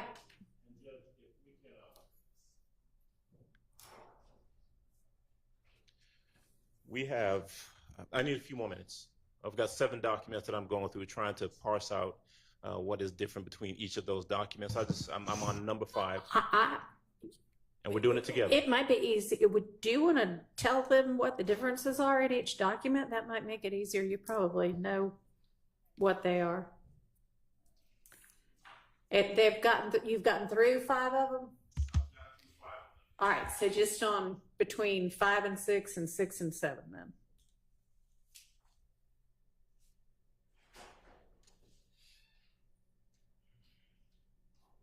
Which would be, I guess, between 454, 455, and then 456.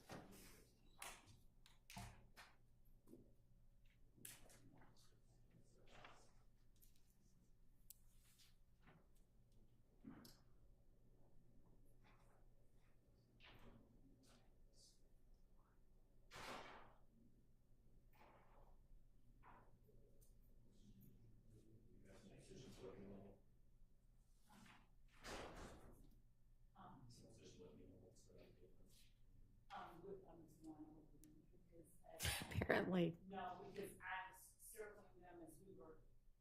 Okay. So that won't make it any faster than I thought maybe it would, but that's fine.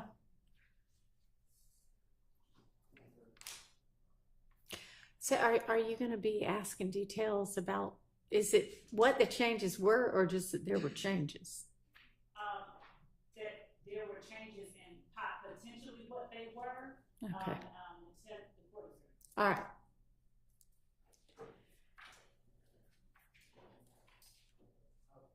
I guess I'll wait until we're ready to discuss the whole thing. I've got a position in regards to the admissibility of all of these documents.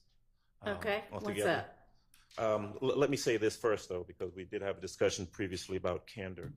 I made a statement when we were at the bench in regards to what I thought was the applicability of Code Section 24-4-410. Taking a closer look at it, I don't think it applies. I think you're correct that it does not apply. And so let's right. take that off the table. All right. I will tell you that my overall objection is that I'm opposed to any of these documents coming in for a couple of reasons. And I know what the state has described them to be, that these are correspondences between the state and Mr. Wright in regards to this evolving, allegedly, plea agreement. I'll state for the record that the one thing I do have is an email, the initial email from the state to Mr. Wright. Mm-hmm. I don't see, and we've not been provided, and the state can let me know whether they have them, any responses, email responses from Mr. Wright that would kind of inform us as to, well, what are the discussions that are going back and forth. So I don't know what Mr. Wright's responses are. If he, for example, sent some suggestions as to this is what I want changed, or this is what my client says. So I just don't, I can't address that. But in addition to that, my recollection from Mr. Sledge's testimony ultimately is that he indicated that there were changes made to the agreement. that he suggested changes, or he told his attorney that some things needed to be changed, and the state declined to change some, and they did change some. He ultimately admitted that. And so if the intent of the state by trying to introduce these documents is to show that there were changes made, well, that's not necessary, because that's come out through the testimony. Now, if they want to, if their intent is to say that there was a specific change made to maybe a specific section, that can also come out through testimony. If this witness, Mr. Wright, and I presume he does, that he would know that Section 8, and I'm using that hypothetically, Section 8 of the agreement was changed from this language to that language, and he can testify to that. But I don't think that the wholesale admissibility of all of these documents is really necessary to prove the point that the state is attempting to make. Mr. Sledge was on the stand. He could have been confronted if the state's intention is to give him different versions and say, well, didn't this change from version number 1 to version number 2? He could have been confronted with that. Well, I mean, she could have maybe tried, but I'm not sure that that would have been successful, since these are conversations and correspondences between Miss Love and Mr. Wright, not between Miss Love and Mr. Sledge. So I don't know that. I mean, I think he even said, I don't know what got said between my attorney and her. I just know what my attorney and I said. So that wouldn't have gone very far. Yeah. So do you have an evidentiary objection to these, or just, I don't really want them in? Well, you know, they're not, I don't believe that they're prior, it's not a prior inconsistent statement. I don't know if they're trying to introduce them as impeachment. If that's the case, then I would suggest to the court that they are not prior inconsistent statements of anyone. And I would say they're not relevant, that under 403 it's a waste of time. Okay. It doesn't prove any point that's at issue in this case. Certainly this witness can testify to. All right. Well, at this point, those are overruled. Are we ready for the witness now?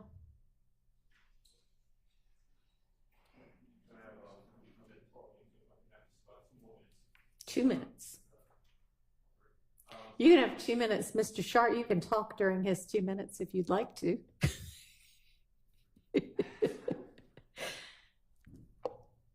Your Honor, I was just trying to support Mr. Adams here a little bit, because we're essentially with these different documents. The documents didn't even come through on my email, so I was sent them afterwards. But we're just trying to identify the changes. So it's just taking us a minute to go through all. You get 2 more minutes.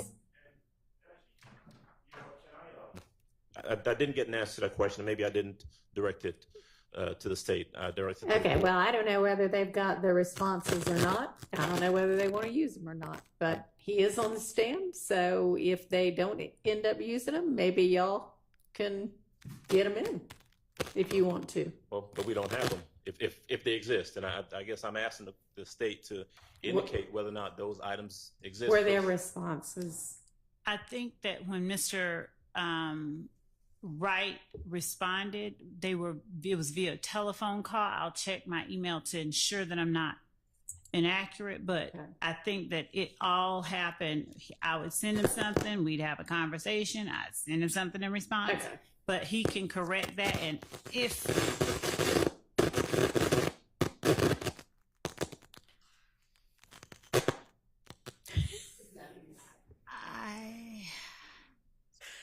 I won't touch it. But I'll check my emails for all emails from Mr. Wright. She'll check while y'all are doing that last bit of review.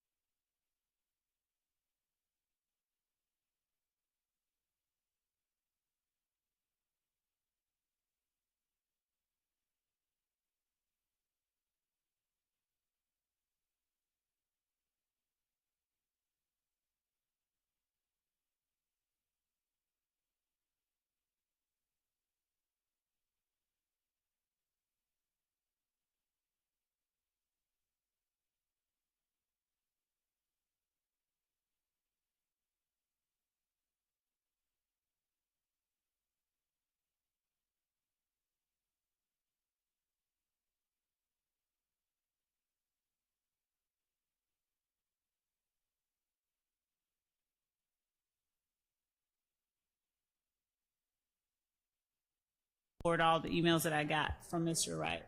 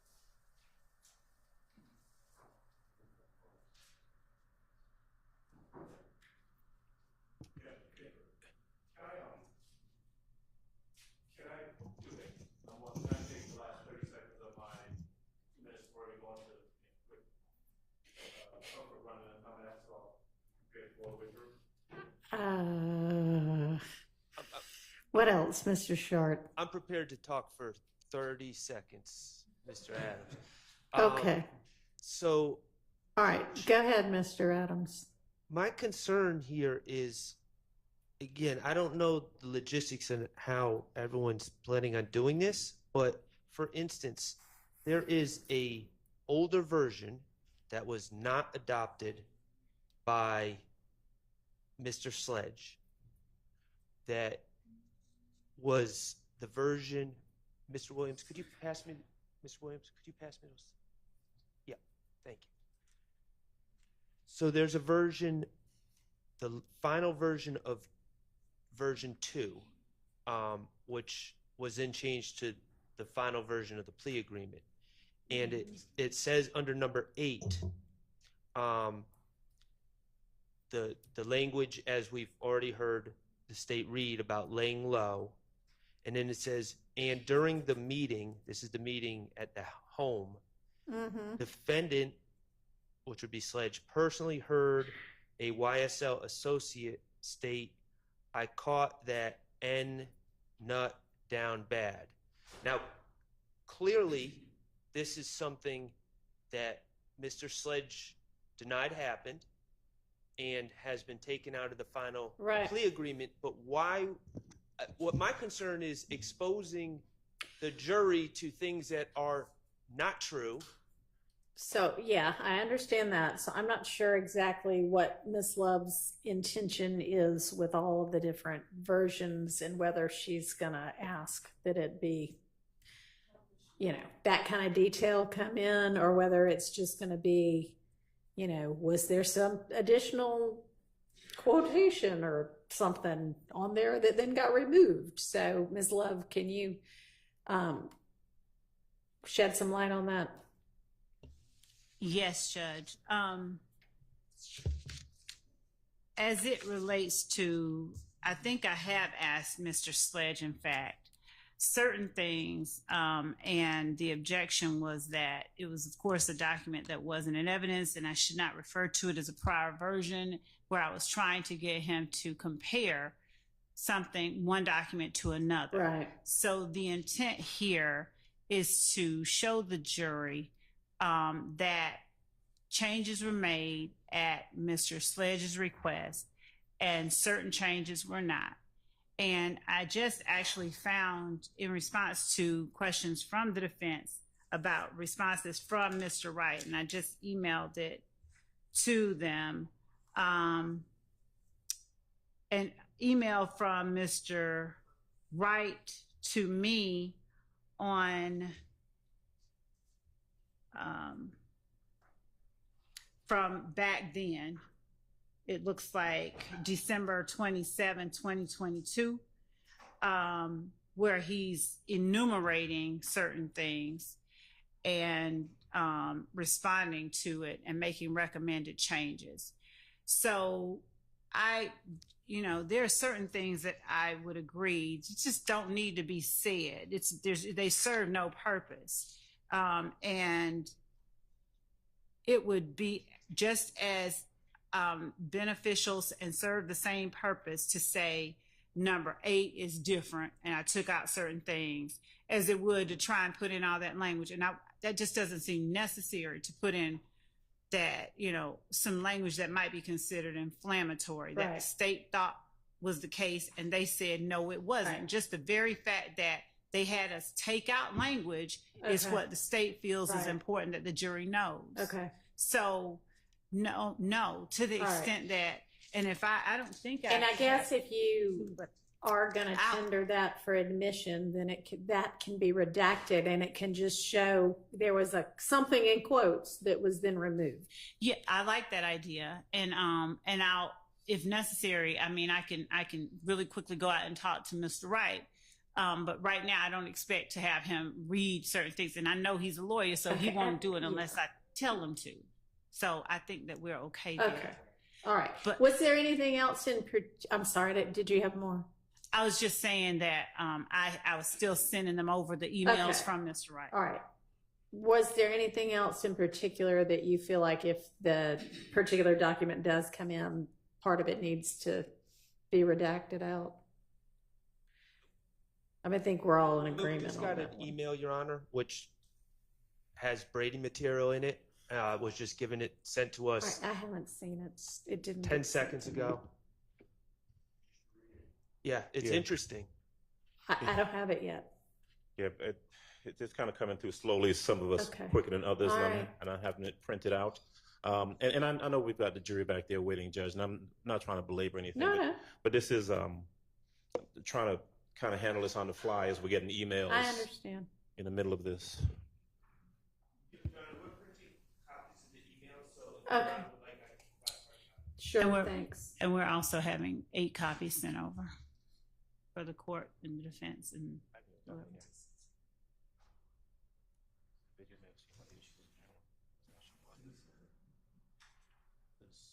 An email from Wright.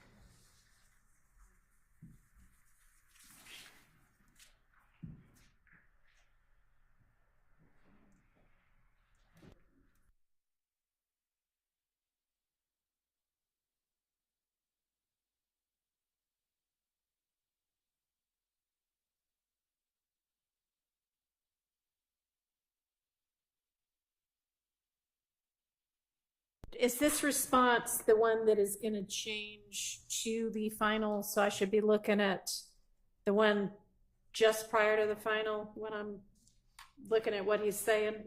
I'm sorry, wait, what? Which version is this in response to? Okay, so I don't know what was just given to you, but I get the same. This is what Ms. Love just sent to y'all, or what? Yes.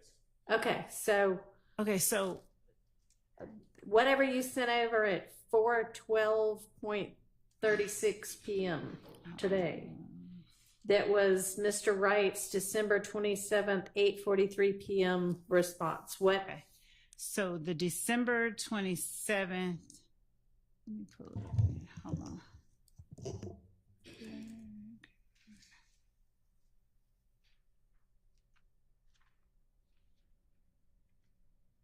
Okay. So December 27th, 8:43 p.m. No, well, that was one version. We talked more in court, so obviously there were other versions. I'm just wondering what I should be looking at when I'm seeing what Mr. Wright's talking about. So, if it's December 27th, 8:43, let's see, going back to December 27th to a December. So it's going to be 7th. the 5:06. It will have to be 4:52. Yes, that looks right. That looks correct. And then All right. December 20, but there were other versions sent back as we talked more in court the next day. December 28th, so 4:53, 4:54. I know. Your Honor, Yes. to answer your question, this email sent by Mr. Wright on the evening of December 27th would have been between the Sledge agreement updated and Sledge agreement updated 2. Okay. All right, that's what I thought. And is the alleged Brady, what is that? Item number 3? I hadn't read it all yet. Sir, I haven't either, but certainly number 3 is absolutely Brady. 4 as well. Except he said that it wasn't. And it also obviously conflicts with what they kept as his factual acknowledgement. So it's clear, A, that Mr. Wright was telling them that's not true, but it's still maintained. They still kept it as a factual acknowledgement. Okay, well, this isn't actually saying that's not true. Well, It's saying the real issue was, well, the factual which he acknowledgement- actually denied on the stand, but The factual acknowledgement says while associated with YSL and to support and express loyalty to YSL. And then it says, and wherein on behalf of YSL, defendant threatened, and it all goes to intent and state of mind, and that's the important part of this case. No one's denying that the video was made, but what is the reason behind it? And from this email, Mr. Wright is clearly telling the state in an email on December 27th, the video may have seemed like an issue was gang related, but it was actually about a girl that Sledge was dating, and Kel started kicking it with her. That was the real issue behind that. Not denying the video, but the real issue was the girl. That is Brady. That was never shared with us. Okay, I'm not sure that that's Brady. I understand you to be saying that you think this is a denial of it being something done to support, and I don't know what the language was, support and whatever, the gang.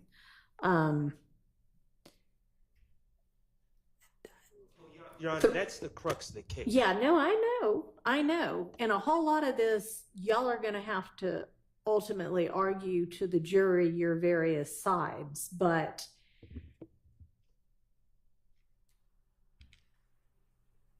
for this to say, it seems the video may have seemed like the issue was gang related. The real issue was the girl that a member of a rival gang was then sleeping with, that was one of the alleged gang members' girlfriends.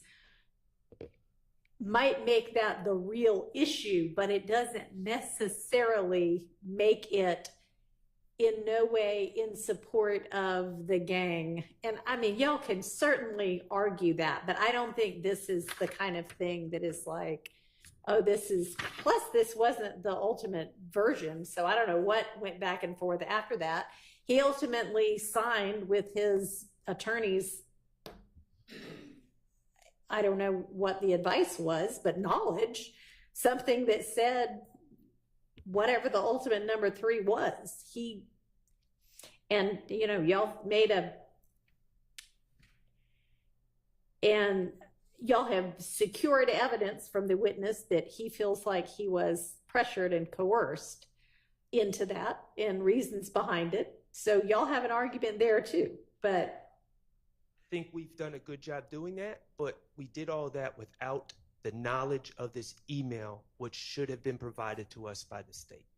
That's my only point. And for what it's worth, the a significant portion of the state's questioning and then a redirect of Mr. Sledge focused around whether or not he had there were specific things that he had asked that they change.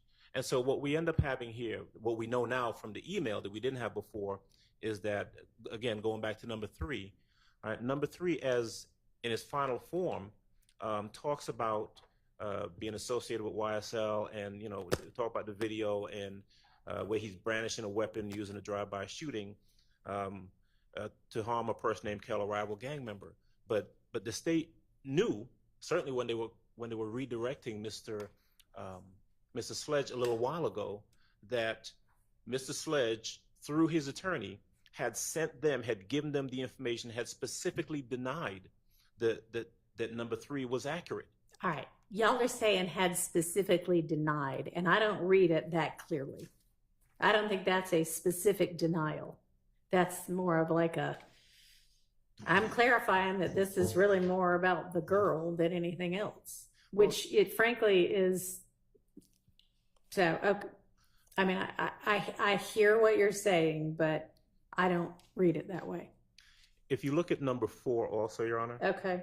Number 4 of the defendant's factual acknowledgments, and you got to excuse me because I'm kind of flying back and forth between the different versions. Yeah, we all are. But, number 4 talks about on April 28th, as reflected in the indictment, that the defendant and fellow YSL associate, Demikian Garlington, I'm just reading it into the record so I can perfect it, committed a drive-by shooting using the firearm defendant wielded in the video referenced in part 3 of this section.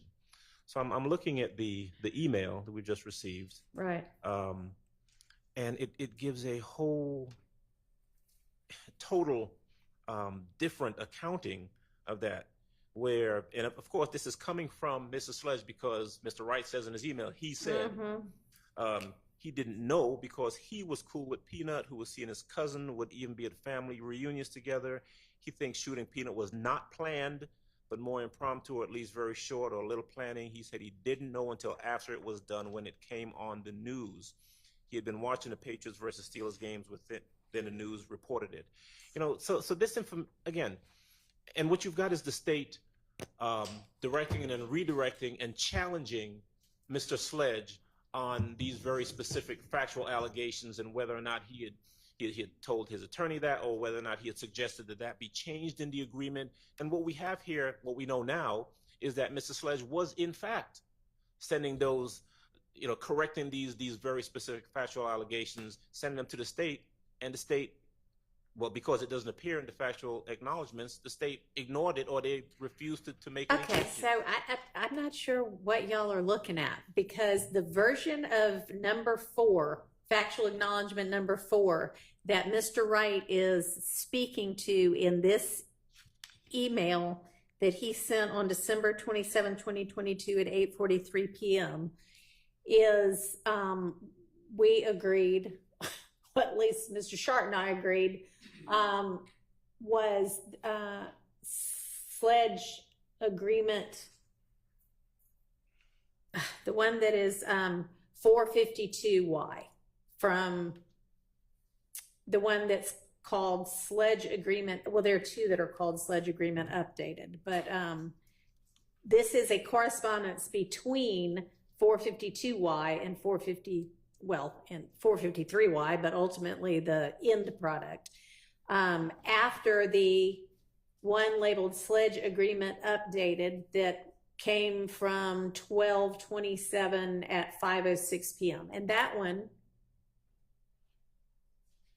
reads, on January 10th, 2015, before the murder of Donovan Thomas Jr., defendant had personal knowledge that YSL associates were planning to murder Donovan Thomas Jr.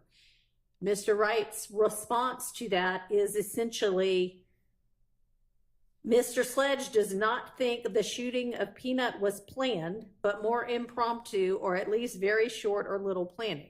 So that clearly got changed, because our final version doesn't say they were planning to. Yes. May I incorporate? So I cross-examined Mr. Sledge, and the state's theory is that there was a, quote, gang war starting in approximately the fall of 2014. Right. That escalated with the fight on January 6, 2015 of Mr. Copeland at the Club Crucial. And then it culminated and then went on steroids thereafter, after January 10th. I would have used number 4 that you just read, Your Honor, to show that there was no animosity between Mr. Sledge, who's a supposed YSL member, and Mr. Donovan Thomas, who's a supposed leader of a, quote, rival gang. The reason I say this is because I knew about it. So listen, I want to make it clear. I knew about it because I spoke with Mr. Sledge through his lawyer. So I actually asked these questions. Right. I didn't know about this email. But So the email. Go ahead. I'm sorry. But no, don't apologize. But the email is Brady, because what the state was saying is these 2 divisions. They put, I didn't put Mr. Sledge on YSL, and that there is a total collapse between human beings. And that, to me, you know, I learned Brady to be anything that is potentially exculpatory or impeachment or mitigation. And the court has heard now, you know, Mr. Copeland said I lied about everything. That to me is Brady. The statement on this number 4 is to me Brady, because it shows that there is not animosity. All right. So your belief about the Brady is not the part that I was talking about, but more the part that says he, and he here is Mr. Sledge, at least at the beginning. He said he did not know because he was cool with Peanut, who was seeing his cousin and would even be at family reunions together. Does the he change there? And as the he become somebody else was cool? Who is the he that was cool with Peanut? Do we even know? We don't. I believe that is Mr. Sledge. Okay. And so you think it's Brady material that Mr. Sledge was cool with Peanut? Right, because Mr. Sledge is he's been identified before you came on the case, the bench on this case, Okay. as from multiple, 2, definitely, maybe 3, supposed gang experts saying Mr. Sledge is part of this gang. Yeah. So to me, and it just fits into the whole, I thank you for allowing us to get these emails, but these emails there's a special duty here. And this is not the special duty, I don't believe. Okay. So I'd like to see all the emails from Mr. I think she's looking and sending all that she has. Is that correct, Ms. Love? 2 things. Yes. And when the court permits me an opportunity to respond to all of this, I would appreciate that opportunity. Okay. What was the second thing? Or 1 was yes, and 2, you want an opportunity to respond. Okay. All right. So Mr. Sledge has been available to the defense to speak to as well. We just heard that from Mr. Wright, in fact.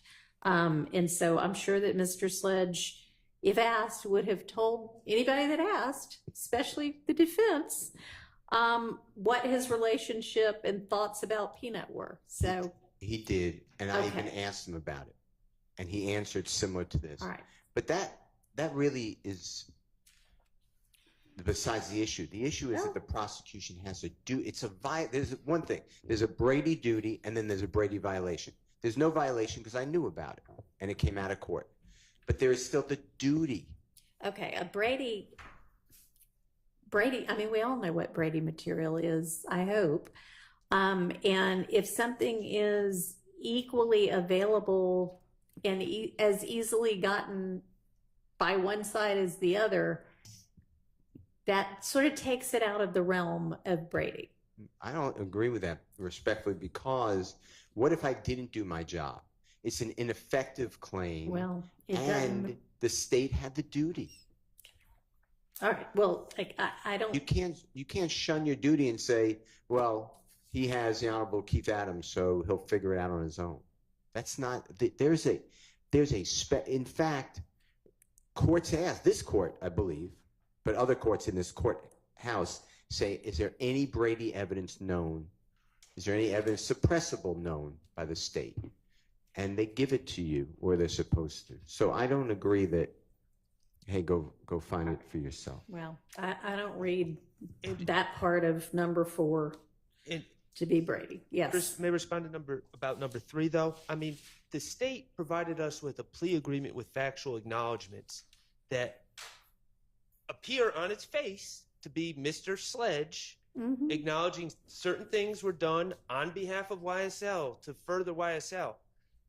I don't have equal access to Miss Love's emails with Attorney Wright that she has. So clearly, that email correspondence between Mr. Wright and Miss Love, which was never handed over until a few minutes ago, it contradicts and it impeaches those factual acknowledgments that Antonio Sledge signed. Now, I'd like to think that I do everything I can as a defense attorney, but I don't think it's unreasonable that a defense attorney would read the factual acknowledgments signed by a cooperating witness and accept that that is going to be their stance when they come and testify. And well, lucky for y'all, it wasn't his stance. Well, but I don't think that makes us getting it this last minute any less problematic. Well, I'll just say that if the state has an open file, then none of these arguments ever even come up. Now, I know that is your something that y'all in your office can make a decision about, but open file would,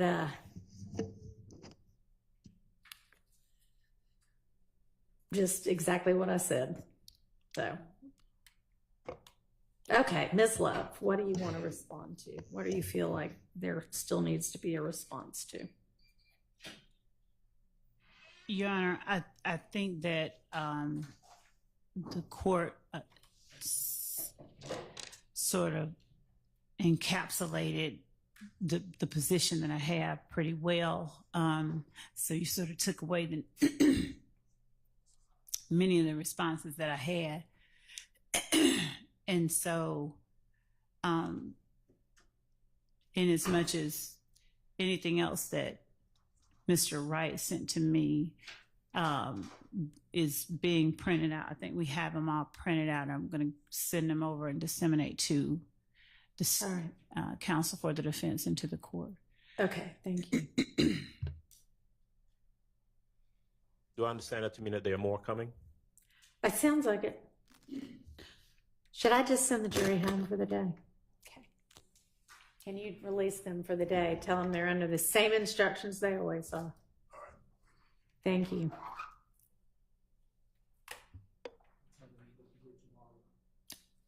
They're always here at 9.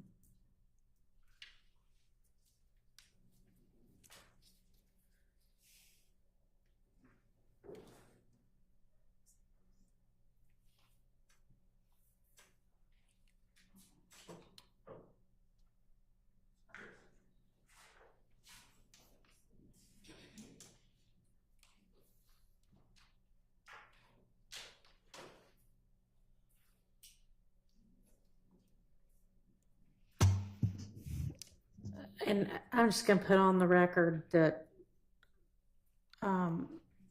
in terms of what is and is not Brady, I mean, the Brady v. Maryland case establishes it, and there's all kinds of Georgia case law that sort of reiterates it. And one of the prongs is definitely that the defense did not possess the evidence, nor could the defense obtain it with any reasonable diligence.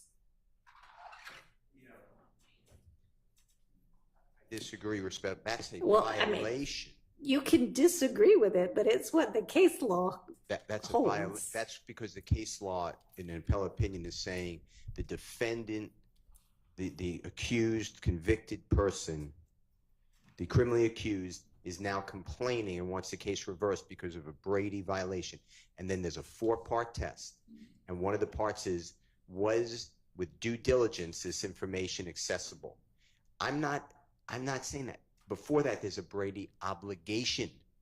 That falls upon the state, whether it's easily accessible or not. If 2 experts say different things and the state puts them both on the witness list, but doesn't give the accused to say, hey, one expert says actually it's favorable for your client, and they hold back that report, that's a Brady obligation breach. Now, the fact that I was on notice that there's another person on the witness list, you would expect me to interview the person, and I would have found out about it. I mean, I think I understand what you're saying, is that if it is exculpatory or impeaching, there is an obligation to provide it. Okay. I guess I am looking at it from the position of, if you are claiming at this point, here's another Brady violation, I have to look at what are these factors, and I don't find those factors to exist here. And that's why I thought I always said I knew about it, so I'm not saying it's a violation, but it is an obligation of the state. We shouldn't be getting it.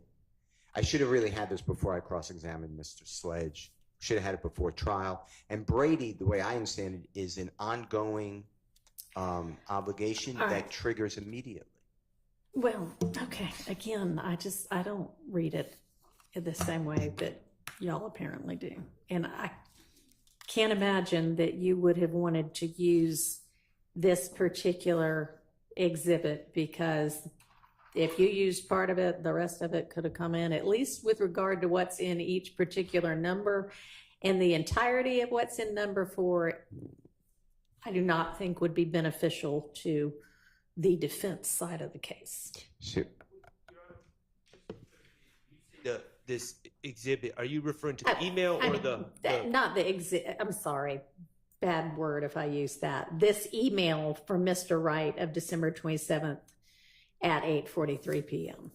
I would like the opportunity to decide what I'm going to use and not. How about that? I understood.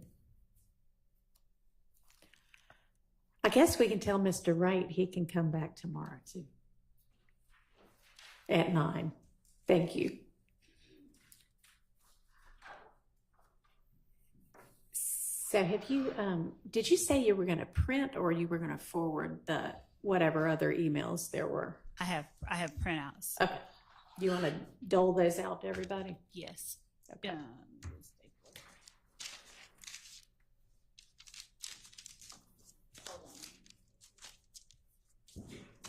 Since I gave the court a statement back, does the court trust me to hold it? Yes.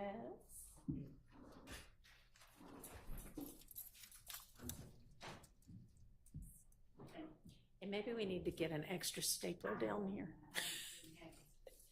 I was trying to be expeditious somewhere around here.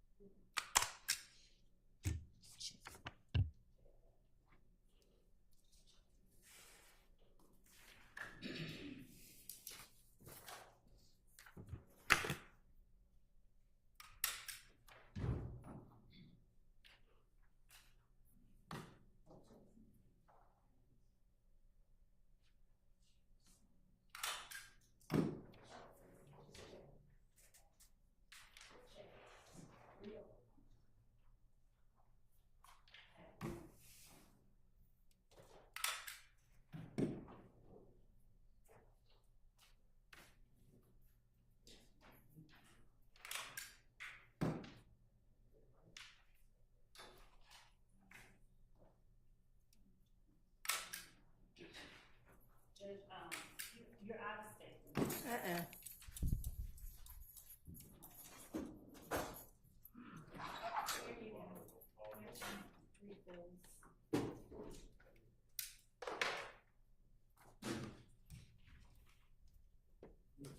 Thank you, Your Honor.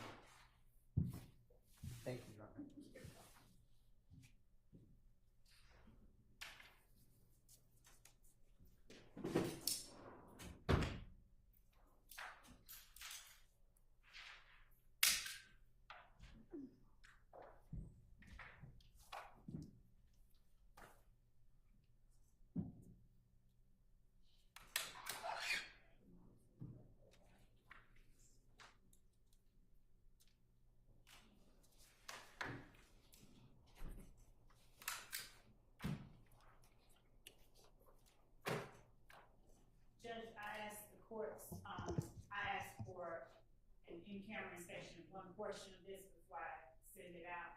Okay.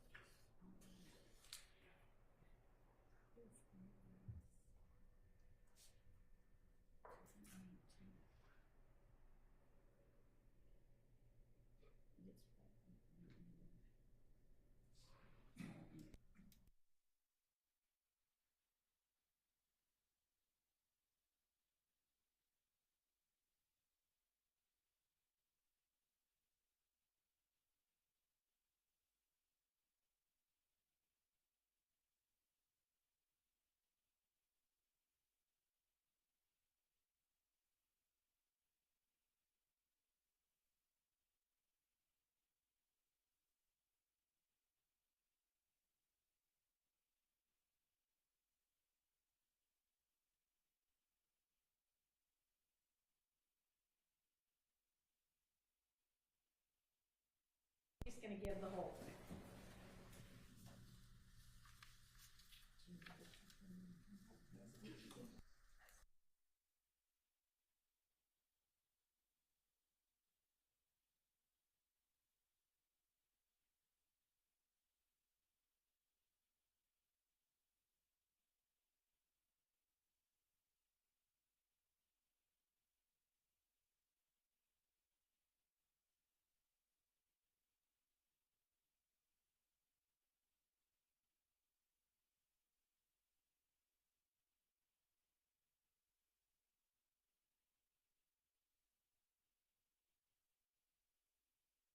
In the record? Yep. For you?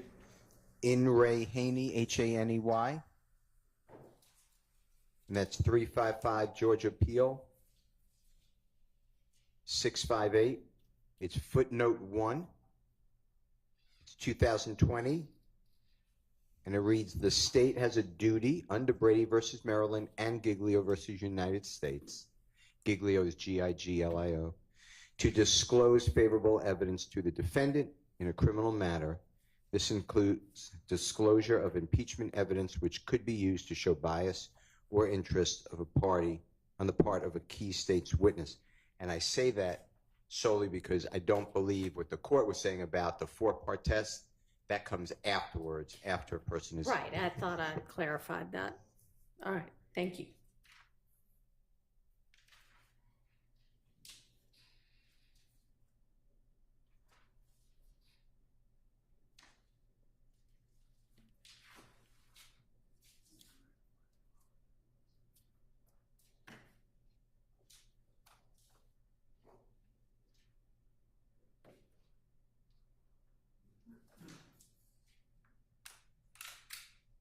How many, is this just one more email or is this a few?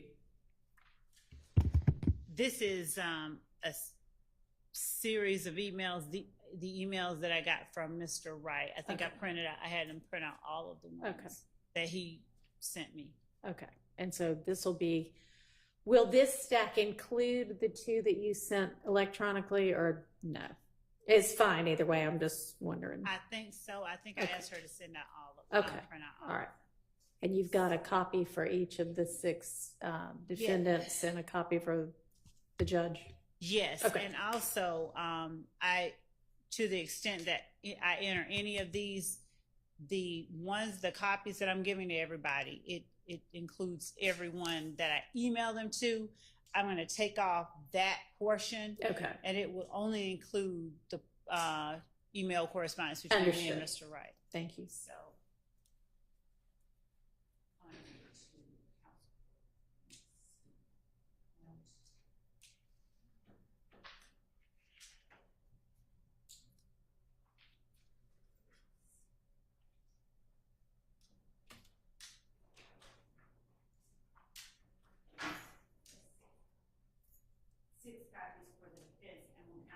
Thank you.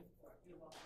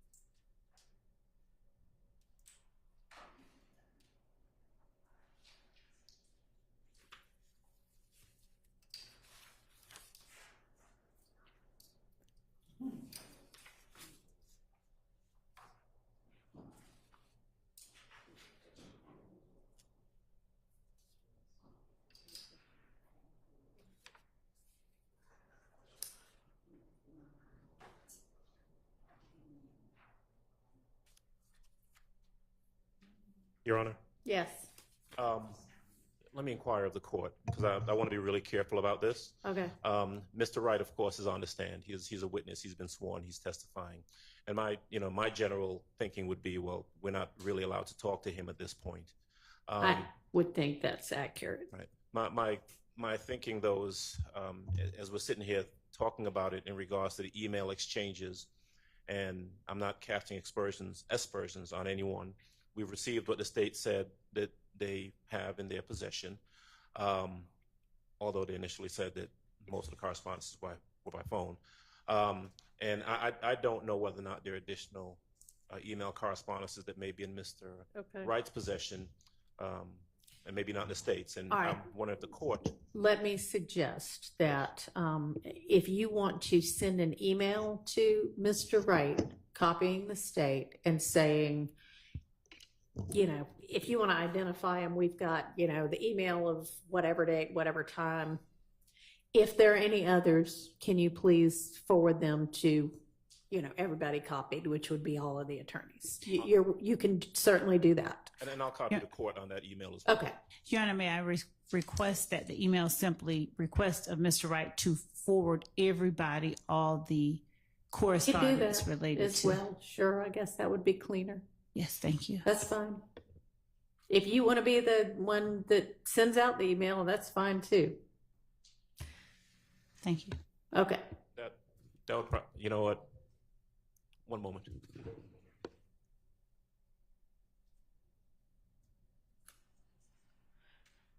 And you know what? Whoever sends it out, you can say, we all discussed it in court with the judge and the judge is fine with it. Sure. We don't have any problem with the state Okay. sending that out. He's their witness technically at this point. All right. So Miss Love, if you wouldn't mind doing that this evening. Okay, great. She's happy to provide him with even with this copy here. That Yeah, if you want to do that, if that would make it easier, or if you just want to say, hey, can you send everything you've got? However you want to handle it. I will do both. Okay. All right. So, you know, the additional ones that we all just got handed, it doesn't look like there's much substantively that's new from what Ms. Love already had provided electronically. It's more, but it's not really new. Is there anything else we need to talk about before we break for the evening? Yes. And then the investigator who's been in court, so I don't know if that matters, but So will you call both of them, or? I will call both of them. So Lieutenant Lancigo she's been tasked with specific things as it relates to this case, but I did not, at the time that we put Mr. Sledge on the stand, have any idea you'd be calling I didn't either expect of to them? have to call either one of them. But since we do, you know, obviously there's case law that. Yeah, it doesn't exclude them from being a witness. If you want to bring up you've been in court the whole time, that's fine. But and then the next witness is what I was getting. so hopefully the two of them won't take the entire day, or to borrow a phrase from Mr. Steele, God forbid, more than a day. Do you have the next witness available tomorrow as well? We are attempting to secure a person who's not trying to be secured, but who is under subpoena. Okay. And we also have Mr. Thomas Burnett. Okay. So you'll have somebody available tomorrow. We do. Okay. Yes. Yes, sir. I'm waiting for you to finish that I'm topic. done. I'm done. Yeah, the only thing I was going to request is for the other defendants who have pled out, if there are similar email communications between the state and that attorney where they were going back and forth on their acknowledgments. So, for example, for Murphy, Mr. Arnold, Mr. Stevens, Greer, Kitchens, Mr. Lee, Mr. Sumlin, Mr. Beebe, instead of waiting till the last minute or maybe not getting it at all, could we have that email communications as well? How do you feel about that, Ms. Love? Judge, why don't you take a really careful look at any of those that might exist? Okay. And if there needs to be an in-camera inspection, there can be an in-camera inspection. If you want to just share it, you can just share it. But go ahead and find whatever might exist and take a careful look at those, and then give us an update. Thank you. And thank you, Judge, for saying what I think you said. Take a look at whatever exists, because I was going to add to Mr. Weinstein and say not just email correspondences, Just so we don't end up again with me saying, oh, you know what, I forgot to ask about these other correspondences. So any correspondence whatsoever in regards to those. If y'all did snail mail, if you did text. There you go. Anything like that. Okay. Thank you, Mr. Adams, for that broad document request. I appreciate that. Appreciate that. That's all. Okay. Anything else? All right. I'll see y'all at. I mean, honestly, y'all, even when we're starting at 8:30, it's 9:30 before we pull the jury in. So I'm thinking since we've got some stuff we might need to be discussing tomorrow, 8:30. 8 o'clock? In the morning for all of us. It could be at 8. Okay. Hmm? We could do 8. 8? No, I don't want to do 8. Okay. Okay. I don't want to do 8:30, but Okay. no, we're not doing 8. I need my sleep. All right. See y'all tomorrow.